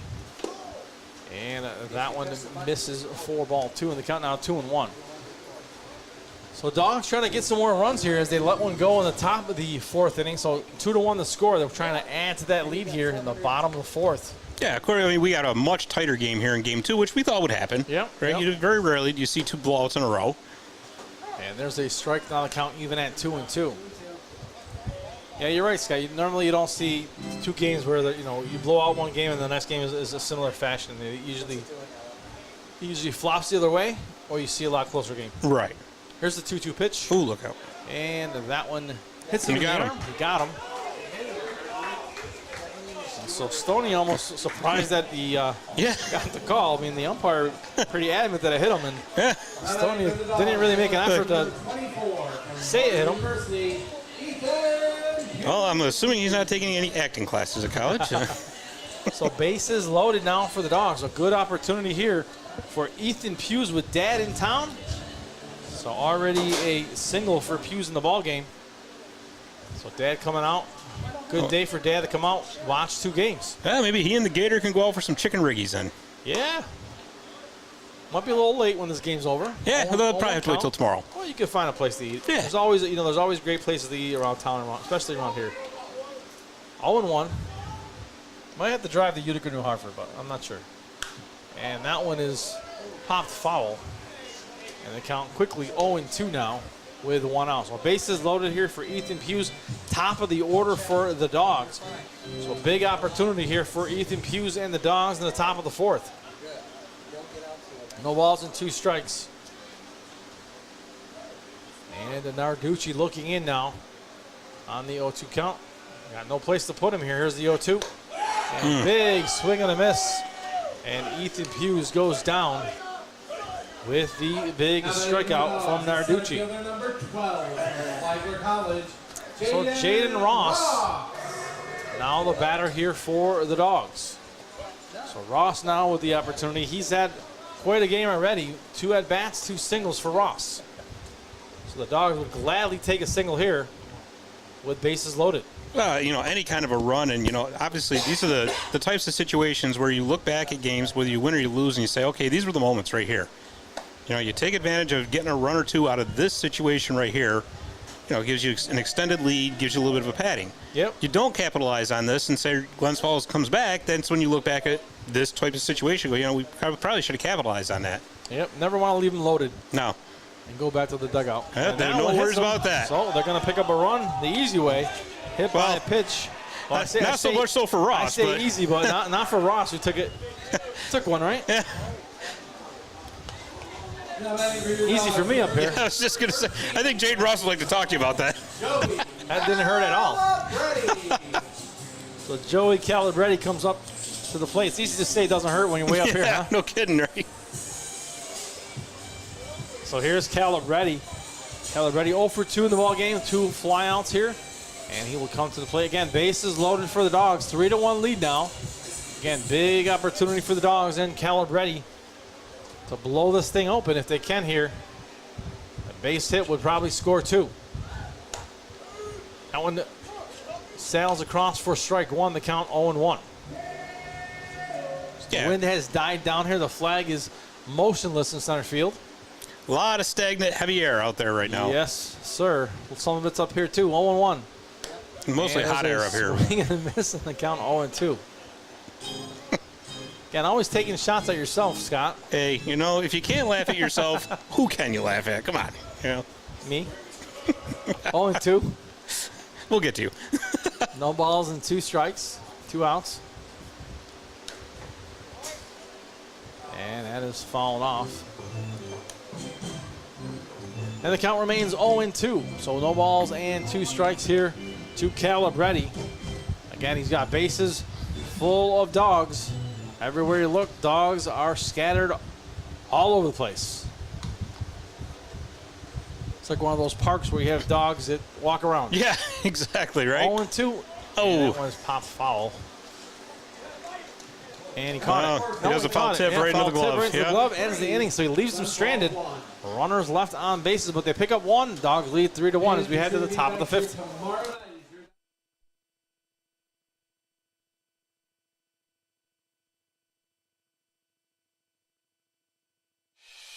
At GPO, we understand every member's journey is unique. That's why our employees take the time to listen, understand, and deliver personalized solutions that fit your life. From budgeting to borrowing, we're with you every step of the way. Your journey, our commitment. GPO Federal Credit Union, committed to excellence.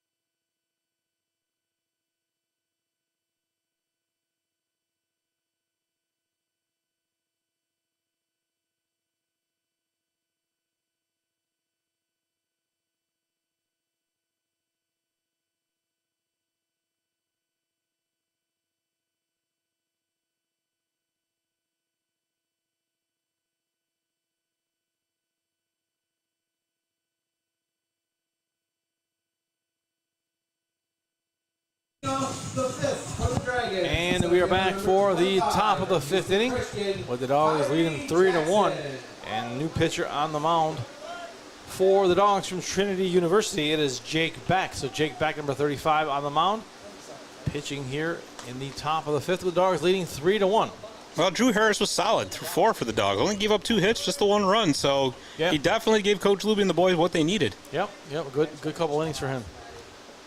Here's the windup and pitch now.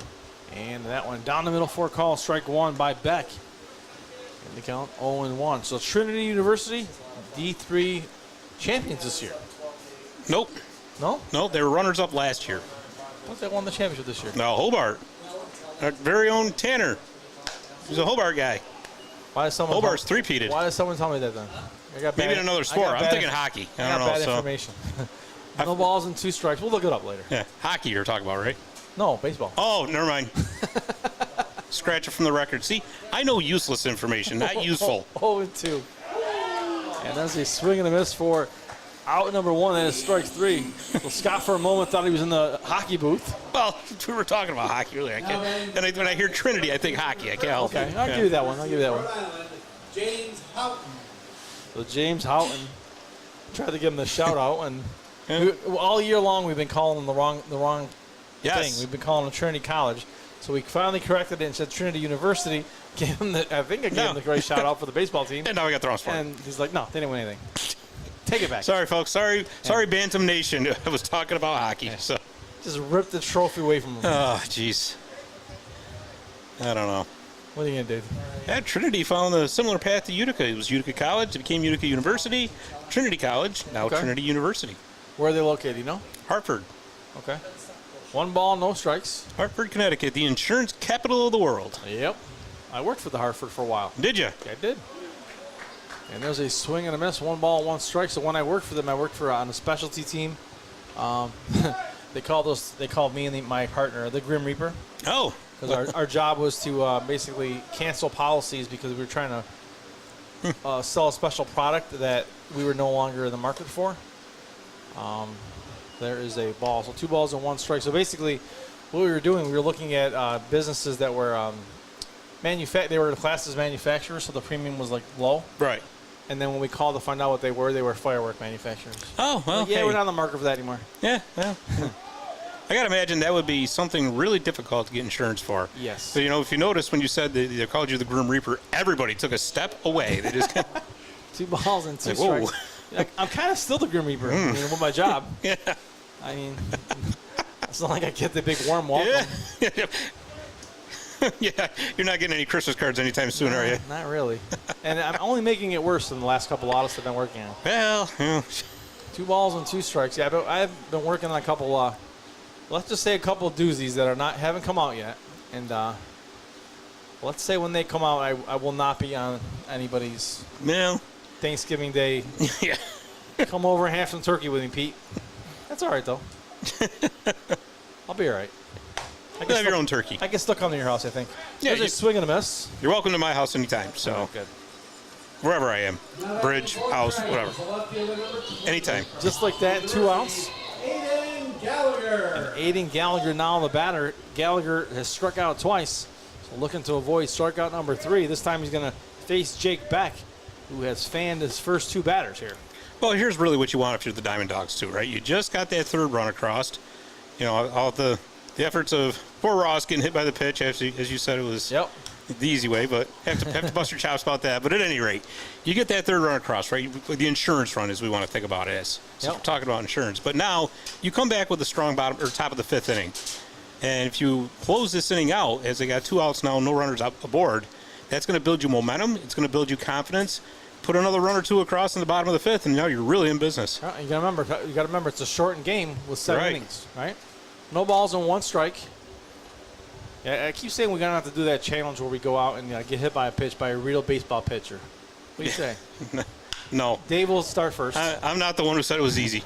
That ball's hit to there you go. Short, and that will do it for the inning. And we'll be back after this. Score 3-1 after we top of the 5th.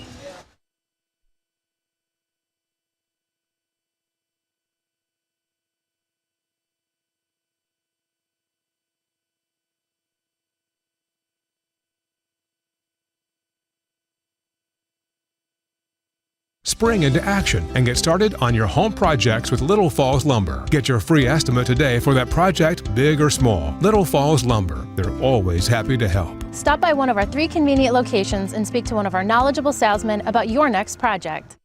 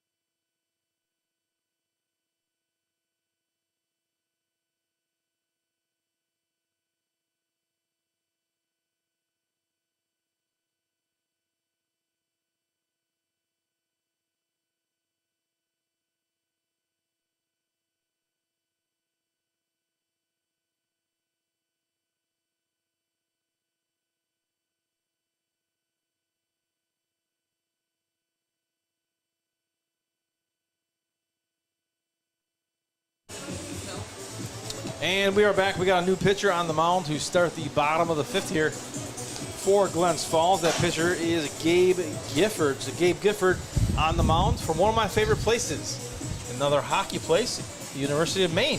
Well, there you go. And talk about jerseys. Oh, beautiful. Man. Beautiful. One of the best in college hockey. And have you seen the facilities there? I have not. Go online. Only on TV. Yeah, I've seen it on TV, but not in person. Go on YouTube, and there's, I don't know what it's called, but there's, you type it in, you'll find it.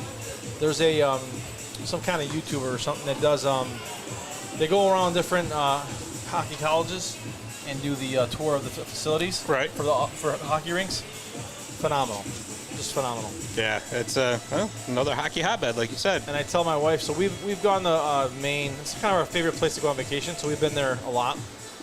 And I said to her, maybe we should retire there and become like Maine Black Bear fans. Yeah, there you go. But it's really cold there. We're not going to a warm area. Yeah.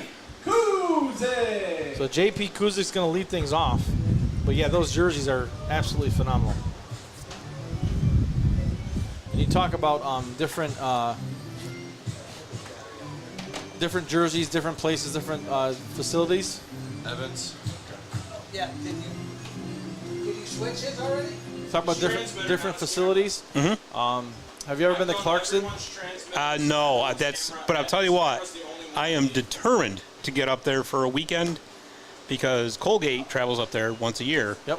And they play Clarkson, and then the next day they play St. Lawrence, which, as you know, is right there across the road, basically. So that is, I want to see Cheel Arena. I really want to see Appleton Arena, too, one of the all-time classic historical barns. No balls and one strike. There's ball one. So 1-1 the count now to Kuzik. So telling you the story about that. So we went there. The kids had a tournament, and they played at that rink. And one of the coaches there, he graduated from Clarkson. And his son is I don't know what he is, something in the program. I think maybe equipment manager. I'm not sure what he does. But he gave us a tour of the facility. Amazing. Oh, yeah. Yeah, the locker room is absolutely amazing. Yeah, I've never seen they hit it out of the park with it. They sure did. 2-1 the count. So what's the other rink that you mentioned? Appleton Arena, which is where St. Lawrence plays. Okay, the Saints. St. Lawrence. Okay. 2-1 the count. And they've really put a lot of money into upgrading it, but keeping that historical. I mean, like the wooden bleachers. Oh, that's cool. You know, that whole. This is what it was like 100 years ago, and we want to preserve it as such, but with modern updates, of course. Yep, 3-1 the count. And that's one of my favorite things about baseball ballparks too. You go to some of these ballparks and they keep the old history of the ballpark, and to me that's cool. Some people look at it and they want to see the fancy stuff. That ball's hit to the second baseman who's going to scoop it up and throw it to first for the out, and that was Savoca at second for out number 1 there. Yeah, you talk about some of these baseball ballparks, and I like the old bleachers. I mean, even the old Yankee Stadium, I like it. Yes. I mean, the fancy stuff is cool because it's shiny and nice, but the character sometimes is not there. Well, it was such a relief when Camden Yards came out, the home of the Baltimore Orioles. Yep. So here's John Ramsey, and we're gonna lose Scott momentarily. So no balls and 1 strike with 1 out. Scott, leave the better on the table. Yeah. Well, 3 balls. I'm sorry, no balls, 1 strike. 3-1 is the score here in the bottom of the 5th inning. 0-1. And Ramsey awaits the pitch here from Gifford. Here's the windup and the pitch, and that one in for a strike. The count 0-1. And that is strike 2, and the count now 0-2. So you were talking about the ballpark in Baltimore. Yes, Oriole Park at Camden Yards. I love that look. That was always a classic look. Well, it was such a refresher, right? For those of us who love old school baseball, after the cookie cutter stadiums of the 70s and the 80s, and Sky Dome came out in Toronto. That was like the 9th wonder of the world. Yep. And I mean, I've been there before. Great place to go see a game. Very cool, but it didn't have the quaintness, right, I guess you want to say, of Camden Yards. And then fortunately, moving forward, all the new stadiums kind of followed that pattern. Yep. So there's 2 balls and 2 strikes now to Ramsey. Now, a funny story when you mention that. So back in the day when I was 16 years old, I was working for the Blue Sox as groundskeeper and doing some stuff there. And they started doing some renovations there. And the plan originally was to model it. They wanted to do something to make it look like Camden Yards. Oh, cool. With the brick and everything. Yep. And it didn't. It never really happened. They made some upgrades, but not that. And now the field is turf field, which I don't like it. I mean, I get it because it has to happen in this area. Right, right. But the turf fields to me are just not cool. No, but it looks nice on camera. It does. And there's a strikeout to Ramsey. Good for our rivals / neighbors from the west. To get some upgrades there. And I mean, in this area with all the rain that we get, right. In May and stuff like that, even June sometimes, I get it. But you want to try to get as many games in as possible, and you still can't beat a grass and dirt field. No. And that one misses for ball one, and the count now 1-0. So 1 ball, no strikes to Oschlager. Oschlager has struck out and singled in tonight's game. So 1-0 count, 2 outs. 3-1 is the score. Bottom of the 5th here. Remember, 7 innings of play due to the doubleheader. Dawgs winning game 1. This is game 2. And the Dawgs leading 3-1 here in the bottom of the 5th. 2-0 now the count to Oschlager. And the Gifford sets Gifford a left-hander and delivers that pitch, misses outside for ball 3, and the count now 3-0. So 3 balls and no strikes with 2 outs. Gifford now sets. He's going to wind and deliver on 3. He's got to get back here and throw strikes if he wants to keep him off the bag, and he does not. So 4 straight pitches, 4 balls, and he will walk Ian Oschlager. The third baseman, number 27 from SUNY Albany, Justin Hurd. So here is Justin Hurd, who had the interview in the 3rd inning. Since then, he struck out. So I don't know if he's got the curse of Scott Kinville. Well, I hope not. He's just kind of had a weird game, right? That weird interference call they got called out on earlier in the game, right? And then the strikeout, which had a little bit of a tinge of controversy to it as well. A little bit, yeah. So it's just been one of those games for him. But you know what? A key base hit here erases all those bad memories of this past game. So Yep. Let's hope that the Scott Kinville interview curse is not like the Madden curse, that when you get on the cover. Geez, don't start talking like that. Nobody will ever do an interview again. 1-0 count. They're going to send me over to the other dugout. Surprised you haven't gotten tossed out yet by Coach Louie, because it's a little fired up in there sometimes. 1-1. He's your old school. Yes. I mean, when he said you're going to do interviews down there, I was like, oh, boy. Nice knowing you, Scott. Here's the throw to second base. It's high and safe at second. And the count 1-1. The runner out safe at second base, and that is Ian Oschlager. And Justin Hurd at the plate with a 1-1 count and 2 outs. Dawgs lead 3-1, looking to add some more runs here in the bottom of the 5th. Gifford looks in. We got left-handed pitcher is Gifford against the righty here in Justin Hurd. Gifford now will wind and deliver. And there is called strike 2. So 2 balls and 2 strikes. So the catcher doing a good job of framing some pitches down there. It's the 2nd time I've seen him do it, and he's gotten the call both times. Sure. 2 balls and 2 strikes. And the 2-2 on its way. And that one misses down low for ball 3. And the count now full 3-2 to Justin Hurd. So as Justin mentioned, from SUNY Albany, just down the road. Talk about great campuses. Another great campus out at SUNY Albany. Absolutely. 3-2 now the count. And a great nickname, too, the Great Danes. Oh, I love it. Great colors, too. Yes. And that one is ball 4. See, there you go. And he will take his base, and Justin will gladly take the walk there as Ryan Cernad will come to the plate. For the Dogs, the catcher number 6 from Seton Hall. Yeah, the Great Danes really, if you look at their history, they had great basketball for a while when Coach Will Brown was there, led them to the NCAA tournament. Mm-hmm. Then the football program kind of took off, and they did really well for a while. I think they even put somebody in the NFL. I think you're right. And the baseball teams, I think they do well as well. I can't remember the name. I don't know who it was. Here's the pitch to Cernad. He fouls it off 0-1. And for a while, the New York Giants were practicing down there. Yes, they were. That was fun. I went down there a couple times when they were down there doing training camp. Met Eli Manning. Did you really? Cool encounter I had with him. So I'll tell you about that in a second. So 0-1 count. So I go to the thing, and I'm not a Giants fan. I'm a Bills fan.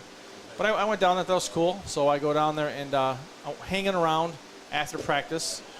And there's a swing and a foul tip in the count 0-2. So after practice, everybody leaves, and then I guess they come back for meetings. So some pickup truck pulls up, kind of like, it wasn't fancy or anything. Pickup truck pulls up in the parking lot. This guy comes out. It's Eli Manning. He's got a big binder, and there is strike 3. I'll finish the story. So he comes in with a big, huge binder, massively thick, has a coffee in his hand, has a couple things in his hand. I have a picture. I asked him, can I get your autograph? Can I get a photo? He hands me the playbook. I held his playbook. Wow. It was awesome. It was cool. It was a cool guy. It was a cool encounter. Well, all I got to ask you is, were you that guy who wore your Bills gear to the Giants training camp? Okay. I did not. But That's all I did wanna something know. else, and I'll tell you about it after we come back. Little Falls, New York combines the charms of a small town with the conveniences of a much larger city. Of course, you'd expect to find welcoming people, beautiful scenery, family-friendly activities, and plenty to do outdoors.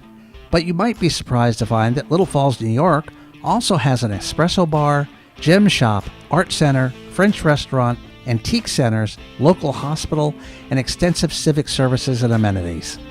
Not to mention homes both beautiful and affordable, nestled in a dramatic natural setting amongst steep hills that descend to the Mohawk River and Erie Canal. Little Falls, New York. It's a great place to spend a few days or a lifetime.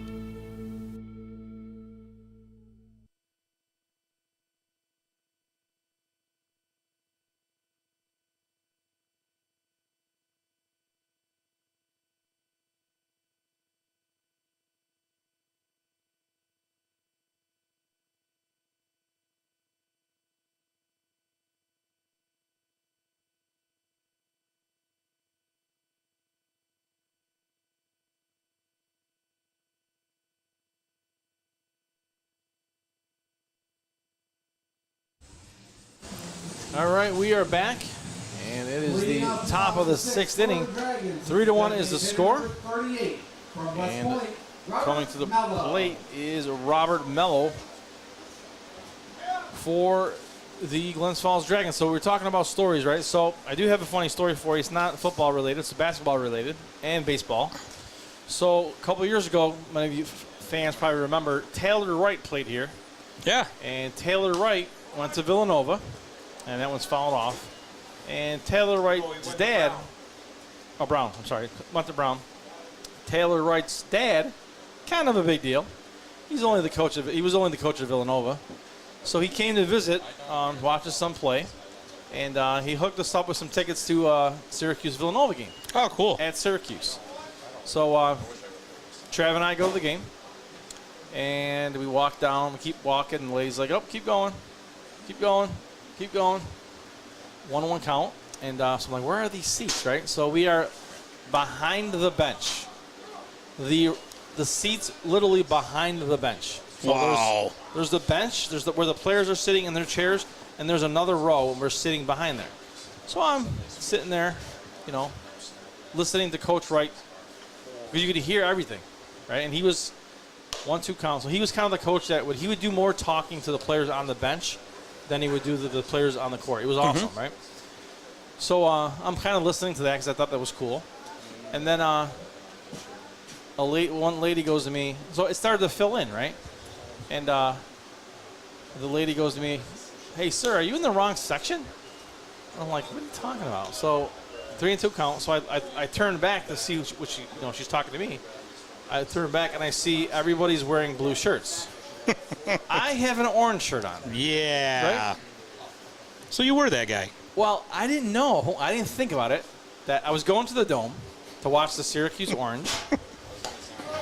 There's a swing and a miss for strike 3 for out number 1. So I was going to the Dome to watch the Orange thinking, okay, it's an Orange game, right? With tickets comped from the Villanova coach. Yeah, but I never thought that I'd be sitting behind the bench and behind the bench would be all these Villanova people. So then after the game, coach is like, how were the seats? I was like, oh, they're all right. And he goes, really? You have to wear the orange shirt? I go, Coach, I don't have any Villanova gear. And he goes, I'll send you some. I was like,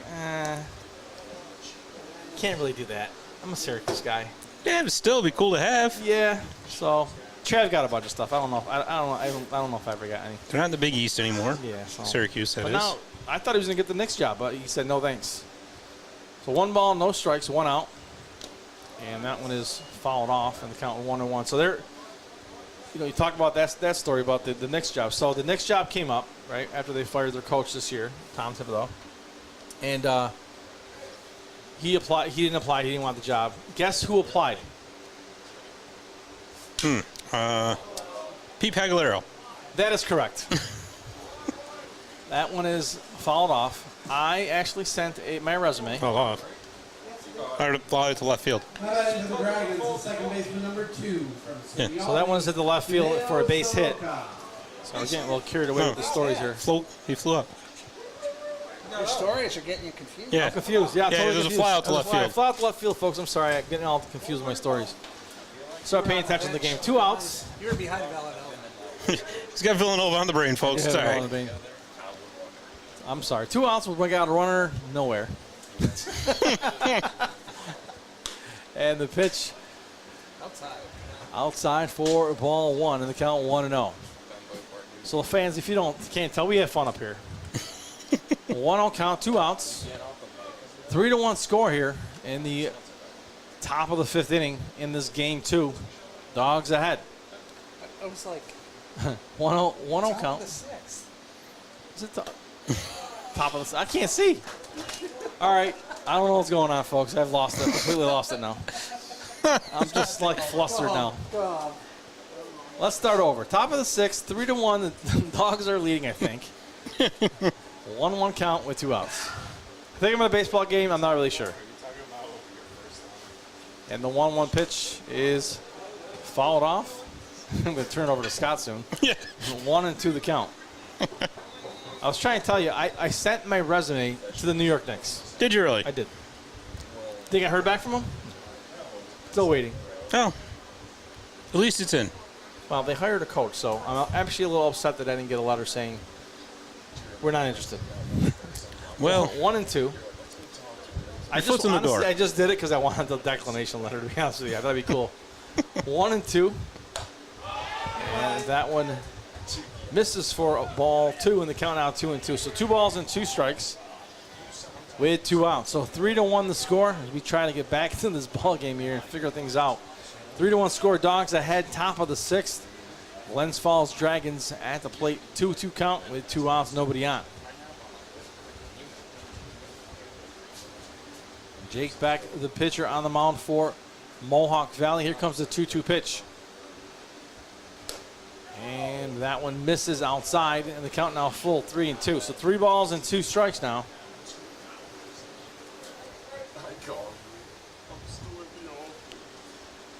Some cool Herkimer OG news. I was talking downstairs to one of the Herkimer OG coaches, assistant coaches down there. And they're all excited because they're going to be playing in the TBT tournament coming up in 2 Saturdays from now. Yeah, I saw that. Yeah. Bayheim's Army, baby. So they're going to play Bayheim's Army, which is going to be a challenge for them. But pretty cool that they're playing in that tournament period. Good exposure for them. 3-2 count and 2 outs. Here's the pitch. And swing and a miss. And that will do it for the inning. So we will head to the bottom of the 6th. Dogs leading 3-1. Back after this. Visit the Daily Post and stay connected with the latest news, information, and events in the Mohawk Valley. Our mission is to generate interest in the area and connect residents in a more meaningful way by facilitating deeper conversations about how these stories will shape the future of the Mohawk Valley. Join thousands of weekly visitors who stay up to date with feature stories, interviews, videos, our event calendar, and print publication, the Mohawk Valley Express. It's about timely local news for the community, keeping citizens informed about important issues, telling about the people who live and work here, and giving locally owned businesses the opportunity to reach a very targeted audience of locals and tourists alike. It's a whole new form of media-rich content developed specifically for today's mobile lifestyle and listeners. You can download our iOS app in the iTunes Store, listen to our podcast, or sign up for our weekly email newsletter. Stop by today at thedailypost.digital. You'll be glad you did.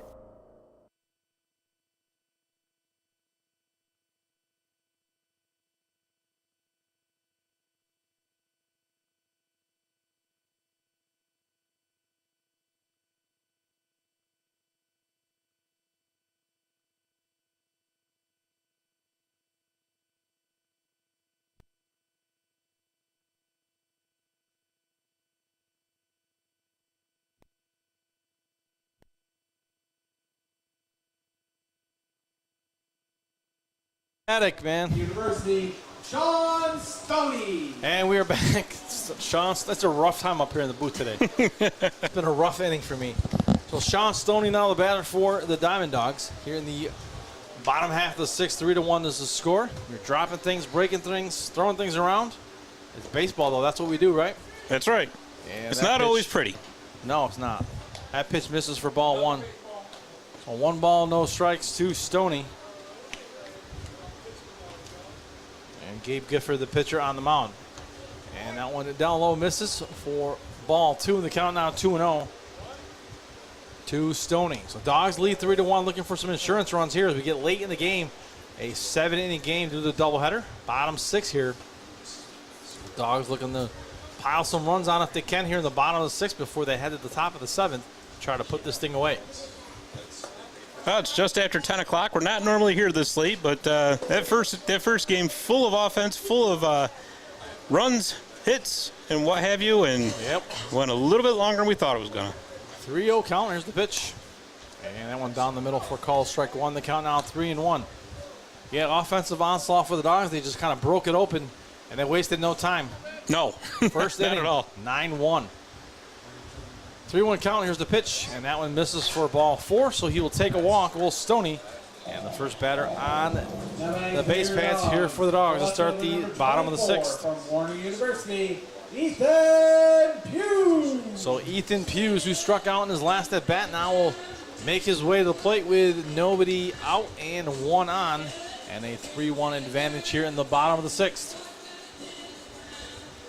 Again, fans, Dogs are back here tomorrow night as Oneonta comes to town. So if you're in the area, stop on down. If not, no worries. We will be on the air as Creative Outpost and the crew gets us on the air tomorrow for more baseball. 6:30 start. We'll be here.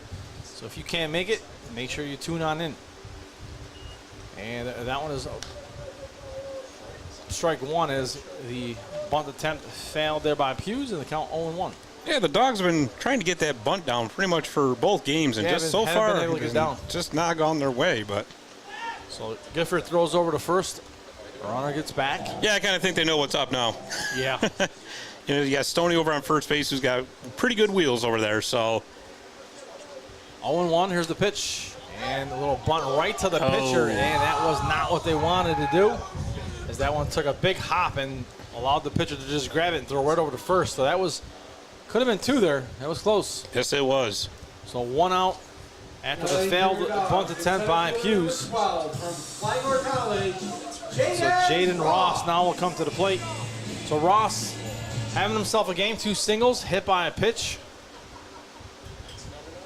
And my analysis was it didn't hurt, but that's easy to say from up here, right? I was just going to say, didn't we already go with this, Pete?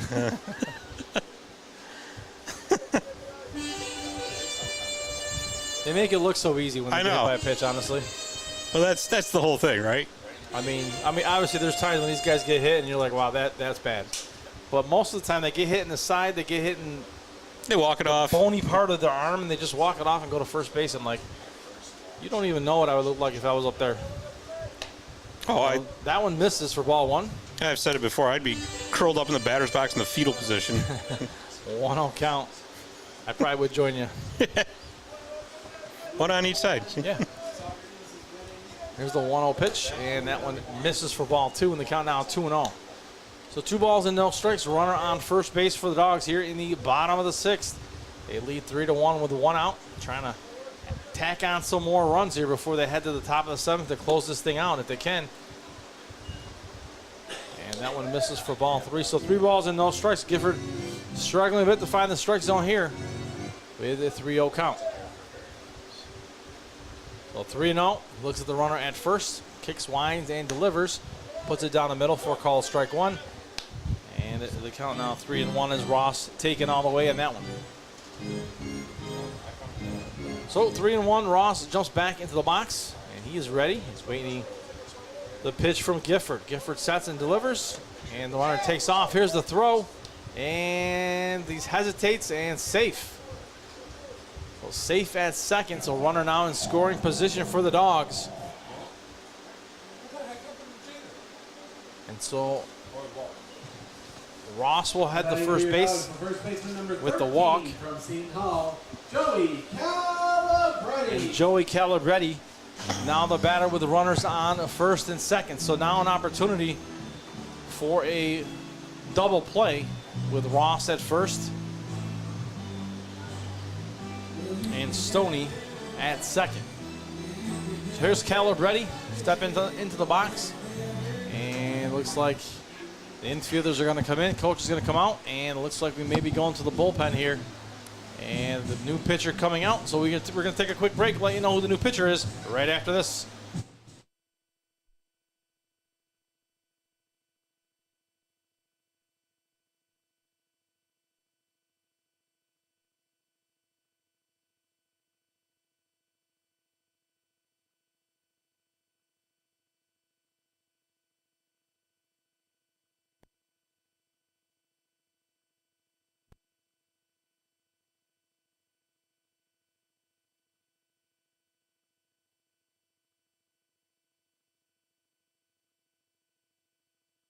Wake up and smell the sizzle at your local Burger King. Burger King is open for breakfast 7 days a week. Your mornings deserve the royal treatment. So dive in to try our delicious breakfast sandwiches, savor our savory hash browns, and wash it all down with a hot or iced coffee. Whether it's Monday or Sunday, we've got your breakfast cravings covered. Swing by BK today to have it your way. You rule at participating U.S. restaurants during breakfast hours. Hey fans, tell the world you are here at Veterans Memorial Park watching your Mohawk Valley DiamondDawgs. Share your experiences, connect with other fans, and gain behind-the-scenes access to your favorite team. For more information, visit mvdiamonddogs.com or like us on Facebook or follow us on Instagram and Twitter.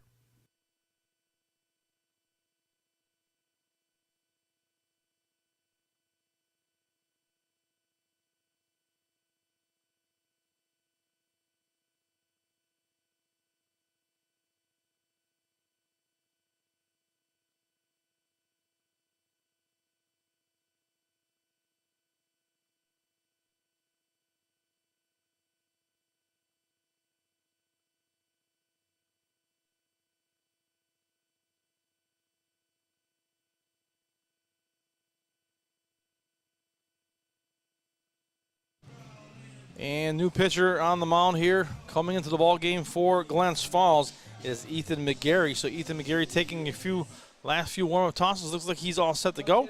And here we go with the new batter coming to the plate. And Joey Calabretti will be that batter for Mohawk Valley. So with one out, runners on first and second here for the Dogs. 3-1 lead.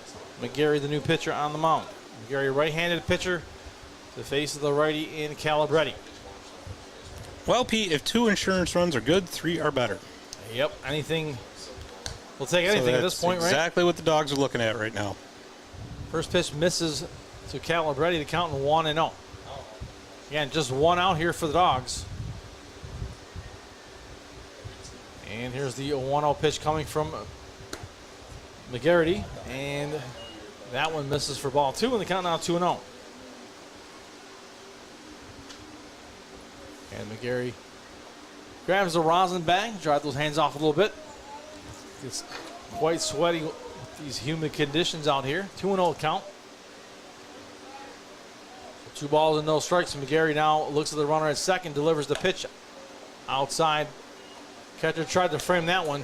Yeah, that's they're just having a horrendous problem throwing strikes right now. Not bite on that one. 3-0 count. So 3 balls and no strikes here to McGarity. Here's the 3-0. And that one hit hard and high to right. That's carrying. Left field. Goodbye. And it is gone. A home run. Goodbye. He takes it yard. Does Joey Calabretti. And Joey Calabretti with a 3-run shot. And the Dogs have just added mucho insurance runs to that one. Well, Calabretti has taken this one out of the park. Well, you know, Pete, we talked all game long and all night long about that hitter's win. We wanted to see something get up into the wind. Ironically enough, here we are in the bottom of the 6th inning with no wind, heavy air, and Joey Calabrese drives one out to right center field. And that ball, when that hit those bleachers, it looked like a pinball going around there. Sure did. He took that one deep and wasted no time getting that one out of the ballpark. So just like that, the Dogs have extended the lead to 6-1. And now J.P. Kuzik will come to the plate. So here's Kuzik with just one out still, and now a 6-1 lead. And that one called a strike outside corner. So bad way to introduce Ethan McGarity into the ball game. Welcome to Mohawk Valley, Ethan McGarity. Well, you know, we've talked several times, Pete, about how this is a game of breaks, right? And the Dogs were starting to get some breaks here later in this inning. You know, Glens Falls couldn't throw a strike. They put runners on base. And eventually that will catch up to you at some point, which is what we just saw just with Calabrese driving that one. And he tagged that, too, because I'm going to tell you something. That part of the park is deep. Sure is. Very deep. Probably one of the deepest parts of the park. It is. So 1 ball, 2 strikes now to the batter, J.P. Kuzik. And for Kuzik, he has grounded out, singled, and struck out here tonight. 1 out, nobody on. Here's the pitch in the dirt. 4 ball, 2 in the count now, 2-2 to Kuzik. Yeah, that didn't just clear the top of the fence. That was with an exclamation point on top of it. That landed about halfway up those bleachers. Yeah, he got everything on that one. And that one is hit again hard, this time to left field. And it is, can't see where it is. Yeah, it's along the left field line. It's coming in. He's going to go for 2. Here's the throw in, and no. Safe at second base. So he motoring. picks up a double.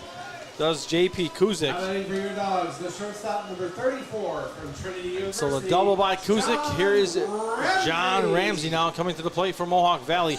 Dog looking to continue to pile it on here in the bottom half of the 6th inning. 6-1 lead, looking for more here is Mohawk Valley.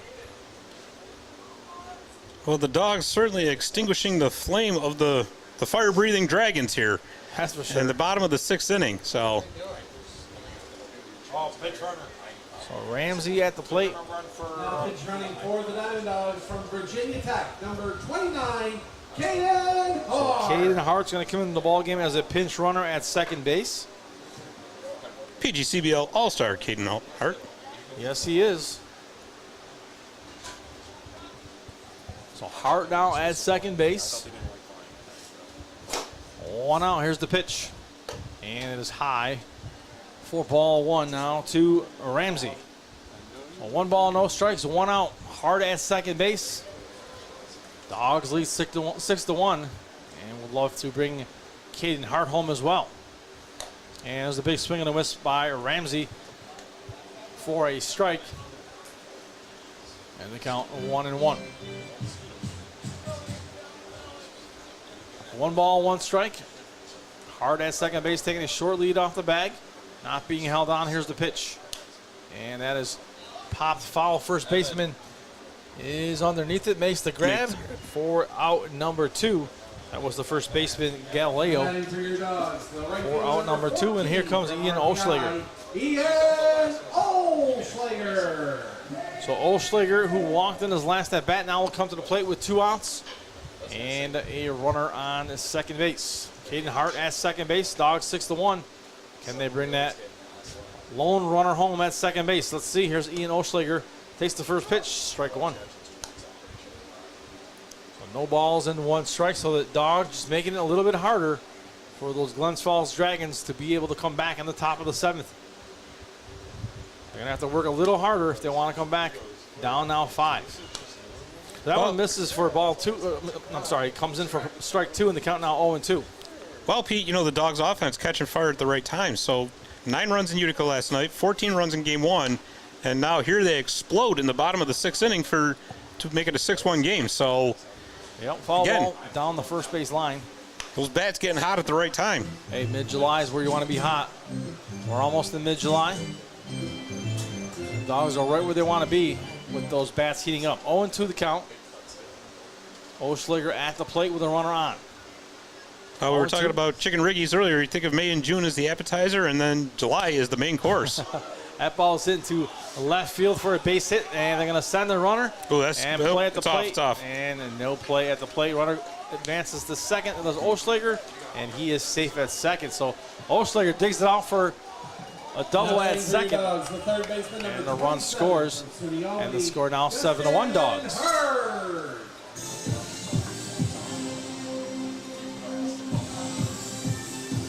Justin Hurd now the batter for the Dogs, looking to continue here with 2 outs. Hurd walked in his last at bat. He's going to step in here against Ethan McGarry, which it's been nothing but no fun for McGarry as he came in the ballgame here. No, certainly a rude introduction here. Yes. And that one misses for ball 1. And the count 1-0. So 1 ball, no strikes to Hurd here with 2 outs, bottom 6. Dogs have put up 4 runs already. Dogs really trying to lay it on him here and put Glens Falls backs to the wall. And that one gets away from the catcher, and the runner is going to advance to third. So runner on third now after the ball gets away from the catcher here with 2 balls and no strikes. So everything kind of falling apart here for the Dragons. Yeah, certainly a disaster of a bottom of the 6th inning. Yep. So 2-0 as McGarry slowly walks back to the mound. Not where he wants to be right now. 4 runs in this inning and a 2-0 count. And that one misses for ball 3. The strike zone is non-existent here for McGarry. He can't find it. No, it certainly isn't. 3-0 now to Hurd. And big swing and a miss. As he had the green light all the way there, that Hurd, and he took his big swing. And the count now 3-1. Yeah, why not when you got a 6-run lead at this point? Why not, right? So 3-1 count. Here comes the pitch to Hurd. And that one misses for ball 4.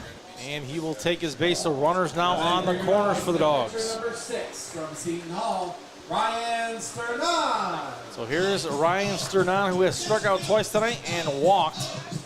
And he's got runners on the corners with 2 outs and a 7-1 lead here in the bottom half of the 6th inning. Remember, 7-inning game, folks. So 1 more opportunity, at least, for Glens Falls. And that is popped foul in the count 0-1.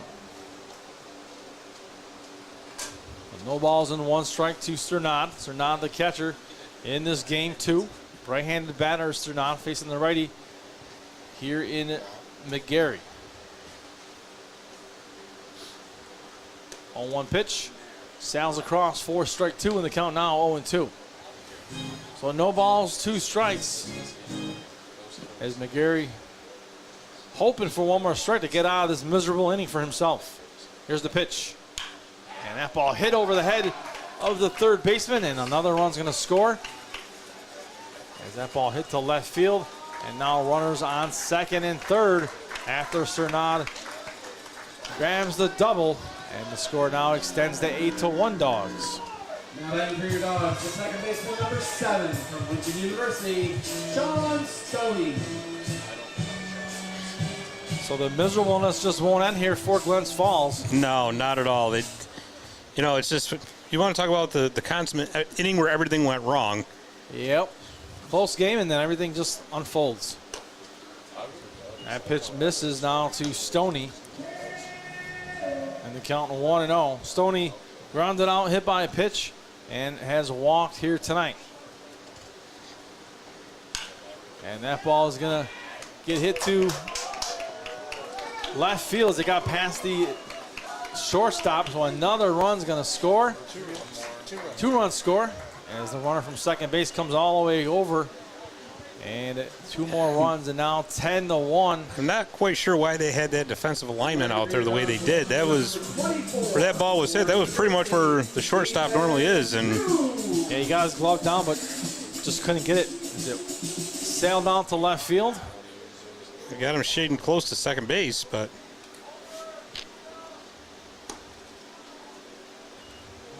so Ethan Hughes now the batter for the Dogs. Runner on first base, still 2 outs, 10-1 lead now for Mohawk Valley. And that one is popped up and foul on the count 0-2. So no balls and 2 strikes here to Ethan Hughes. And again, McGarry needs 1 strike to end the miserableness for him.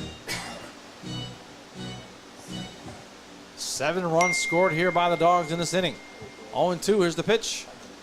And that one misses down low in the count of 1-2. So McGarry just trying to find a strike somewhere here. Yeah, what was that? Nothing has gone his way. It's that saying, just can't buy a break, can't catch a break, No. can't get a break, you know? 1-2 in the dirt. And the count now 2-2. McGarry snaps his glove at the ball. So 2 balls, 2 strikes, 2 outs. So again, deuce is wild. You hear the twos from the dugout. And here we go, 2-2. Here's the pitch. And the catcher tries to frame it and still doesn't work. 3-2. He's trying everything he can out there. They got to be saying, would you just give us a call? You know, please. Have some mercy here. Here's the 3-2. And that's fouled off. And he takes it off his shin, looks like. So Hughes is going to walk it off. Looks like he's all right. So we'll reset and do it again with Ethan Hughes at the plate, facing a 3-2 count with 2 outs. And a 10-1 lead here for the Dogs with the runner on first. Gary looks over at the runner, praying for a strike here. Here's the pitch. And it is popped foul. So McGarry's going to have to do it again. So Hughes continuing the battle, making McGarry work. McGarry has come into this ball game and probably wishes he didn't. With 7 runs in this inning, the Dogs have extended the lead to 10-1. Here's the pitch. And there is called strike 3 to end the inning. And McGarry finally can walk off, but does so with a 10-1 game, so that they are down 9 runs as they head to the top of the 7th. And as the Dogs try to shut them down here and win game 2. Back after this. If you are looking for some shopping and dining, head on over to Canal Place, where you will find quaint shops, galleries, restaurants, and inns situated in the old mill buildings and storefronts along the waterfront of Canal Place. They've become known as the happening place for the arts in the Mohawk Valley.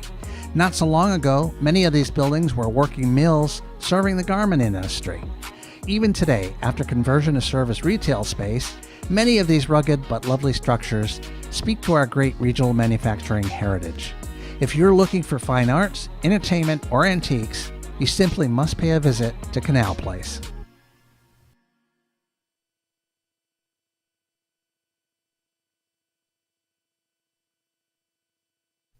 Hey fans, tell the world you are here at Veterans Memorial Park watching your Mohawk Valley DiamondDawgs. Share your experiences, connect with other fans, and gain behind-the-scenes access to your favorite team. For more information, visit mvdiamonddogs.com or like us on Facebook or follow us on Instagram and Twitter. All right, fans, top of the 7th inning. Dogs looking to shut it down here. They're already coming out in the field. So, you can walk down the fence line. Sorry, by the time they get done. Pitching or is number 31, Jackson Mueller. So Jackson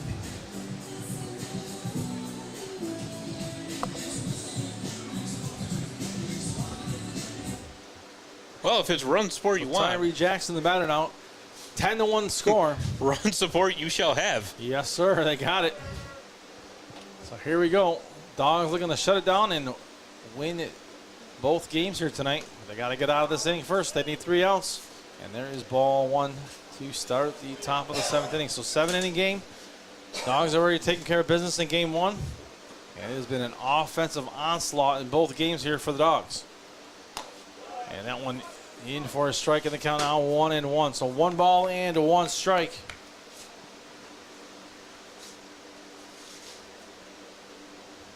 One count. Jake Beck looks in and winds and delivers. And that one misses for ball 2 in the count now, 2-1. So 2 balls and 1 strike.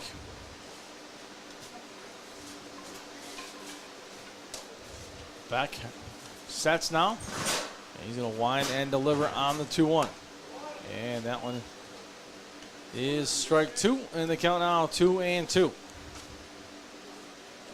Back working quickly as he sets right after the pitch. The ball comes back to him. He's ready to go. So you want to keep that momentum if you can, you know. 2-2. Here's the windup and the pitch now from Beck. And right down the center of the plate. Call strike 3, and that is out number 1. So down to 2 outs here for Glens Falls. Yeah, that was a no doubt about it, right down the pipe. So McLaughlin now the batter. McLaughlin, a right-handed batter with a 1 out, steps into the box, ready to face Beck. They need 9 runs to tie this thing up and continue this ball game here to Glens Falls. Mohawk Valley has other plans. And that one called a strike and the count 0-1. No balls and 1 strike. It's been a long day of baseball here tonight. Well, it sure has. We started especially at 5 for o'clock. the Dragons. No balls, 1 strike. Here's the pitch. And that one misses for ball 1 in the count 1-1. That bus ride back to Glens Falls, if this game ends the way it is going to be a long drive. Sure is, Pete. Sure is. 1-1. And that one misses outside. The count 2-1. So back. Yeah, I'm sorry. At this point, if you're back, you just fire the ball down the middle of the plate. Exactly. There's let your point. defense work for you. And yeah, no point in trying to paint the corners or anything like that. Just fire it down the middle of the plate. You got a 9-run lead. Here's the 2-1, and right there. So there is strike 2. Little catcher pulls that one in a little bit, and I think everyone's ready to kind of call it a night here. 2-2. If it's close, it's probably going to be a strike. 2 balls, 2 strikes. Beck lines and delivers. And that one is hit to center field. And that is out number 2. And down to their final outs. The Dawgs looking to put this thing away. As Jaden Ross roaming the outfield for the Dawgs out in center. Number 9, Michael Sweeney. So Michael Sweeney now. Last hopes here for the Dragons. A lot riding on his shoulders. He's got to continue this thing. And the rest of his team is going to step up to the plate and score 9 runs.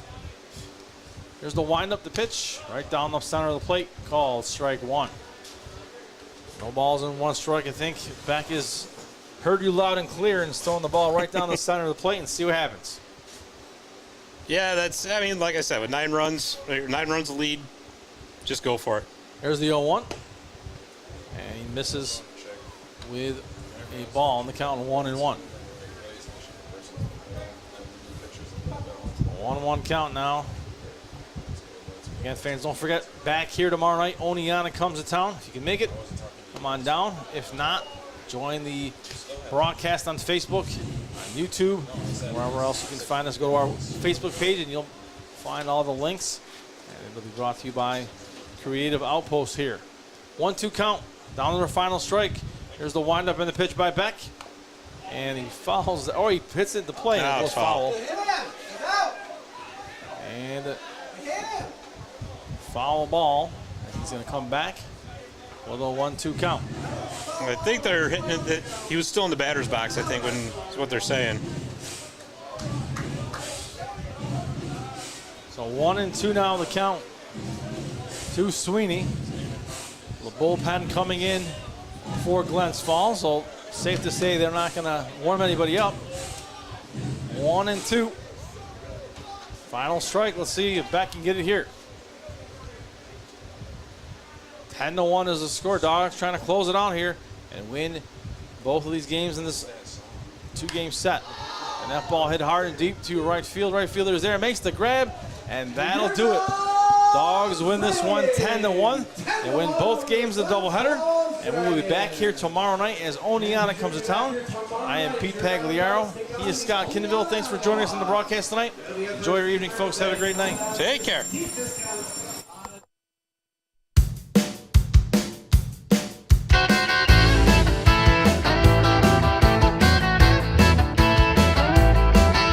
We're out on the field and we're ready to play. We're all suited up. We got a game today. We're gonna play fast and we're gonna play hard, gonna knock that ball right out of the yard. So don't just sit there like a bump on a log. Let me hear you holler now. Let's go, Dogs!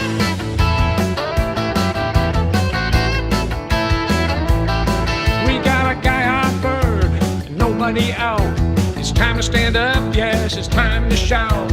We're playing some ball and we're having some fun. Come on, boys, let's score that run. So don't just sit there like a bump on a log. Let me hear you holler now. Let's go, Dogs!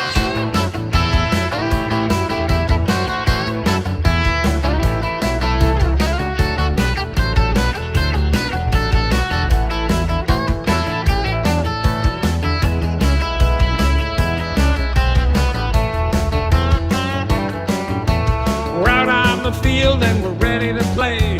We're all suited up, we got a game today. We're gonna play fast and we're gonna play hard. Gonna knock that ball right out of the yard. So don't just sit there like a bump on a log. Let me hear you holler now. Let's go, Dogs! Let's go, Dogs! Let's go, Dogs! Let's go, Dogs! Let's go, Dogs! Don't just sit there like a bump on a log. Let me hear you holler now. Let's go, Dogs!